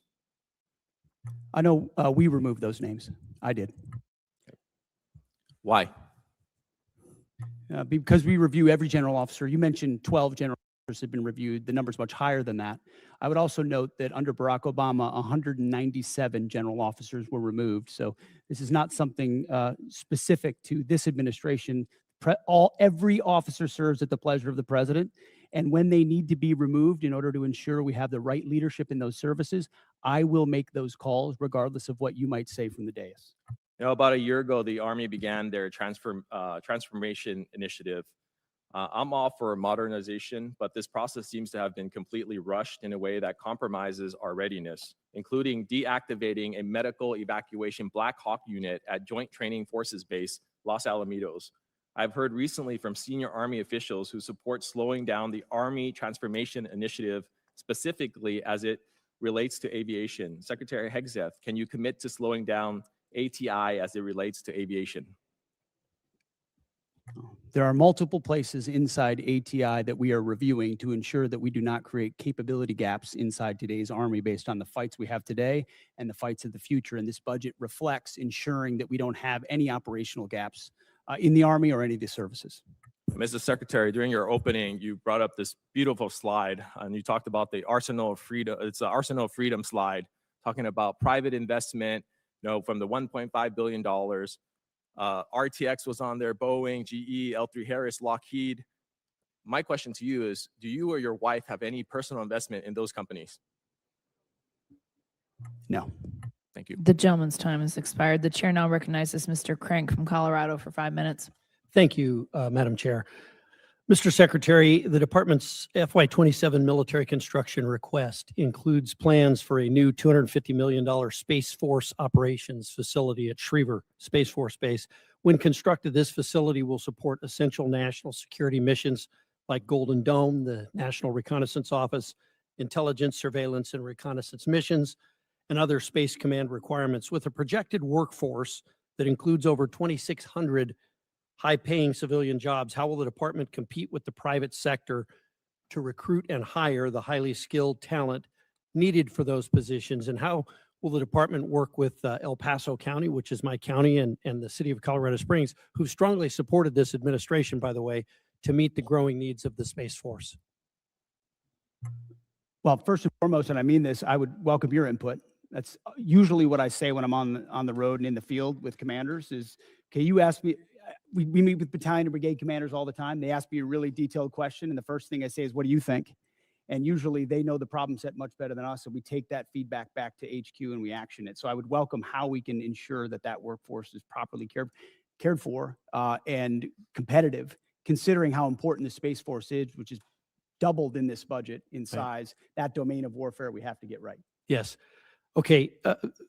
Mr. Secretary, sometimes here in Congress and on these committees, sometimes we do oversight, but sometimes we just overact. And there's been a little bit of that today. There's been some overacting.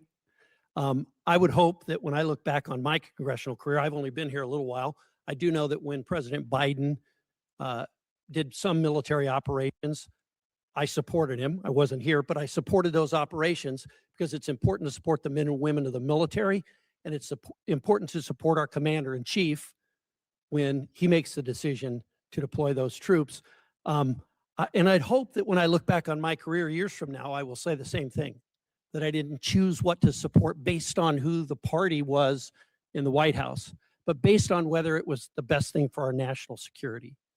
And I hope that some of my colleagues who don't seem to hold that same standard would introspectively look at what they do. But I want to give you a minute. There's been a lot said about Iran and about the mission in Iran. And I think there's been a lot of misinformation here. And I want to give you the opportunity to correct the record. Well, I appreciate that. We are fortunate to have a president who understands the nature of the threat we face from a nuclear-armed Iran. Full stop. We know what they say they would do. We know that they were pursuing. And we know that at their weakest moment, we had an opportunity to do something about it before they had a conventional shield of missiles and drones so large that they could never be contested. And then without inspections and from a bad deal, they could possibly race to a bomb. So the threat was right there in front of us. All it took was the courage to act, which no other president had done. And he gave us a clear set of objectives, which the chairman and I talked about from day one. In pursuit of ensuring that Iran never gets a nuclear weapon, you degrade their missile program, defeat their missile program, get at their conventional Navy, and ensure they don't have a defense industrial base so they can rebuild those capabilities. That's what we briefed from the podium. That's what we talked about. That's what we were focused on. And in service of that, had overwhelming military victories in pursuit of it. I mean, we've never seen an air campaign like what we did alongside the Israeli Air Force, not to mention the rescue of those 2 pilots and the professionalism of that joint force that went downtown twice, once in the day and once in the night, to leave no man behind. That is a call the commander-in-chief makes, and he had the guts to make it. And as a result, we're in a ceasefire in the middle of negotiations in a very strong place with a blockade that will ensure that when this is done, when a deal is set, it's a deal on the president's terms to ensure Iran never gets a nuclear weapon. That's a fight worth having. And if the American people remember 47 years, Americans remember 47 years of what the Iranians have done to us, targeting and killing Americans. If they had a nuclear weapon, they would use it. This president has unleashed his military to do something about it. We've had historic successes. And if we need to go at it again to ensure that success, we are prepared to. But we're hopeful over time that a deal will be compelled and compelled quickly. So this talk about endless wars or forever wars, the president points out rightfully what this town tolerated in Iraq and Afghanistan and Vietnam. That is not this. This is a discrete mission to pursue U.S. objectives, and we're doing it in a historic fashion. I support this president's operation right now in Iran. I supported President Obama when he said he opposed a nuclear Iran and would do what was necessary to not to do that. And I supported President Clinton when he did the same. It's time to act, and I'm glad that this president did. Thank you. The chair now recognizes Mr. Vindman from Virginia for 5 minutes. Thank you. Earlier, Secretary Hegseth, you talked about flexible realism. So let's see if we can figure out how much of it is realistic and how much of it is just flexible. Secretary Hegseth, last year I asked you some questions about Indo-PACOM and threats in Europe, and you had a hard time answering those questions. I'm sure you prepped better this year, and I'm hoping you can answer some of these basic questions since now we are at war. Do you know what the price of oil is today? I don't know where it's gone as of this Within a time few of this bucks. hearing, but roughly $100 a barrel. It's actually closer to 120, 117. Well, it depends on the index you're looking at. I'm looking at Brent. Do you know what the price was the day before of Brent, the day before we went to war? It was certainly lower. You understand you're taking some economic risk, but I would Yep, note a lot lower. the energy Thank you for dominance answering this my president question. has Let me- unleashed let has me put get us in an to my incredible question. position. Thank you. So it's $72, and so now we have a 62% increase. By the way, the department obviously will be paying those extra fuel costs. That's going to be not insignificant, but so will the American people.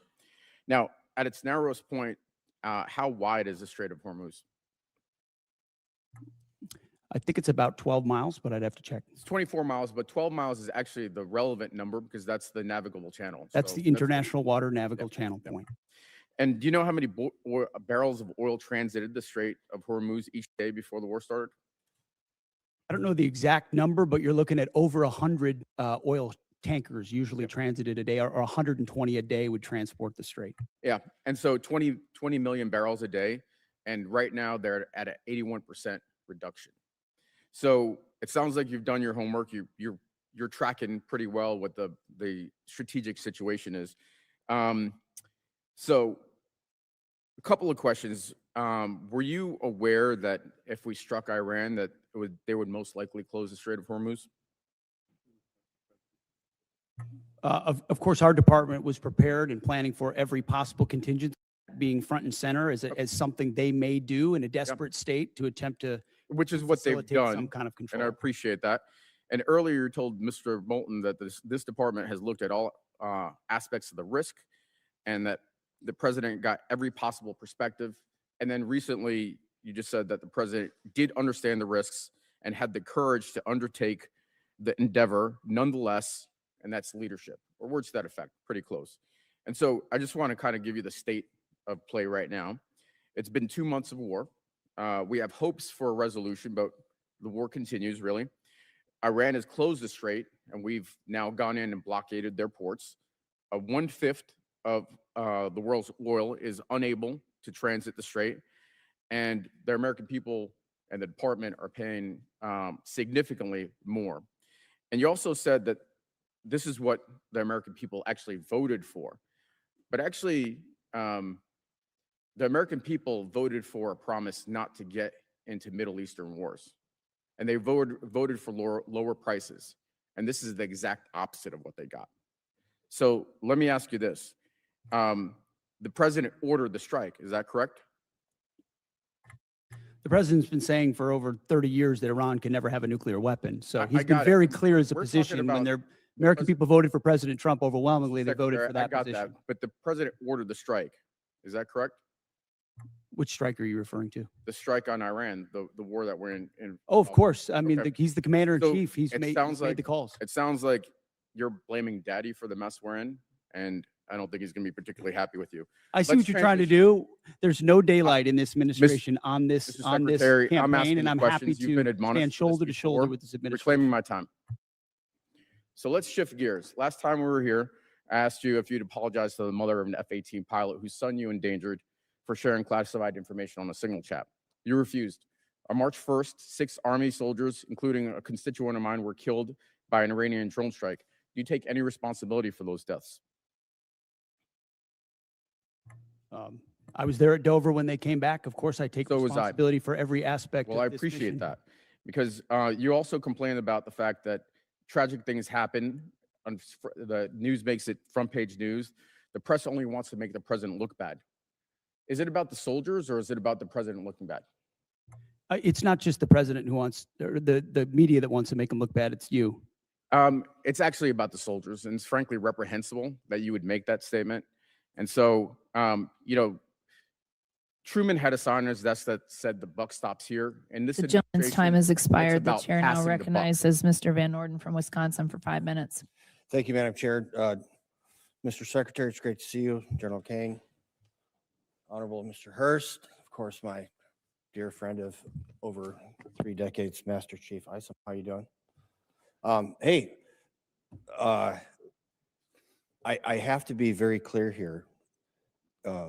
I spent my entire adult life training for war, training others for war, or at war.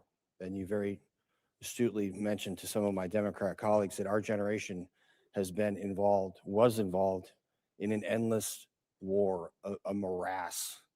And I've had, with Matthew Burns, I've had 22 of my friends commit suicide. And I know that you have recently instituted a specific office to help lower active duty veterans suicide in conjunction with my great friend, Secretary Collins. So I want to thank you for that. 2 months does not a morass make. However, it could be the start of one. And the difference between this administration and many previous administrations, I think that you understand, particularly because of your background and your SCA back there, and General Kane, you understand what it means to fight to win. And we didn't fight to win in Afghanistan. We didn't fight to win in Iraq. And it's palpable. I have more friends than I can count that are still on active duty in every branch of service, including the Coast Guard. And for a Navy guy, that's a big stretch. The morale of the men and women in the Department of War, and in their case, the Department of Transportation, is exponentially higher than I've ever seen it, ever. And that comes from leadership, starting with President Trump, going through you to General Kane, and through your SCA. And what some of my colleagues refuse to admit is that that's how you win. It starts with the man. It's the first soft truth. Humans are more important than hardware. And I want to thank you for setting that environment. I don't want to be at war, but Iran declared war on the United States of America 47 years ago. And those bastards are responsible for killing and maiming many of my friends. So this is not some esoteric political argument for me.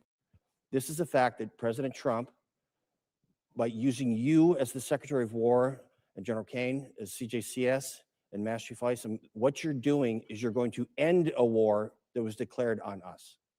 And of all times when we should unite as Americans, especially in this puzzle palace up here, is when we're at war. And it is a war of choice by the mullahs. That is who chose to fight this war, and we're gonna end it. I don't really have a question for you.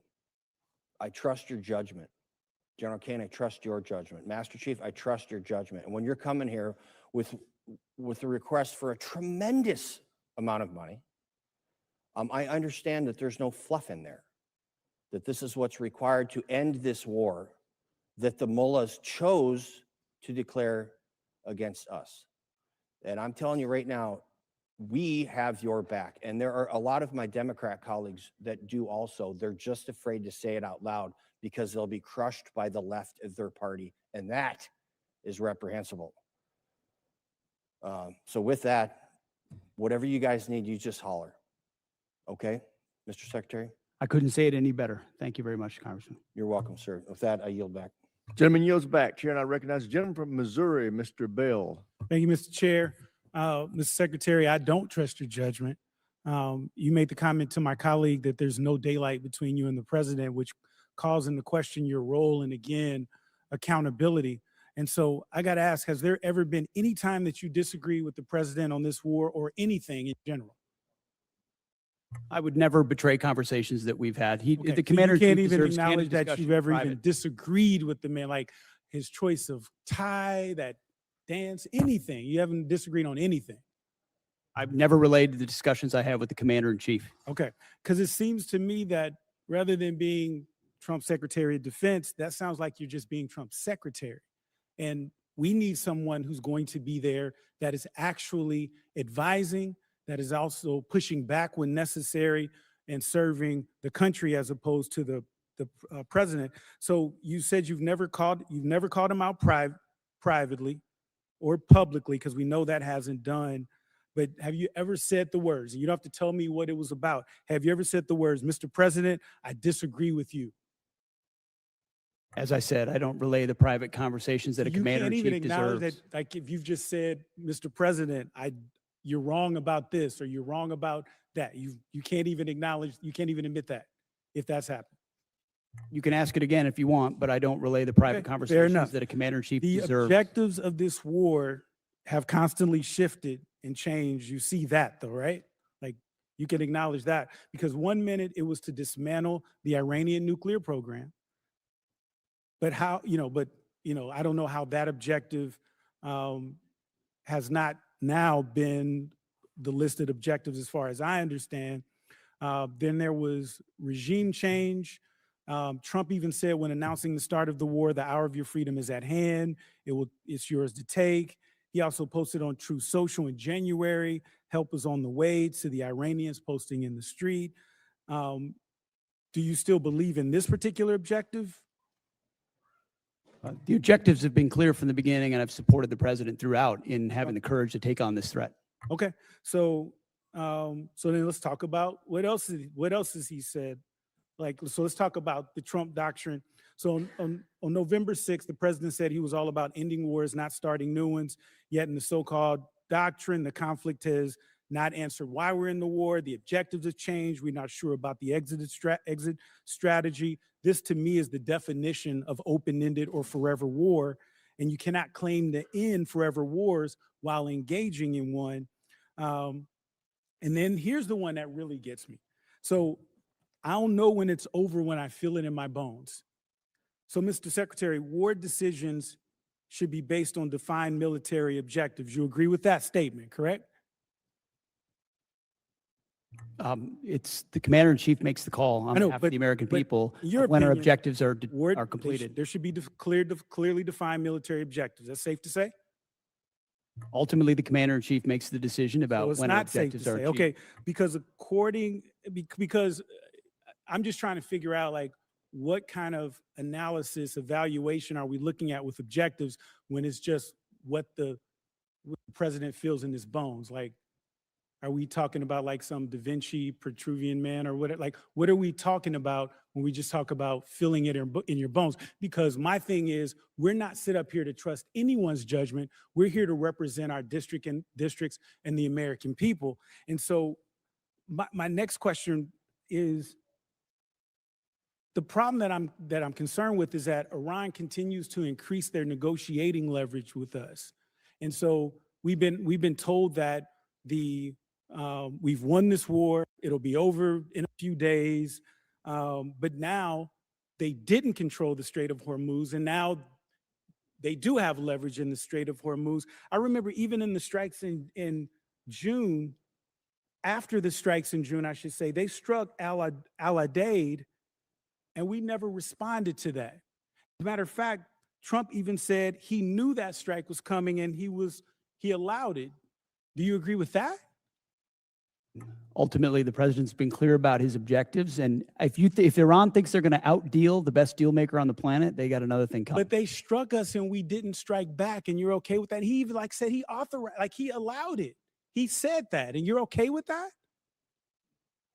The president has done many bold things for this country to ensure Iran never has a nuclear weapon. Okay, well, allowing another country to attack us, isn't that treason? Allowing Iran to get a nuclear Gentleman's weapon. time's Obama was expired. willing Chair to now do, recognizes the gentleman what from you want. Thank Arizona, Mr. Amadei. I want to thank your team behind you for having the discipline and stamina for being here. I know what work was involved in doing this type of hearing, so thank you all. Mr. Secretary, I want to ask you about the A-10 Warthog. How effective has it been in the war in Iran? As I'm sure you know, it's a very effective platform. Yes. And so why is the Air Force, I mean, they've been trying to retire this platform for 40 years, since 1984.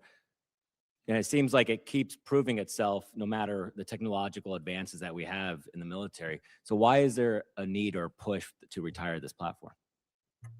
Well, the push to retire the platform was from previous administrations, based on mostly requests from the Air Force. But given how, anybody of our generation knows how impactful, important, and significant the A-10 and the Warthog has been. And that's what you want when you need close air support. Full stop, everybody knows it. To include when you've got down pilots and you need to go downtown Iran. And it was incredibly effective in those missions. Now, there are other places where it's less survivable, and I understand that.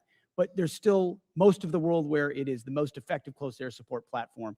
That's why I got with the Air Force Secretary. We extended it to 2030. And we're, per the president's guidance, going to look at other options, maybe other variants and ways in which we can keep the A-10 capability or platform on the battlefield for our warfighters who want that kind of close air support. Thank you. I appreciate that. Just, you know, as technology advances, sometimes we forget, sometimes the old school machinery we have works just as well. I know you just, you know, got the Apache helicopters. I mean, that's a 50-year-old frame. If you look at the AK-47s, my God, it's one of the most effective rifles, and from 1947. So I don't want to lose sight of that. You know, I think too much is spent on so many defense companies coming in here selling us the newest, greatest product, but warfare ultimately is about killing the enemy. And we know that Warthog does that. I want to shift focus a little bit to actually kind of old school as well. I know the SOF and PSYOP right now, there's been 3,000 positions cut, mostly on PSYOPs and civil affairs.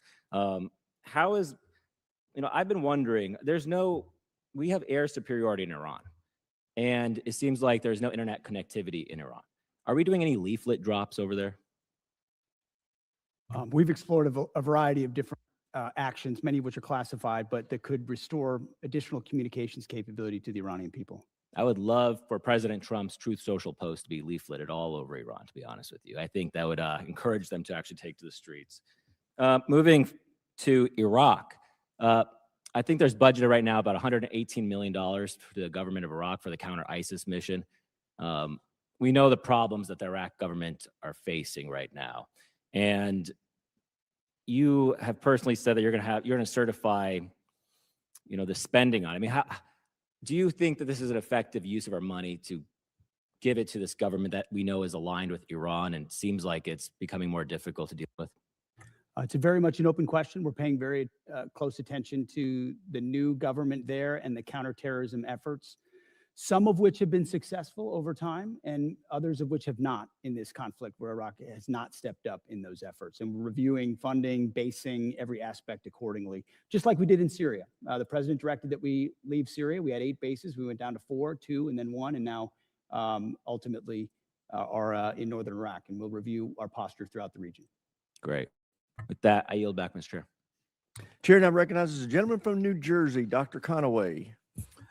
Thank you, Mr. Chairman, and thank you and Ranking Member Smith for holding this hearing today. Thanks to the witnesses for presenting themselves to us to answer questions. At the outset, let me say that I'm proud of the work that our service members do every day to keep our nation safe, and I have profound respect for those who voluntarily put on the uniform to serve and protect our country. The Trump administration's reckless military actions are driving up costs for everyday Americans. This war, as you know, is not supported by a significant majority of the people in this country. The administration has increased military operations around the globe, including strikes in 8 countries, and the war in Iran is costing taxpayers billions of dollars. Estimates are by the time it's over, it could cost $1 trillion to the American people, a lot of that off budget. It's estimated that the first 6 days of the war cost around $12 billion alone, and we are now hitting 60 days of war fighting without a plan to exit this conflict. The administration has failed to transparently tell the Congress or the American people what the costs of the war are and why we are at war, and expects Americans to keep footing the bill. The comptroller has, and thank you for coming, sir, given us an incomplete number, and I understand we're in the midst of war and there's some, you do have some challenges in that regard. But Congress, I think, my colleagues would have appreciated a more thoroughgoing cost estimate so that we may properly conduct oversight as is our duty. I would agree with my colleague, Ms. Goodlander, about the department sharing the full breakdown of the cost of this war and understanding where every dollar is going.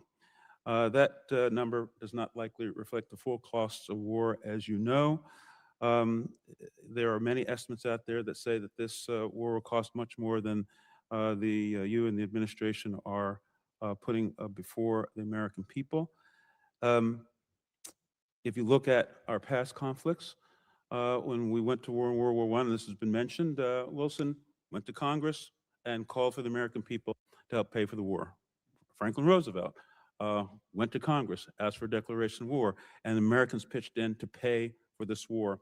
Conflicts after that, sadly, too many of them are off budget and are leaving Americans with trillions of dollars in debt. Average Americans are suffering the consequences of this war in Iran, including increased fuel prices in my home state of New Jersey, where gas is now on average $4.20 a gallon. Diesel is almost $6 per gallon. In addition to increased fuel prices, everything costs more: groceries, housing costs, and the people have to pay for it, have not asked for this war, and I think are a little bit bewildered as to why we're in this war. I'm not disputing the fact that the Iranian regime is a malignant, dangerous regime that has killed its own people and indeed has killed Americans over the decades. I think where we disagree is what's the best way to get at Iran. Do we negotiate with them and control their access to nuclear weapons in a multilateral way that included even Russia in the deal and the agreement that President Obama brought forward, or do we go and try to and engage in a costly war in order to get at those nuclear weapons? I think that's where the principal conflict lies. How do we achieve the same goals? Costly war or through negotiation? And we've seen that apparently there wasn't a plan to deal with the action that Iran had to take, that is to close the Strait of Hormuz, because it's the only thing you can do when you are the weaker country in an asymmetric conflict. Of course, they were going to do that, and I wonder whether or not the president was apprised of this before he took the actions that he has taken. So let me just ask this question. And before, let's make this comment too. This war is just 60 days so far. And this thought that Americans wish to bear the consequences of increased fuel prices, I don't think is borne out by the fact that, those costs impact people on a weekly basis, bi-weekly basis. Mortgages come and have to be paid. Groceries have to be bought on a weekly basis. And those gas prices are squeezing the American public. So can you tell us whether or not there was planning to deal with in advance, to deal with the closing of the Strait of Hormuz, given the likely impact on world fuel prices? That will have we're to now be for the seeing? record, because gentleman's time has expired. Chair now recognizes the ranking member for any closing comments he may have.